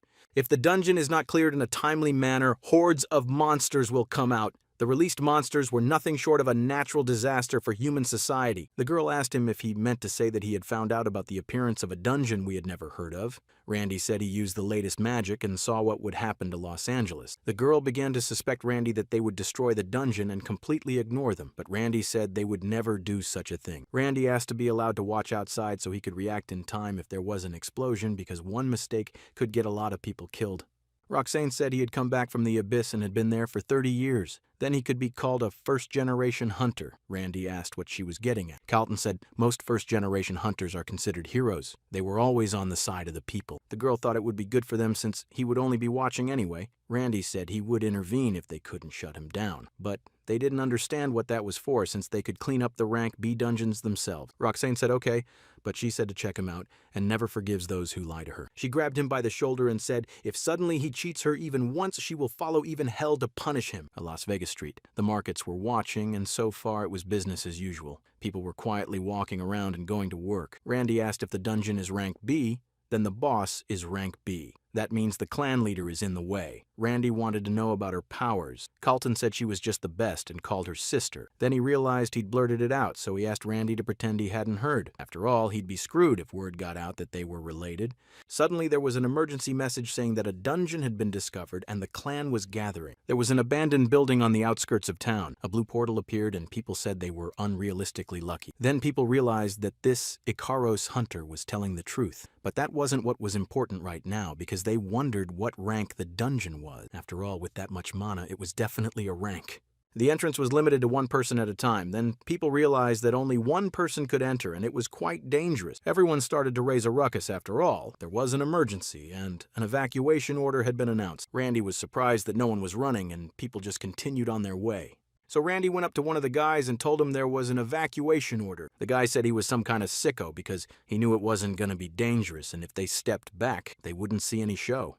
Lava and Magma's kitten, annoyed, tells them to leave these assholes, but the main character says he can't. Can't he just let them die? Randy tells them to get the hell out of here alive, but the guy replies that he doesn't want to, and they have a free country. He grabbed the support and left big cuts there with just his hand, and repeatedly told them to get lost. Then the head of the Roxen stepped in and told everyone to start evacuating or they'd kill them. Randy asked why so many people stayed behind to watch. Carlton replied that they always do, and they are very much into monster hunting. Then Randy realized that they had gotten too used to the dungeons, because you were all standing around in time to get away.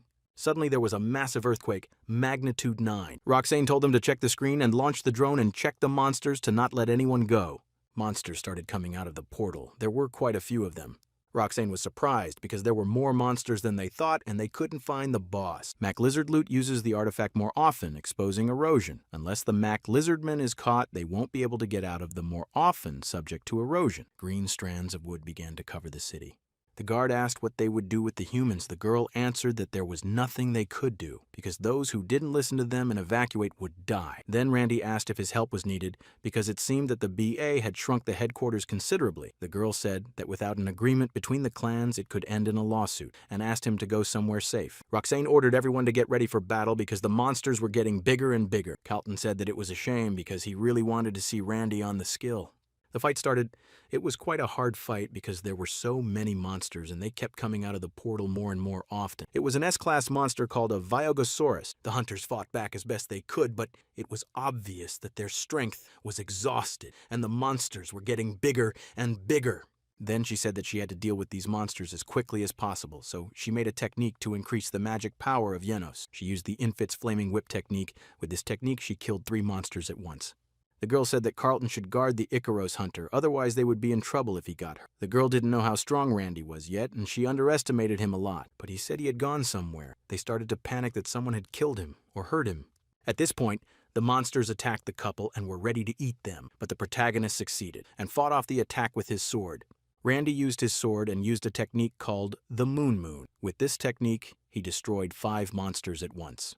Carlton was watching from the sidelines, and I'm telling you, it was pretty damn cool. People started thanking Randy for saving them. Next time they promised that they would definitely obey and leave this place. Roxane ran to Randy. She yelled. Then he was thinking, when he ran away from them, if he gets involved in the affairs of a neighborhood he is not responsible for and gets hurt, it could cause a lot of legal problems. The main character told her not to worry and promised to take care of the problems on the other side. The girl said that Ikaros wouldn't just forget everything to them from what he said. Roxane thought that with his abilities, he could be one of Ikaros' strongest hunters, and she thought that with a guy like that, she could turn a blind eye to what had happened. The girl thanked him for his help and thanked him formally in appreciation. Randy said, "Let's save it for later. There are still plenty of monsters to kill." Randy went on the attack. He realized that judging by the movement of the monsters, someone was controlling them all. In that case, there must be only one person behind all this. Roxane thought it was the reckless idiot of the Ikaros clan. Where could they even find a monster like him? Randy said there was a monster ahead on the left at the intersection, and said that the mages were preparing for battle. The mages started shooting at the monster, but all the shots missed the monster even though they were close by. The girl noticed this and told them to prepare defense magic, but Roddy interrupted her and said it was not necessary. With just one swing of his sword, he killed the monster by cutting it in 2. The dungeon boss appeared. He was bigger than those monsters by a factor of 100 because he was the head. Randy immediately realized that he had seen this monster in his prediction. Then the protagonist thought that for such a large monster to be under someone's control, the owner must be somewhere nearby. Then Randy noticed it 2 minutes later. It was on top of the roof of a building. Randy immediately wanted to kill this monster, so he attacked it with all his speed. He had a scepter in his hands, making him such a big monster. The protagonist slashed its head with his sword. The army of hunters tried to hold back this monster, but he was very powerful. Roxane promised herself that she would destroy this monster at any cost and used her powerful technique. She covered the entire monster with fire. Everyone thought that after this attack, this monster could not survive. The magician Lizardman was defeated. All the monsters began to disappear. The forest that covered the city also began to disappear from the top of the building. People began to notice this, and they were overjoyed. One of the hunters said that Randy had saved them all, and everyone was calling him a real hero. The reporters started to ask him questions. One of the questions was that a lot of people considered him a real hero because he had made an invaluable contribution to closing the dungeon, and they asked Randy to make some comment. Well, the main character was as serious as always and started to lie that he wasn't trying to save people at all. The reporter said that Randy meant something natural to humans. Randy replied that he had gotten rid of the Marines before they started killing, so it might look like he was saving the town. But the reporter thought it was Randy who saved the whole thing. Randy touched his finger to his throat and used a point block. Then Randy repeated again that he didn't save anyone. The journalist couldn't speak for a while because Randy had blocked his ligaments. Randy asked not to be made a hero because he didn't like that the most. The protagonist thought that no way I should become a good man in the eyes of people, otherwise I would be criticized if I helped at least once. Randy thought that you can't show yourself to be a good-natured simpleton. Carlton admired Randy and said he was incredible and wanted to be like him. The girl told him not to take any nonsense because what happened is only possible because his very existence is unique. Master martial artists are extremely rare nowadays, a power that has reached its highest point as a result of hard training and vast martial experience. He became a completely unique person. The girl said that honestly, after meeting him, she stopped understanding why there are so few martial arts users. She felt it was worth it to get closer to the Icaros clan, and there was nothing wrong with befriending Hunter Randy. On the internet, it was very publicized that Randy had attacked a journalist even though he had just cut his ligaments for a minute. When Hyung read that, he almost fell off his chair laughing. Randy asked him, "What's so funny?" Hyung replied that it was very funny to watch. Then Randy reminded him that he had also punched a journalist. But Hyung said that on the internet, they write all kinds of nasty things about him and they embellish it a lot. Randy replied that it's not worth his attention, and he said that the cactus showed his appreciation. They'd split the rewards for Reed this time, too. And Hyung said it's trillions of dollars, and asked Randy if he was being a little pissy. He asked him not to be, because when you're running a company, every dime counts. Randy replied that he didn't run the company and didn't see a problem with it. Hyun smiled and said that Randy never thought it was very similar to running a company. The protagonist said that getting a well-deserved award was in order, but he didn't want to talk about it and asked, when will they raise his rank? Hyung said, I don't know, because after Bajrang, grading gets more complicated. It all comes down to clearing the dungeon. The protagonist got up from the table and said he would go because he had to train some guys in martial arts. Hyung looked at Randy and thought he was training Icaros clan hunters. He thought he was a very good man. The training field controlled by the Icaros clan. Randy brought in some guys who asked him to train them. They were very embarrassed that Randy brought them to a place like this. The main character noticed this and told them to make themselves at home. Everything was amazing to these guys, and they were looking at every wall and every corner. After all, they had only trained in the dilapidated gyms, and here everything looked amazing. Another girl came in. She said she represented the young hunters from the Huashan school. This girl's name was Iris. Then Randy asked if it was true. The man said yes, she was the best among us. Then Randy asked the girl if she was related to Teacher Xiao. The girl said she was his daughter, and how did Randy know? The protagonist didn't want to talk about it, so he abruptly changed the subject and offered her water. The guy apologized and said he didn't mean to embarrass her. The girl said it was okay. Then Randy thought her father was in LA too. Iris apologized and asked when practice would start. Randy turned around and wondered if he had completely forgotten they were here for practice, and told them all to follow him. The main character said they would start the barbell squats. Since they were all hunters, this shouldn't be too hard for them, Randy thought. The guys didn't really like working out in gyms and thought something would be much easier. Randy said they should start squatting. After all, they should feel the power of their inner energy and the strength of their muscle. With the title of Avatar of Training, his subordinates would get extra bonuses during their workouts. They didn't realize that the training they were going through was an amazing opportunity for them. No constellation would fit them as well as Randy had fit them so well. The main character told them that they would train like madmen. No mercy for the body. The guys were completely exhausted. They had almost no energy left. Randy said they were done with the warm-up. The guys were shocked because they thought it was the end of the workout, but it was just a warm-up. The next workout began in the Icaros training room. Everyone was surprised because there was a very nice beauty from the inside. All the guys realized this was the place to get great results. Randy said that for martial arts training, there was nothing better to use the terrain of the area. He used a swamp that was very sticky. The swamp was knee-deep. The boys had a very hard time moving around, their bodies were frozen, and it was very hard to walk. When they reached the end, they saw a wooden mannequin in front of them. They didn't take it seriously. Suddenly, this mannequin hits the guy in the chin with his knee. The partner was just shocked. After that incident, everybody went after the mannequin. Well, the dummy was a lot faster than they were, and they couldn't hit it. Randy said that first they trained their muscles in the gym and now they had to fight against the mannequin. The girl asked, "And that was it?" Randy replied that they had to pass this step to move on to the next workout. Randy then turned and started to walk away and said, "If you can handle her, let me know, he will be waiting." They continued to attack. They hoped to finish this dummy off quickly. At this time, Anthony, Elizabeth, and Randy were sitting in the lounge of the Icaros clan. Anthony complimented Randy on his work in Las Vegas but said that Randy was a long way from him. The girl replied that he was delusional and asked him if he could have done better.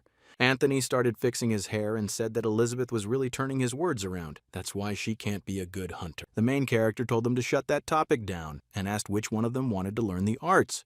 They thought it was very suspicious. Anthony asked if there were any stipulations or conditions. Randy told them to cut the crap. He's not going to make anyone do anything in return if they don't want to. Let them tell him that. Elizabeth said if he trains her, she'd teach him something too. Randy wondered what she could teach him. The girl said, magic. What else could she teach him? The kitten of lava and magma said that was a great idea. The constellation of dreams and desire also supported that idea. Virtuous goddess of scales also urged to try something new. The protagonist thought of agreeing to it or not, but his friends from the Alliance said that at this rate he would become a dumb jock who knew nothing but martial arts. Randy thought about it and decided he could use magic, and Randy asked him what he would study and what he would like to do.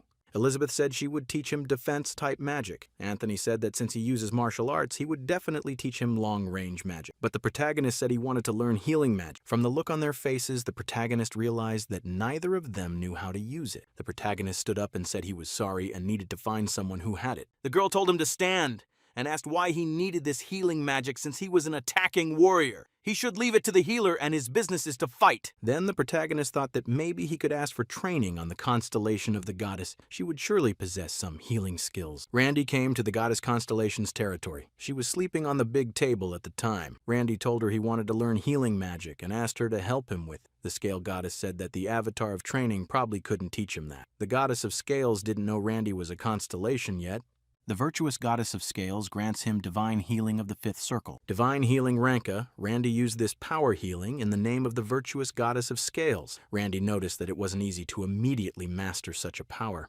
The goddess of scales apologized. She doesn't have much power, and she can't give Randy more power.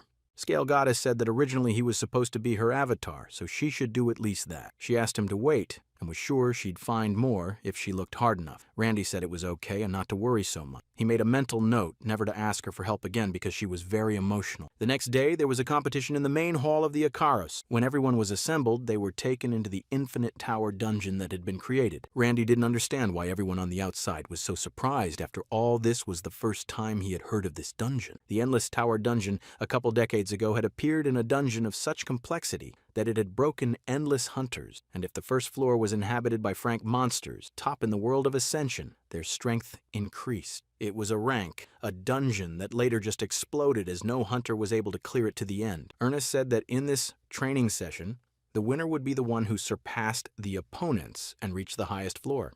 He hastened to assure something underground more difficult than his original. The contestants looked at him and couldn't believe they were given such a difficult task. Randy says this dungeon has a very horrible fame. Lisa would say that, of course, yes, there is a reason why no one can completely clean up the dungeon. The main character began to wonder who the creator of this dungeon was because it was just awesome. The lava and magma kitten asked Randy not to marvel at such things. In any case, he thought it was better to go as a group Even if the difficulty increased, he thought that by mopping up the team, we would have an advantage in the battle. Anthony waved his hands and waited for Randy to invite him to join his team, but Randy approached the girl and said they would go to the tower together. Anthony yelled that he shouldn't trust her because who knows what she has in mind. The protagonist asked him if he was in or not. He didn't say that, of course he was. Before the mission started, Randy noticed a girl who was wearing school clothes. He thought she was a schoolgirl or a student. He started to look at her essence. Her name was Elay. She is currently a servant of a constellation. Randy couldn't see her essence completely. The protagonist was surprised that she serves the constellation, and she also has quite rare skills. Elizabeth noticed that Rennie was staring at this girl and said that judging by the clothes she was wearing, she was Ivy. Randy asked what Ivy was. Elizabeth said it would be hard to explain, but she would try. Lately, there are tons of private schools that teach the Awakened. One of the most popular among them is Ivy. Anthony started bragging again and said he graduated from an Ivy school, too. Randy replied that they didn't ask and they weren't interested. The girl noticed that they were looking at her and decided to approach them to meet them. Randy extended his hand and said it was his pleasure and asked if she spoke English. The girl wondered how he could understand her. Randy replied that he had that skill and he understood the language. The girl said she knows French. Well, for Contra to talk, she spoke a little more Korean. Anthony and Elizabeth watched this and couldn't figure out what language they were speaking. It didn't say it didn't even know what language they were speaking, but they looked pretty happy.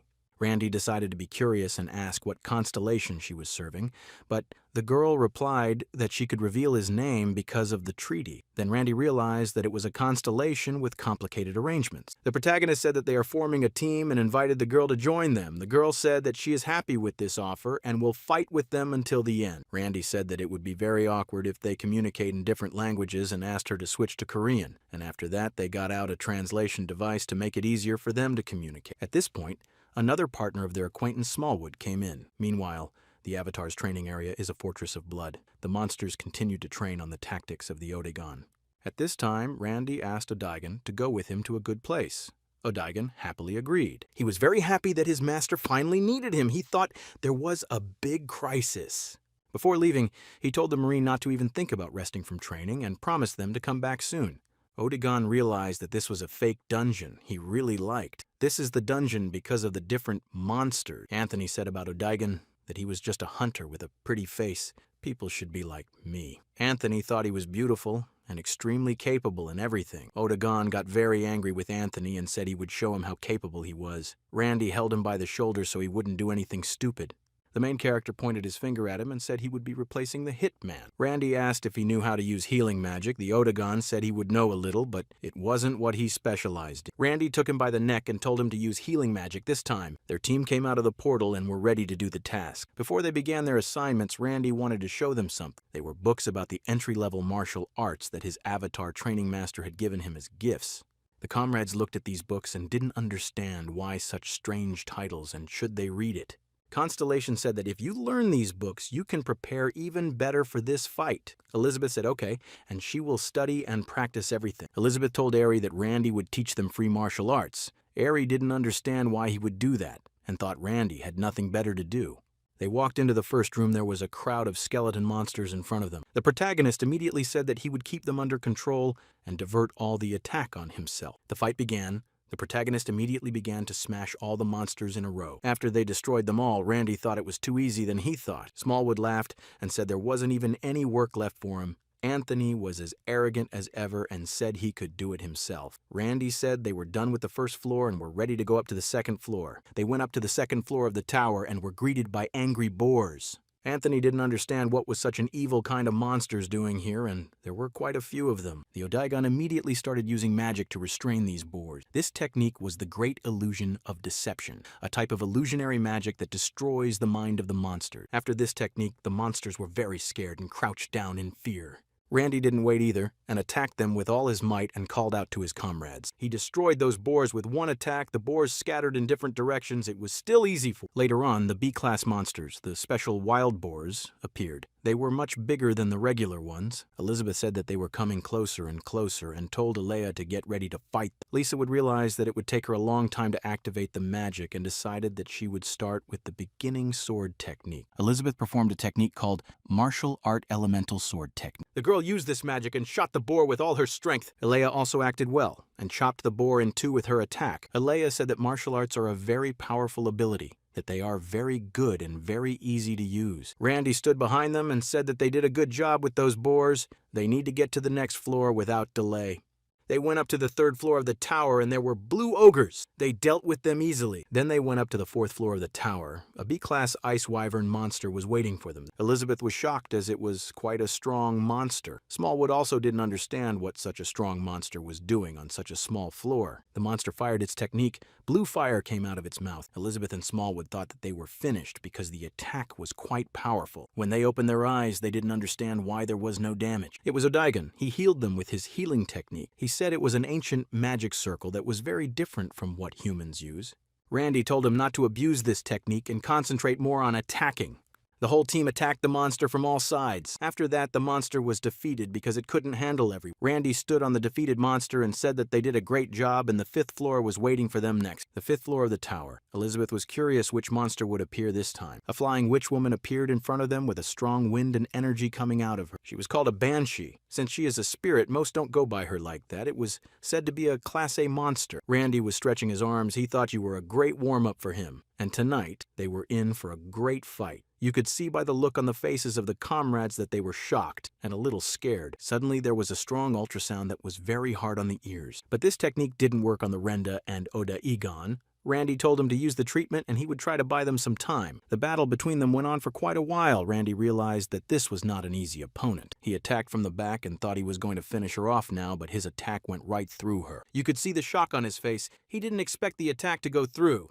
Then the protagonist realized that he had to finish her off with a single blow because there was no other way to defeat her. Randy said he needed the help of the Odaigan, but he wasn't done with the treatment yet. But the Odaigan realized that Rennie was more important to him, so he ran to help him. His partners didn't understand how he could just quit using recovery magic halfway through. Then they noticed that the magic was still working on them and that he was able to use such high-level recovery magic on the go. Then they realized that he is definitely a special class healer. And he is very incredible, and he is better than a hitcaster. Randy asked him to use enhancement magic on him, so that this magic would be strong enough for Randy to trigger and destroy it with one attack. The protagonist used the glowing sword technique. It gave him an increase in damage. His body was all burning yellow. There was a very strong energy. Randy attacked with all his might and wanted to destroy her with one blow. He went right through her. Everyone thought that after this attack she wouldn't survive. Then Randy noticed that she was using amplifying magic and it was stronger than he thought. So much so that Randy could not fight without any with limitation. The protagonist noticed that we were badly wounded and took his chance by cutting her body into pieces. After that she self-destructed and there was a very large explosion. Suddenly they were informed that the dungeon had been cleared. Elizabeth didn't understand why it was so quick and so easy. No one understood what was happening. Then they thought that the 5th floor was the last floor, and they didn't understand what was the meaning of the name of the Endless Tower Dungeon. If it only has 5 floors, then the protagonist thought they really didn't know they were in a real fight. Smallwood said there was no deeper meaning. Then the head of Ernest came up to them and told them to get ready to go to New York. There was a plane waiting for them. Then he told them that there was a new dungeon because the clan responsible for it had failed, and now it was time for Icaros to try their luck. Everyone rejoiced, for they finally wanted to fight in a real battle. They arrived at the east coast of America, Lego Long Beach. A lot of journalists were waiting for them at once and wanted to ask a lot of different questions. The protagonist noticed that there were a lot of people. Burns asked what class the dungeon was. He was told that originally it was B class, but because of the failure of the clan Iris. But Ernest said that it should not be underestimated. He asked how many people were allowed. He was told 300, with 23 already inside. Roddick was on his way in when he realized that his clairvoyance skill was activated. The protagonist began to see a vision of very many frightened fighters. There was a constellation of a demonic god by a crazy bastard who had a contract with him. Everyone started to evacuate and run away. Realized that someone had contracted a constellation in the demon god. The lava kitten asked him to be more careful. If Randy entered the dungeon, no one else would be able to help him. If a minion enters the dungeon, whoever the constellation has to watch him. This works even hard on the Demon God constellation. Lava and Magma Kitten said that even the constellation is excited about it. So please be careful.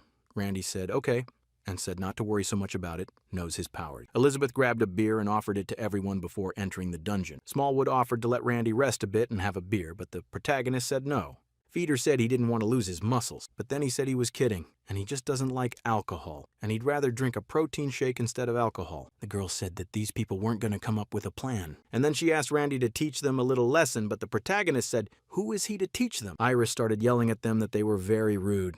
Then Randy thought that teaching Korean in Korean dramas has its side effects. And Randy started thinking more and more, after all, Aaliyah is the servant of the constellation. Maybe she's the one who made a contract with the demon god constellation, even though the clan scout checked her out.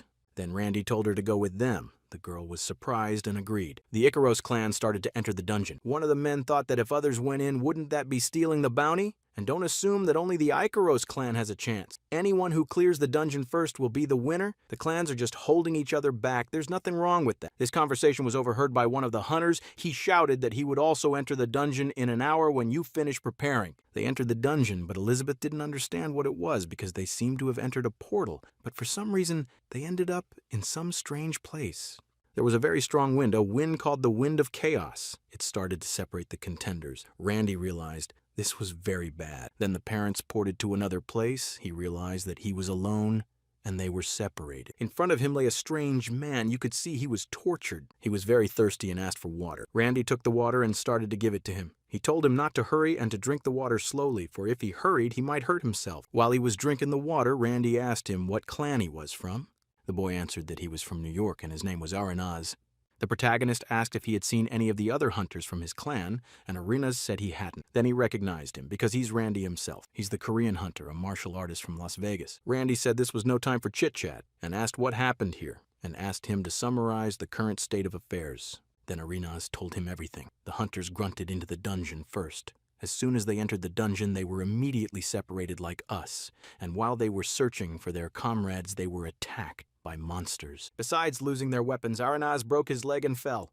Then Randy thought it was a two-headed chaos hound. After all, it's pretty hard to port after something like that. The guy was surprised by its skills and said that it was expected from the Icaros clan, because he even had information about the monster. The protagonist stood in front of him and said they had no choice. Arinaz was scared because he thought Randy was going to kill him. Randy said he was just going to heal him early and wouldn't do anything to him. Arinaz told him not to say such stupid things, for he didn't believe Randy would be so benevolent. Randy went up to him and said he was going to help him straighten his bone first. There was a very strong scream, for the pain was terrible.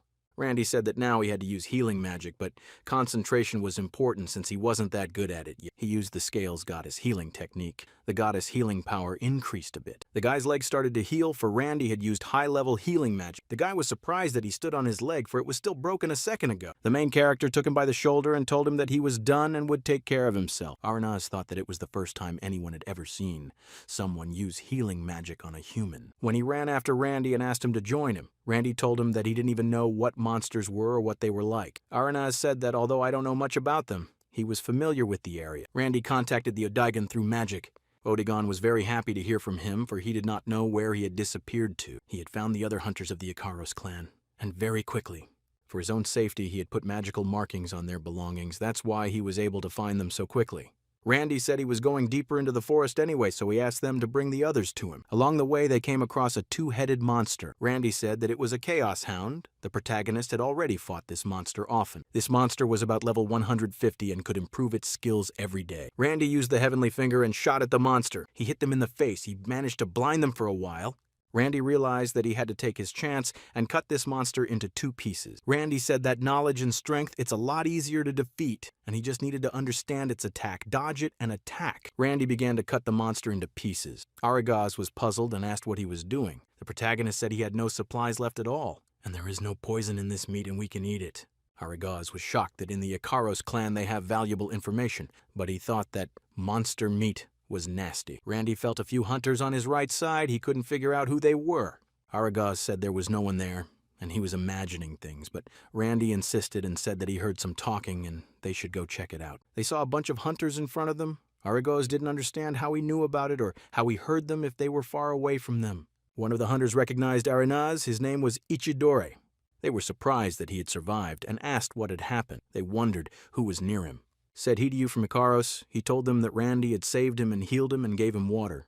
The other hunters thought this was nonsense, for they were surprised that he had helped another clan. Randy was revered. His existential system increased. Randy couldn't understand why it was getting higher and higher. He hadn't felt such a rush of power in a long time.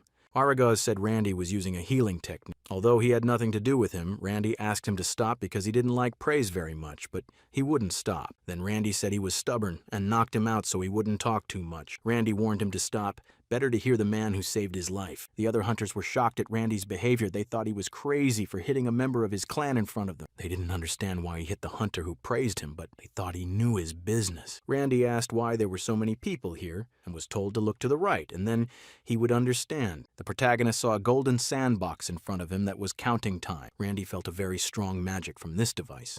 Then he was asked what it was. Randy replied that there was summoning magic. He was told that the sand had been falling off since they came here. Randy thought the boss would probably be summoned, and they were waiting to kill him. Then there's a chance the constellation of the demonic god and the guy who made the contract with him are here. Randy used his eye power to see who was capable of what. He started looking at everyone to see who was cooperating with the demon boss, but he couldn't discover which one of them even used the eye constellation. Well, Randy was sure they would reveal themselves when the time came. Traitor with a poisoned dagger. That's the name of the constellation of the demon god who contracted with the hunter of the Ambitus clan. It's actually not such a strong constellation, but compared to mortals, it is too powerful. With a bow, it's also difficult to determine how strong their master is. Juras mistakenly believes that his master is one of the strongest in the abyss. He always said that he would make sure to do his best because his master should be satisfied. Probably when the sand in this watch is finished falling, the boss will appear and that will be Randy's chance. The clan suspected Randy had something wrong with him. They cared a lot about him. Especially the Urus lawyer was worried about him, but later said it didn't matter because he had the master dagger himself. Then the clan leader asked Randy to join their clan for a while. It would be suicide to wander the dungeon alone. The protagonist thought he would be fine, but it didn't matter, and he agreed because it would be more convenient for him to keep an eye on people. They offered him food because they were worried that Randy was hungry. One man said he could give his portion and give it to Randy, but the leader said he'd only recently recovered and he shouldn't. Everyone started to eat lunch. It was obvious that everyone was hungry, yet they were trying to eat their rations sparingly. The main character said that their meeting was fated and said he would treat them. Randy pulled out a large piece of meat from a slain monster. Everyone was surprised that it was monster meat, but Randy said they had nothing to worry about because it was non-poisonous and very tasty. The protagonist went the other direction and told them to wait for him here. The head said he shouldn't go anywhere because it's very dangerous. After a while, Randy came and he had more food. The head was surprised how he got it so fast. Randy was glad he had all the ingredients and could start cooking. The main character started cooking and chopping the monster meat into small pieces. The head asked how and where he got the dimensional artifact from. Randy wondered why he was asking. Was this really the first time he had seen such a thing? The head said no, and that was absolutely not the point. It just seemed to him that he had gotten some spices from there. But that made sense because Randy couldn't have gotten them here from the dungeon. The head thought it was suspicious because normally people would add poison or medicine to food. However, he added spices. Randy used a pure blast of internal energy. This was the technique he used to roast meat. The other men from the clan were surprised how a martial arts master could cook so well. The main character prepared the food. It looked very appetizing. He was the first to offer Arinaz a taste. The food was making him drool. Arinaz asked, really, can he try this? And he started to cut the food and eat. When he tasted the food, his body began to glow with happiness. He said that every bite melted in his mouth and he regained his magic power. Randy asked him if he liked his food. Arinaz said it was the most delicious meal he had ever tasted in his life and asked for more. Randy held out his hand and said of course he could and wished him bon appetit. The whole clan was eager to taste the food because they had seen the reaction of their clanmates' food. When they tasted it, they were shocked at how good the food was. They couldn't believe that the Ikaros clan was developing such things. Then the leader of the Ambitus clan showed up. He suggested that Randy go with him until his clan arrived. After all, they didn't even have a healer. The leader was nervous because he said they had a healer and not to lie. The head of the Ambitus began to convince Randy to go with him. After all, the New York Fire clan is a very weak clan. The two heads started to fight very badly. Randy stood between them and asked them to calm down. The avatar of the demonic constellation appeared. At that time, no one knew it was him yet, and asked the chapter if they had to take this hunter with them. After all, there are many other clans here. The head said that he was talking nonsense because he was the one who was eating his food right now. The other guys were saying that their magical power had been restored to the limit of our endurance. It would be difficult for them to launch a surprise attack here. Suddenly, everyone noticed that the time on the clock had run out and waited for danger. Time ran out, and the Night of Sloth and Defeat appeared. Everyone was in a panic because it was the boss, and everyone began to prepare for battle.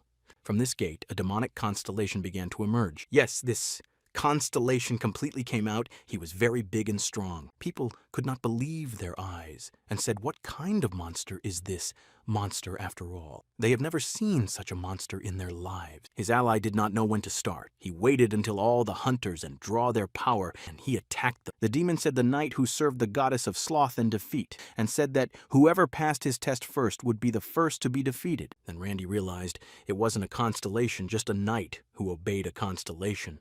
This dungeon is called the Shrine of Defeat and Lenny. Maybe it's the trapped constellation of the demon god. Creating a dungeon requires probable amounts of existential power, but no one knew how much a constellation had to be able to control such a thing. The knight asked everyone who would pass his test and said he wouldn't wait long.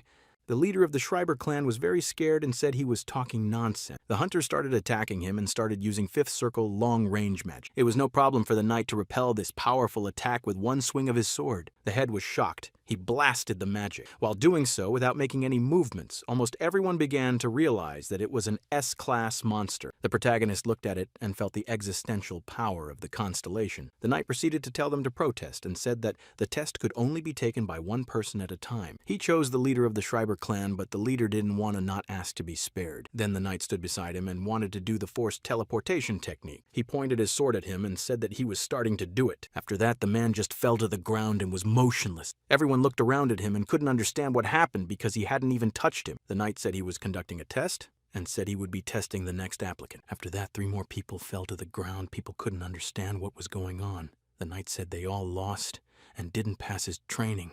He didn't calm down and asked who would be next. These men started to wake up, everyone around them asking what happened to him and if he was alive. One of the men said he didn't know anything. The moment he faced his sword, his strength suddenly ran out and he couldn't move. He couldn't figure out what to do with it, for attacks on it were useless. The best way out would be to run away. Randy walked up to him and told him he was challenging him. The men were shocked at his bravery. The guy told Randy not to take any chances because that guy was out due to luck and he could really die. The knight asked him if he was ready for the challenge. Randy confidently said yes. He put his sword near the relay and said he was starting the test. Lenny's knight started using the line shackles. The shackles started to load Randy from all sides. Then the protagonist realized everything as he stripped them of their will to fight. These are fetters from which it is quite difficult for a mere mortal to free himself. These fetters were called the fetters of Lenny. But Randy, however, is a constellation, and he is the invincible avatar of training. Randy realized that this constellation possesses qualities that are completely opposite to his. The protagonist told himself that he couldn't lose because he always wanted to get stronger, and he told himself that he wanted to get stronger. He promised himself that he would get stronger. The protagonist began to release his power and broke those chains apart. Then the knight said that he had passed the test. The protagonist was surprised and asked if that was the whole test. The knight said yes. After all, it is very difficult to free oneself from laziness. This test shows who has the will to overcome laziness. Since Randy passed the test, the knight let him face his master. He raised his sword up and pointed it towards the sky. The sword lit up with yellow flames. The power that sustained the sanctuary of laziness and defeat was gone, and the dungeon would soon disappear. The protagonist thought this was very strange. Other monsters started running away. Then Randy asked the knight what he promised that he would meet the master. The knight said that these monsters are also part of the test and he has to pass it. The knight raised his sword up again and said he could already feel her presence, and then said to Randy, "Something is not over yet." The protagonist realized that these monsters would be here soon, and that's too bad. He would not only have to fight, but he would have to protect everyone. The other people didn't know about the danger and smiled because they didn't think they were about to return to Earth. Randy realized that if he didn't avoid such a disadvantageous situation, he would have no reason to grow further. Then he developed the skill to crush the strong, to help the weak, and overcome himself. All these skills were activated. If Randy protects the weak, his existential system will grow. They began to spot monsters 730 meters to the east. The drones were destroyed. Heat sources of strange medium-sized monsters were detected in the south. People didn't understand why can you get more, since they had already enlisted the dungeon. Nevertheless, it was a special place, and they needed to hold out until the dungeon disappeared. Everyone began to prepare to use magic. Then they realized that they weren't even waves of monsters, and they didn't realize there would be this kind of trouble here. Then Randy shouted to everyone very loudly for them all to get together and fight until the end. The head said, "Why should they get together? Because if they do that, they will provoke the monsters to attack more." Randy replied that they are coming here anyway, and asked that they listen to him and get together if they didn't want to die. This was the important part. His level had reached its limit. and he was thinking about what martial arts to use right now. The protagonist decided he'd get their full attention, and he ran at full speed towards them. He appeared around these monsters, and he was serious. He dodged the monster's attack and used the heavenly finger. Randy made the monster very angry and started running away from them to get their attention. The protagonist noticed that more and more monsters started running after him. Hunters did not understand what was going on there because there was a very big sound and a lot of monster. No one has never seen such raids in their lives. One of the heads shouted for them to help Randy because it was hard for him alone. They said he was right and started using skills as the monsters gathered in one place and used an area spell. The protagonist told them to keep shooting at them and not to worry about him because he dodged their attacks. The head said that the martial master was much stronger than he thought and had never seen such strong warrior. One of the guys thought that because he had attracted the monster's attention, they were able to focus on attacking, and after that, he wanted to become a martial artist himself. Randy continued to distract the two-headed monster from the hunters. This monster was quite fast and big. The protagonist used the golden blade technique. Its speed was so fast that a strong blue smoke formed behind it. The monster fell to the ground. There was a very strong sound as it was very big. The other hunters couldn't believe their eyes because he had knocked such a big monster to the ground with one attack. Randy sighed heavily and said it was over. The other hunters began to come up to him and tell him how incredible a fighter he was and how cool he was. One of the traitors realized that he needed to kill as many people as he could before the dungeon closed. Otherwise, his master would be furious. He realized he had to get rid of Randy first because he was the most dangerous fighter he'd ever seen. Looking and seeing that no one was looking, he wanted to sneak up from behind and attack him. He swung his blade and yelled, "Die!" He had a big bloodlust. At first, he thought it was very easy and surprisingly simple. But Randy just blocked his arm and he poked himself with the knife on his own arm. Randy asked him what he was doing. When he asked Randy if he suspected him from the beginning, the main character told him to get on his knees and drop his dagger. If he agrees to cooperate, Randy will pity him. He starts threatening Randy and says he doesn't even know who his master is. Randy replied that whoever he is, there is nothing he can do right now. But he replied that it's not over, and Randy is just a weak hunter. He then started yelling hard that Randy attacked him and wanted to kill him. They couldn't understand what was going on and who was attacking who. He showed his wounded arm and said that Randy poked his arm. But the main character said the man was trying to stealthily kill him, and the dagger was stuck there because he fought back. The man said he was lying. I mean, how could he fight back if he said he jumped out of nowhere? Two men said that they were recording the raid and watching it on camera, but it was hard for them to see the picture because they couldn't see the scene. The man kept saying that he had attacked him and should be detained, but the head doubted it. The man said that we were from the same clan and they should protect him. The chief replied that he didn't believe Randy had attacked him and could do that. Well, the other hunters were more suspicious of the man and thought he wanted to kill Randy out of jealousy. Then the man said they believed him because he gave them meat, but the chief said he ate the most, and there was nothing wrong with that. The head said he wasn't a bad man. If he didn't stop, they would blame him. The man got very angry that his clansmen didn't believe him, so he drew his dagger. He released a poisonous mist to poison them all. One of the hunters said he'd take care of him, but Randy said it was dangerous and best to stay away for now. But the hunter was very confident because he considered himself a B-rank hunter, and Juris was a C-rank hunter at best. He was sure he would deal with him. Randy said that he had contracted the demon god constellation. He'd better not be underestimated. Juris used a fourth circle magic called Wave Snake Fang. This attack dealt a good amount of damage to the overconfident hunter. After this attack, his amulet shattered. This amulet protected him for a long time. After this attack, he fell to the ground and started squirming in pain. Juris began to gloat at him and said that a B-rank hunter was squirming in pain because of his attack. Then he wanted to use that attack to kill the hunter and wish them dead. The protagonist started to approach him and said that he was the only one who was finished. Juris yelled at him not to make him laugh, used the cursed dagger technique. Randy used the top of the soft series, its power from martial arts. A perfect body for martial arts, a heavenly martial body. Excellent understanding of martial arts principle, a state of perfection. When combining all this, the current ball technique is obtained, then Randy turned in a new martial art and his existential strength grows. Randy easily repelled his attack with a single swing of his sword. It was amazing that he repelled such an attack with just one move. Juris was shocked, for such a skill was given to him by the constellation itself. The protagonist came even closer to him and told him that he shouldn't rely on his constellation so much. After that, the protagonist used a technique in the palm of the soul source. This technique was a high-ranked technique. Juris was very badly damaged after being hit, but he escaped thanks to his technique. The traitor's magic power protects Juris' body. He escaped instant death because of it, so he promised to kill as many hunters as he could thanks to his master. After that, he raised his dagger and made a poisonous cloud of life force transfer. In simple words, he turned his blood into poison. The protagonist thought that Real was a jerk for not stopping and decided to kill them with his own life. At that moment, Randy's group appeared. Behind him was an Odagon who shouted to him in joy. He apologized for taking so long and promised that he would take care of everything now.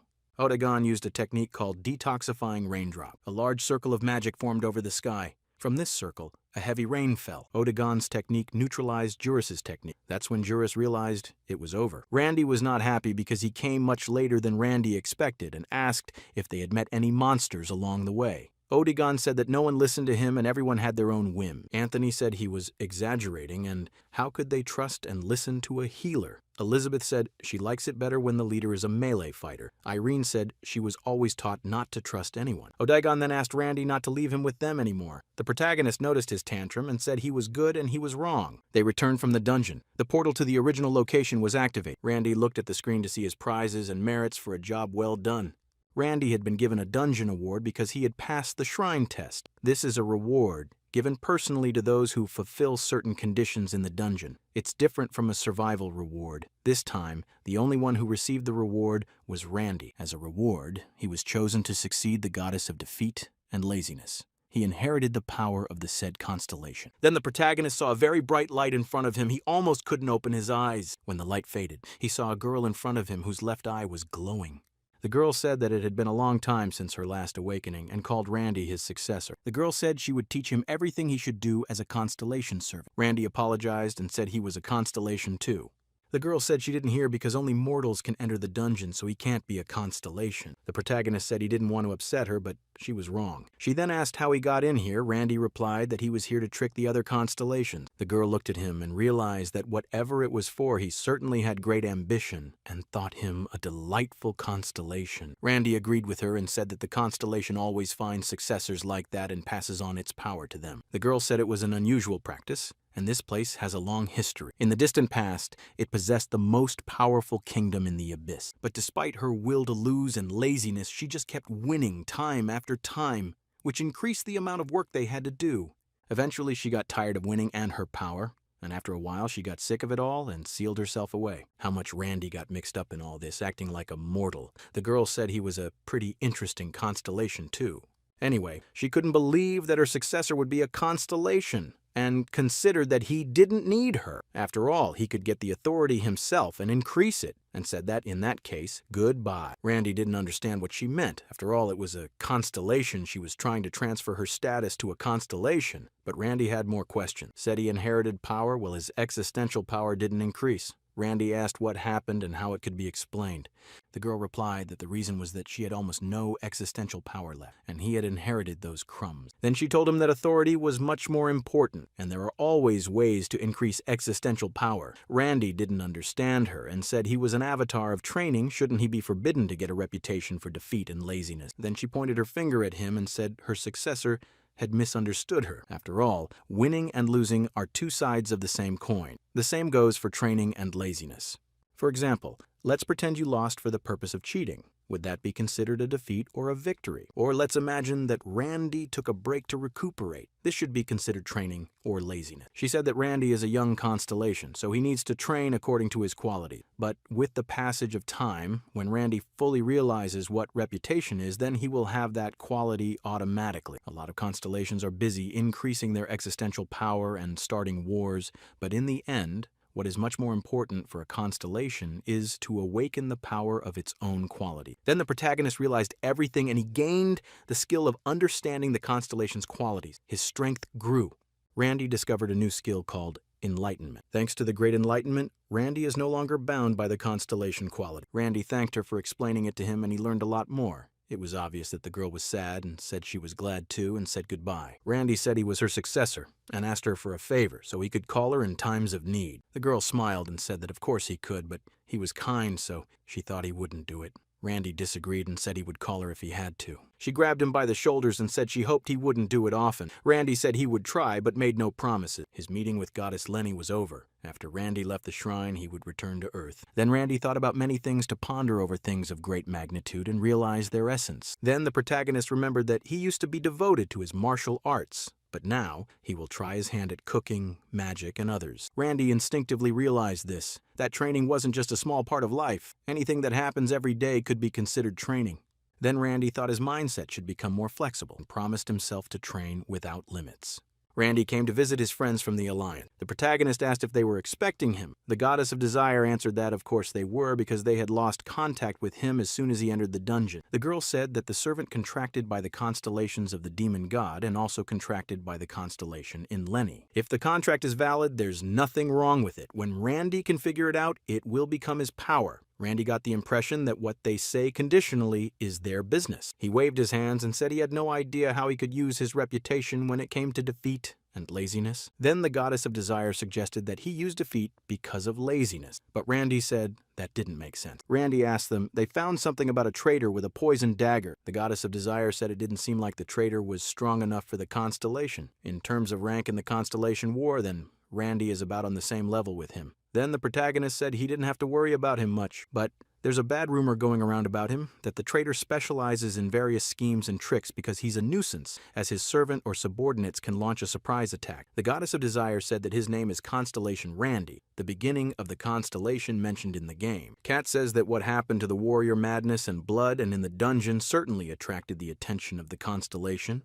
The next day, their team was all assembled. They came for lunch. Randy didn't understand why they asked him to eat here because he thought they could eat anywhere. Smallwood told him that being in New York, he should go to George's Hunters. Anthony also added that Randy had said he'd never been to that restaurant and promised he'd like it. Hunter George's, one of the few restaurants in the world that cooks monster meat. When they entered this building, they saw in front of them an aristocrat who complains about everything in this life. The aristocrat said that it should be oily. From biting into it, the oil should drip off. Anthony said that of all places, it was George's Hunters that he complained about and thought he was a strange guy. Then he greeted them and asked them if they were of the Icaros clan. Elizabeth recognized him. It was clan leader Schreiber. Randy had met him when he fought against the knight in the dungeon. Schreiber was happy to see them too. Schreiber shook Randy's hand and thanked him again for what had happened in the dungeon. The protagonist replied that it was nothing special and asked what was wrong with the food. Schreiber said that he asked them to recreate the monster dish that Randy had made, but they couldn't do it no matter how hard they tried. This conversation was overheard by George Manuel, the owner and chef of a restaurant called Hunter George. He was very surprised to hear that Randy had cooked a monster dish. Monster cooking is a very rare skill. George is a master at cooking only monster dish. People who have the same talent but a different vision is of real interest to him.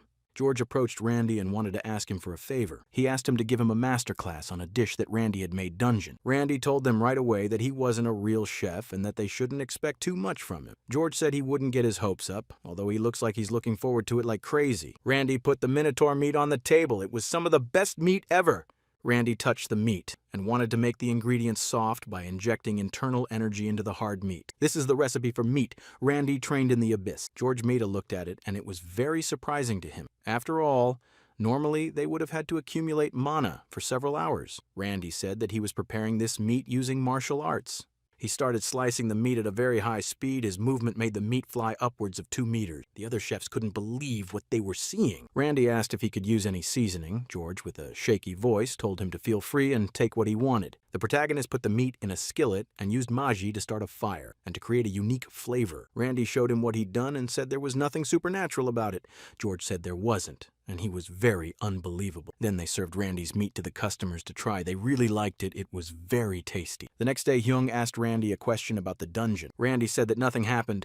The demon god constellation servant attacked me, but was not very strong. However, just by looking at the published information, Hyung realized that Randy had done a great job. And to think even better, would it be considered normal since he's a constellation? Hyung said that in any case that he had called Randy in time. Then President Nguyen, otherwise known as the head of the dragon artifact, walked in the door. Hyun asked Randy if he had any idea what he was doing. Randy replied briefly that he didn't. Hyung asked if he knew what a monster's core was. It is a monster's total mana. Nowadays, many companies are developing their energy business. They even make artifacts out of it these days. Among them, one of the leading companies in the field of artifacts made from the core is our subsidiary's Dragon Artifact Company. Randy didn't understand why they were getting to know each other and what they had in common. Hyun said it's always great to have more useful connections. To develop artifacts, we need a hunter to help test them. So, Hyung wanted to introduce you two to each other so Randy could work with him on the same team and collaborate. The protagonist replied that he agreed, and he would give it a try. Hyung looked out the window and told Randy to get used to it. After all, he will ask him to be the president of this company later. Randy asked what he should do regarding the development and artifact. Nguyen replied that research and development is very important in this business, but actually, since there are a lot of people who are interested in this business, what goes on behind the scenes is pretty brutal. And in the end, its power will come in handy. Randy asked again. So what was he supposed to help with? He didn't understand his entire position. He had been asked to help them find a researcher, Ronald Totten, a prominent artifact researcher. He successfully developed the latest third circle magic, the Aprea double barrier, in a man-made artifact, which means he's mastered techniques that have exceeded current limits.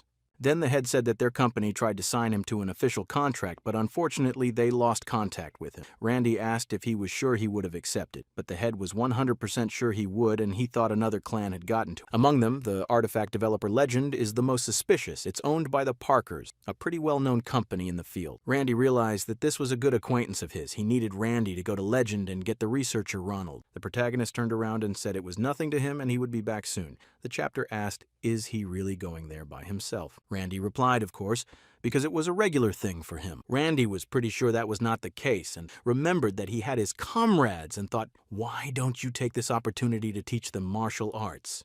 The CEO had mentioned his recklessness.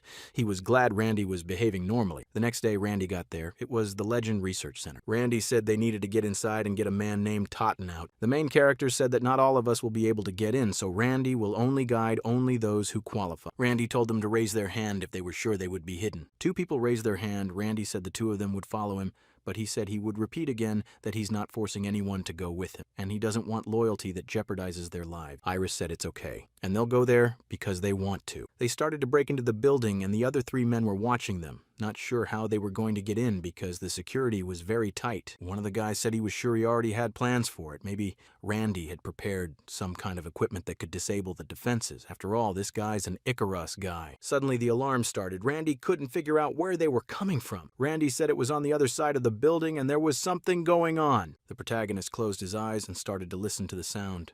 Randy heard that they were talking about the servant master illusion. Then Randy remembered, a powerful constellation of the Word of God that has taken over Mexico. Kat says then, if the constellation can take over one of the countries on Earth, it should be in the top 20 rankings. Randy sighs and says it's only 127th in the rankings, and it would be hard for him to handle it. So Randy decided to ask the goddess Lenny for help. At that moment, she was relaxing and watching a soap opera. Randy turned to her, and you could see on her face that she wasn't expecting it. The goddess said he should only call her once every 1,000 years. Randy said he had told her before that he would come when he needed to. Anyway, he asked if she knew about the Master of Illusion. The goddess replied that he was a brat. Randy didn't understand her words. He said he was in the top 20 constellations, and how could he be a brat? Then the goddess said that during her time of activity, she was always attentive to what the other constellations thought, and kept an eye on the different constellations around. He was a willful child. He spent time with the Master of Slowness and Silence. Master of Slowness and Silence. One of the most famous constellations of God's Word on Earth,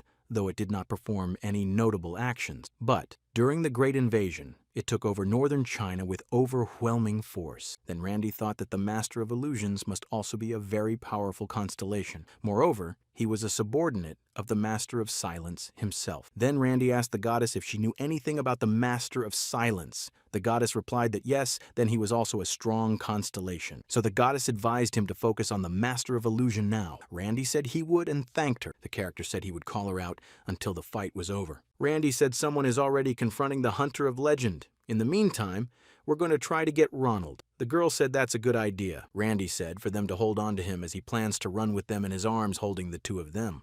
He took the 2 of them in his arms. It was pretty weird to watch. They were very light for him. According to the information from Nguyen, Randy thought that was where the hostage was. Then Randy jumped up. The height was very high. Their faces showed everything. They climbed to the highest floor and started looking for Ronald. It didn't take them long to find him. He was tied to a chair and blindfolded. Randy said they were from the Dragon Artifact and asked him his name. They took off his blindfold and said there was some fighting going on outside and there was a major clash. I was told it was another group of people. Either way, he said he was brought here against his will.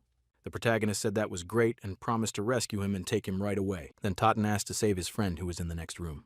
Randy said sure and drew his sword. He slashed that wall with ease. It was pretty loud, and the girl was afraid lest they be heard.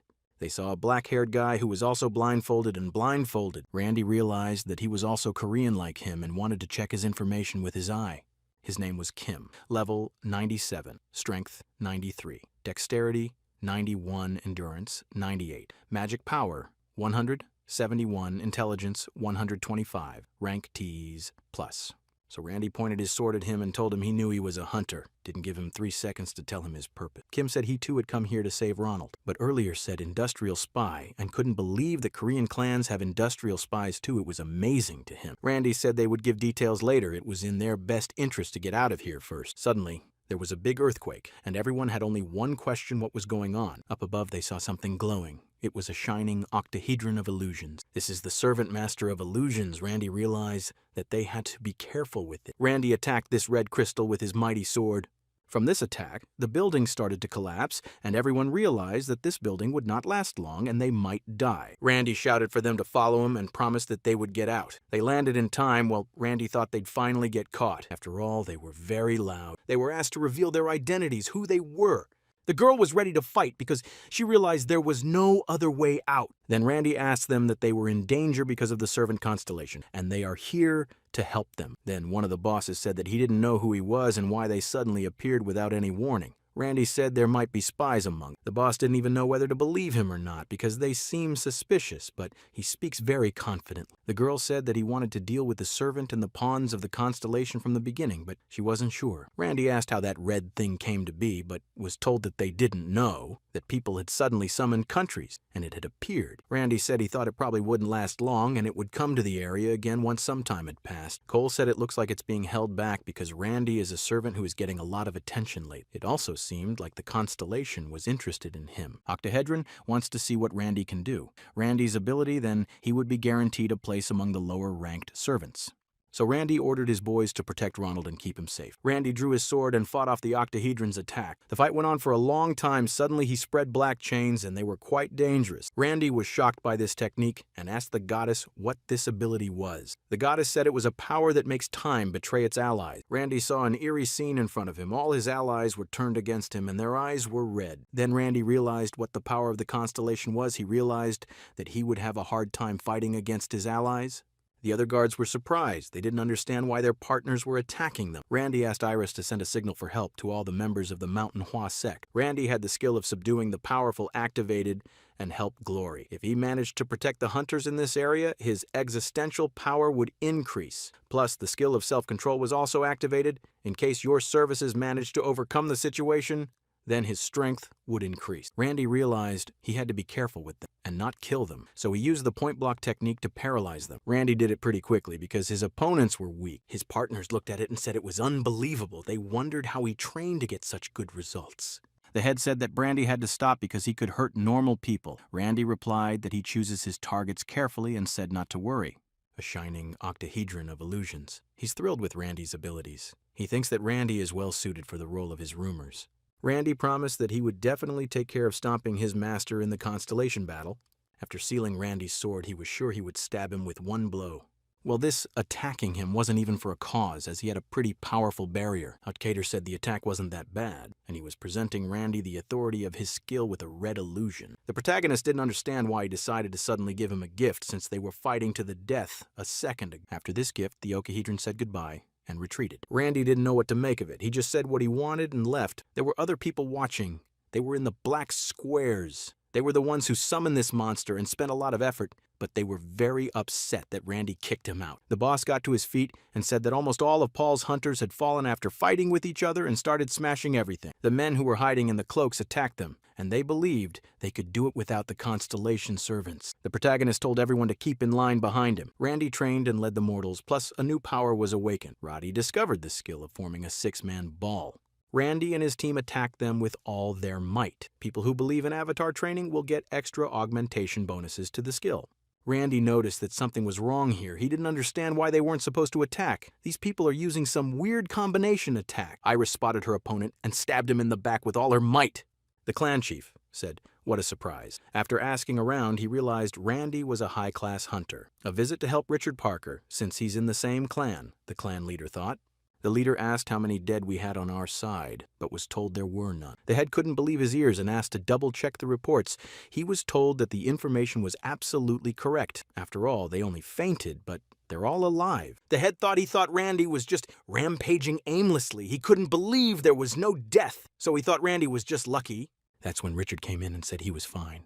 The head tells Richard that he has a very good comrade because he came here to help, since he received news of the upcoming ambush. The next day, the headquarters of the dragon artifacts. Nguyen was very happy. He realized that Riendi had accomplished his task. The head said, worried because the servants of the demon god constellation had appeared.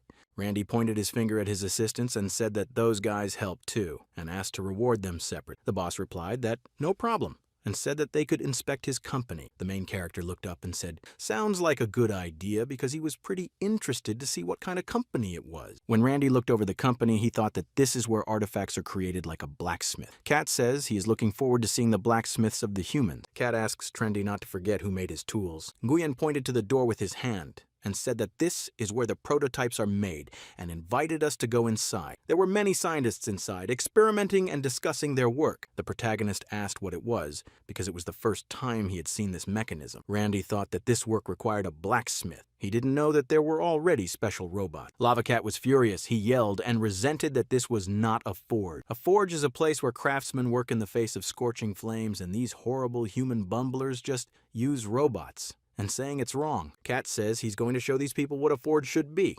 Randy asked Nguyen to come in and get involved too. Nguyen didn't know how to answer and didn't understand why Rennie wanted to get involved. The protagonist smiled and said he wanted to try the craft for once, and said he'd appreciate it if he'd let him do it. The scientist looked at him sideways and couldn't understand how he could create artifacts easily. They thought he was making himself look important just because Randy was a hunter. Randy gathered energy in his right hand and swung it hard. There was a very strong sound and a very strong flame. The scientists were shocked because he hit with a normal fist. The scientist wanted to stop him, but Randy said he'd pay if he broke anything. So Randy used martial arts. The men stood behind him and couldn't figure out how he used a laser iron stone used in artifact creation in such a similar way. The cat exclaimed that his art was quite useful, and telling Randy to keep punching a few hundred more times, a fist inscribed with internal energy. Stronger than any blacksmithing tool. Turning any piece of metal into dust is simple. Code exclaimed, saying that he took Randy's abilities lightly. The protagonist made a very good sword. Brandy said that laser ironstone has the attribute of ice, hence he should use martial arts in ice energy. He made a nice short azure sword, strength 200 out of 200, attack power 120. The skill blessing storm energy can be used. The protagonist held the sword up and said he was done making it and asked if they had done this before.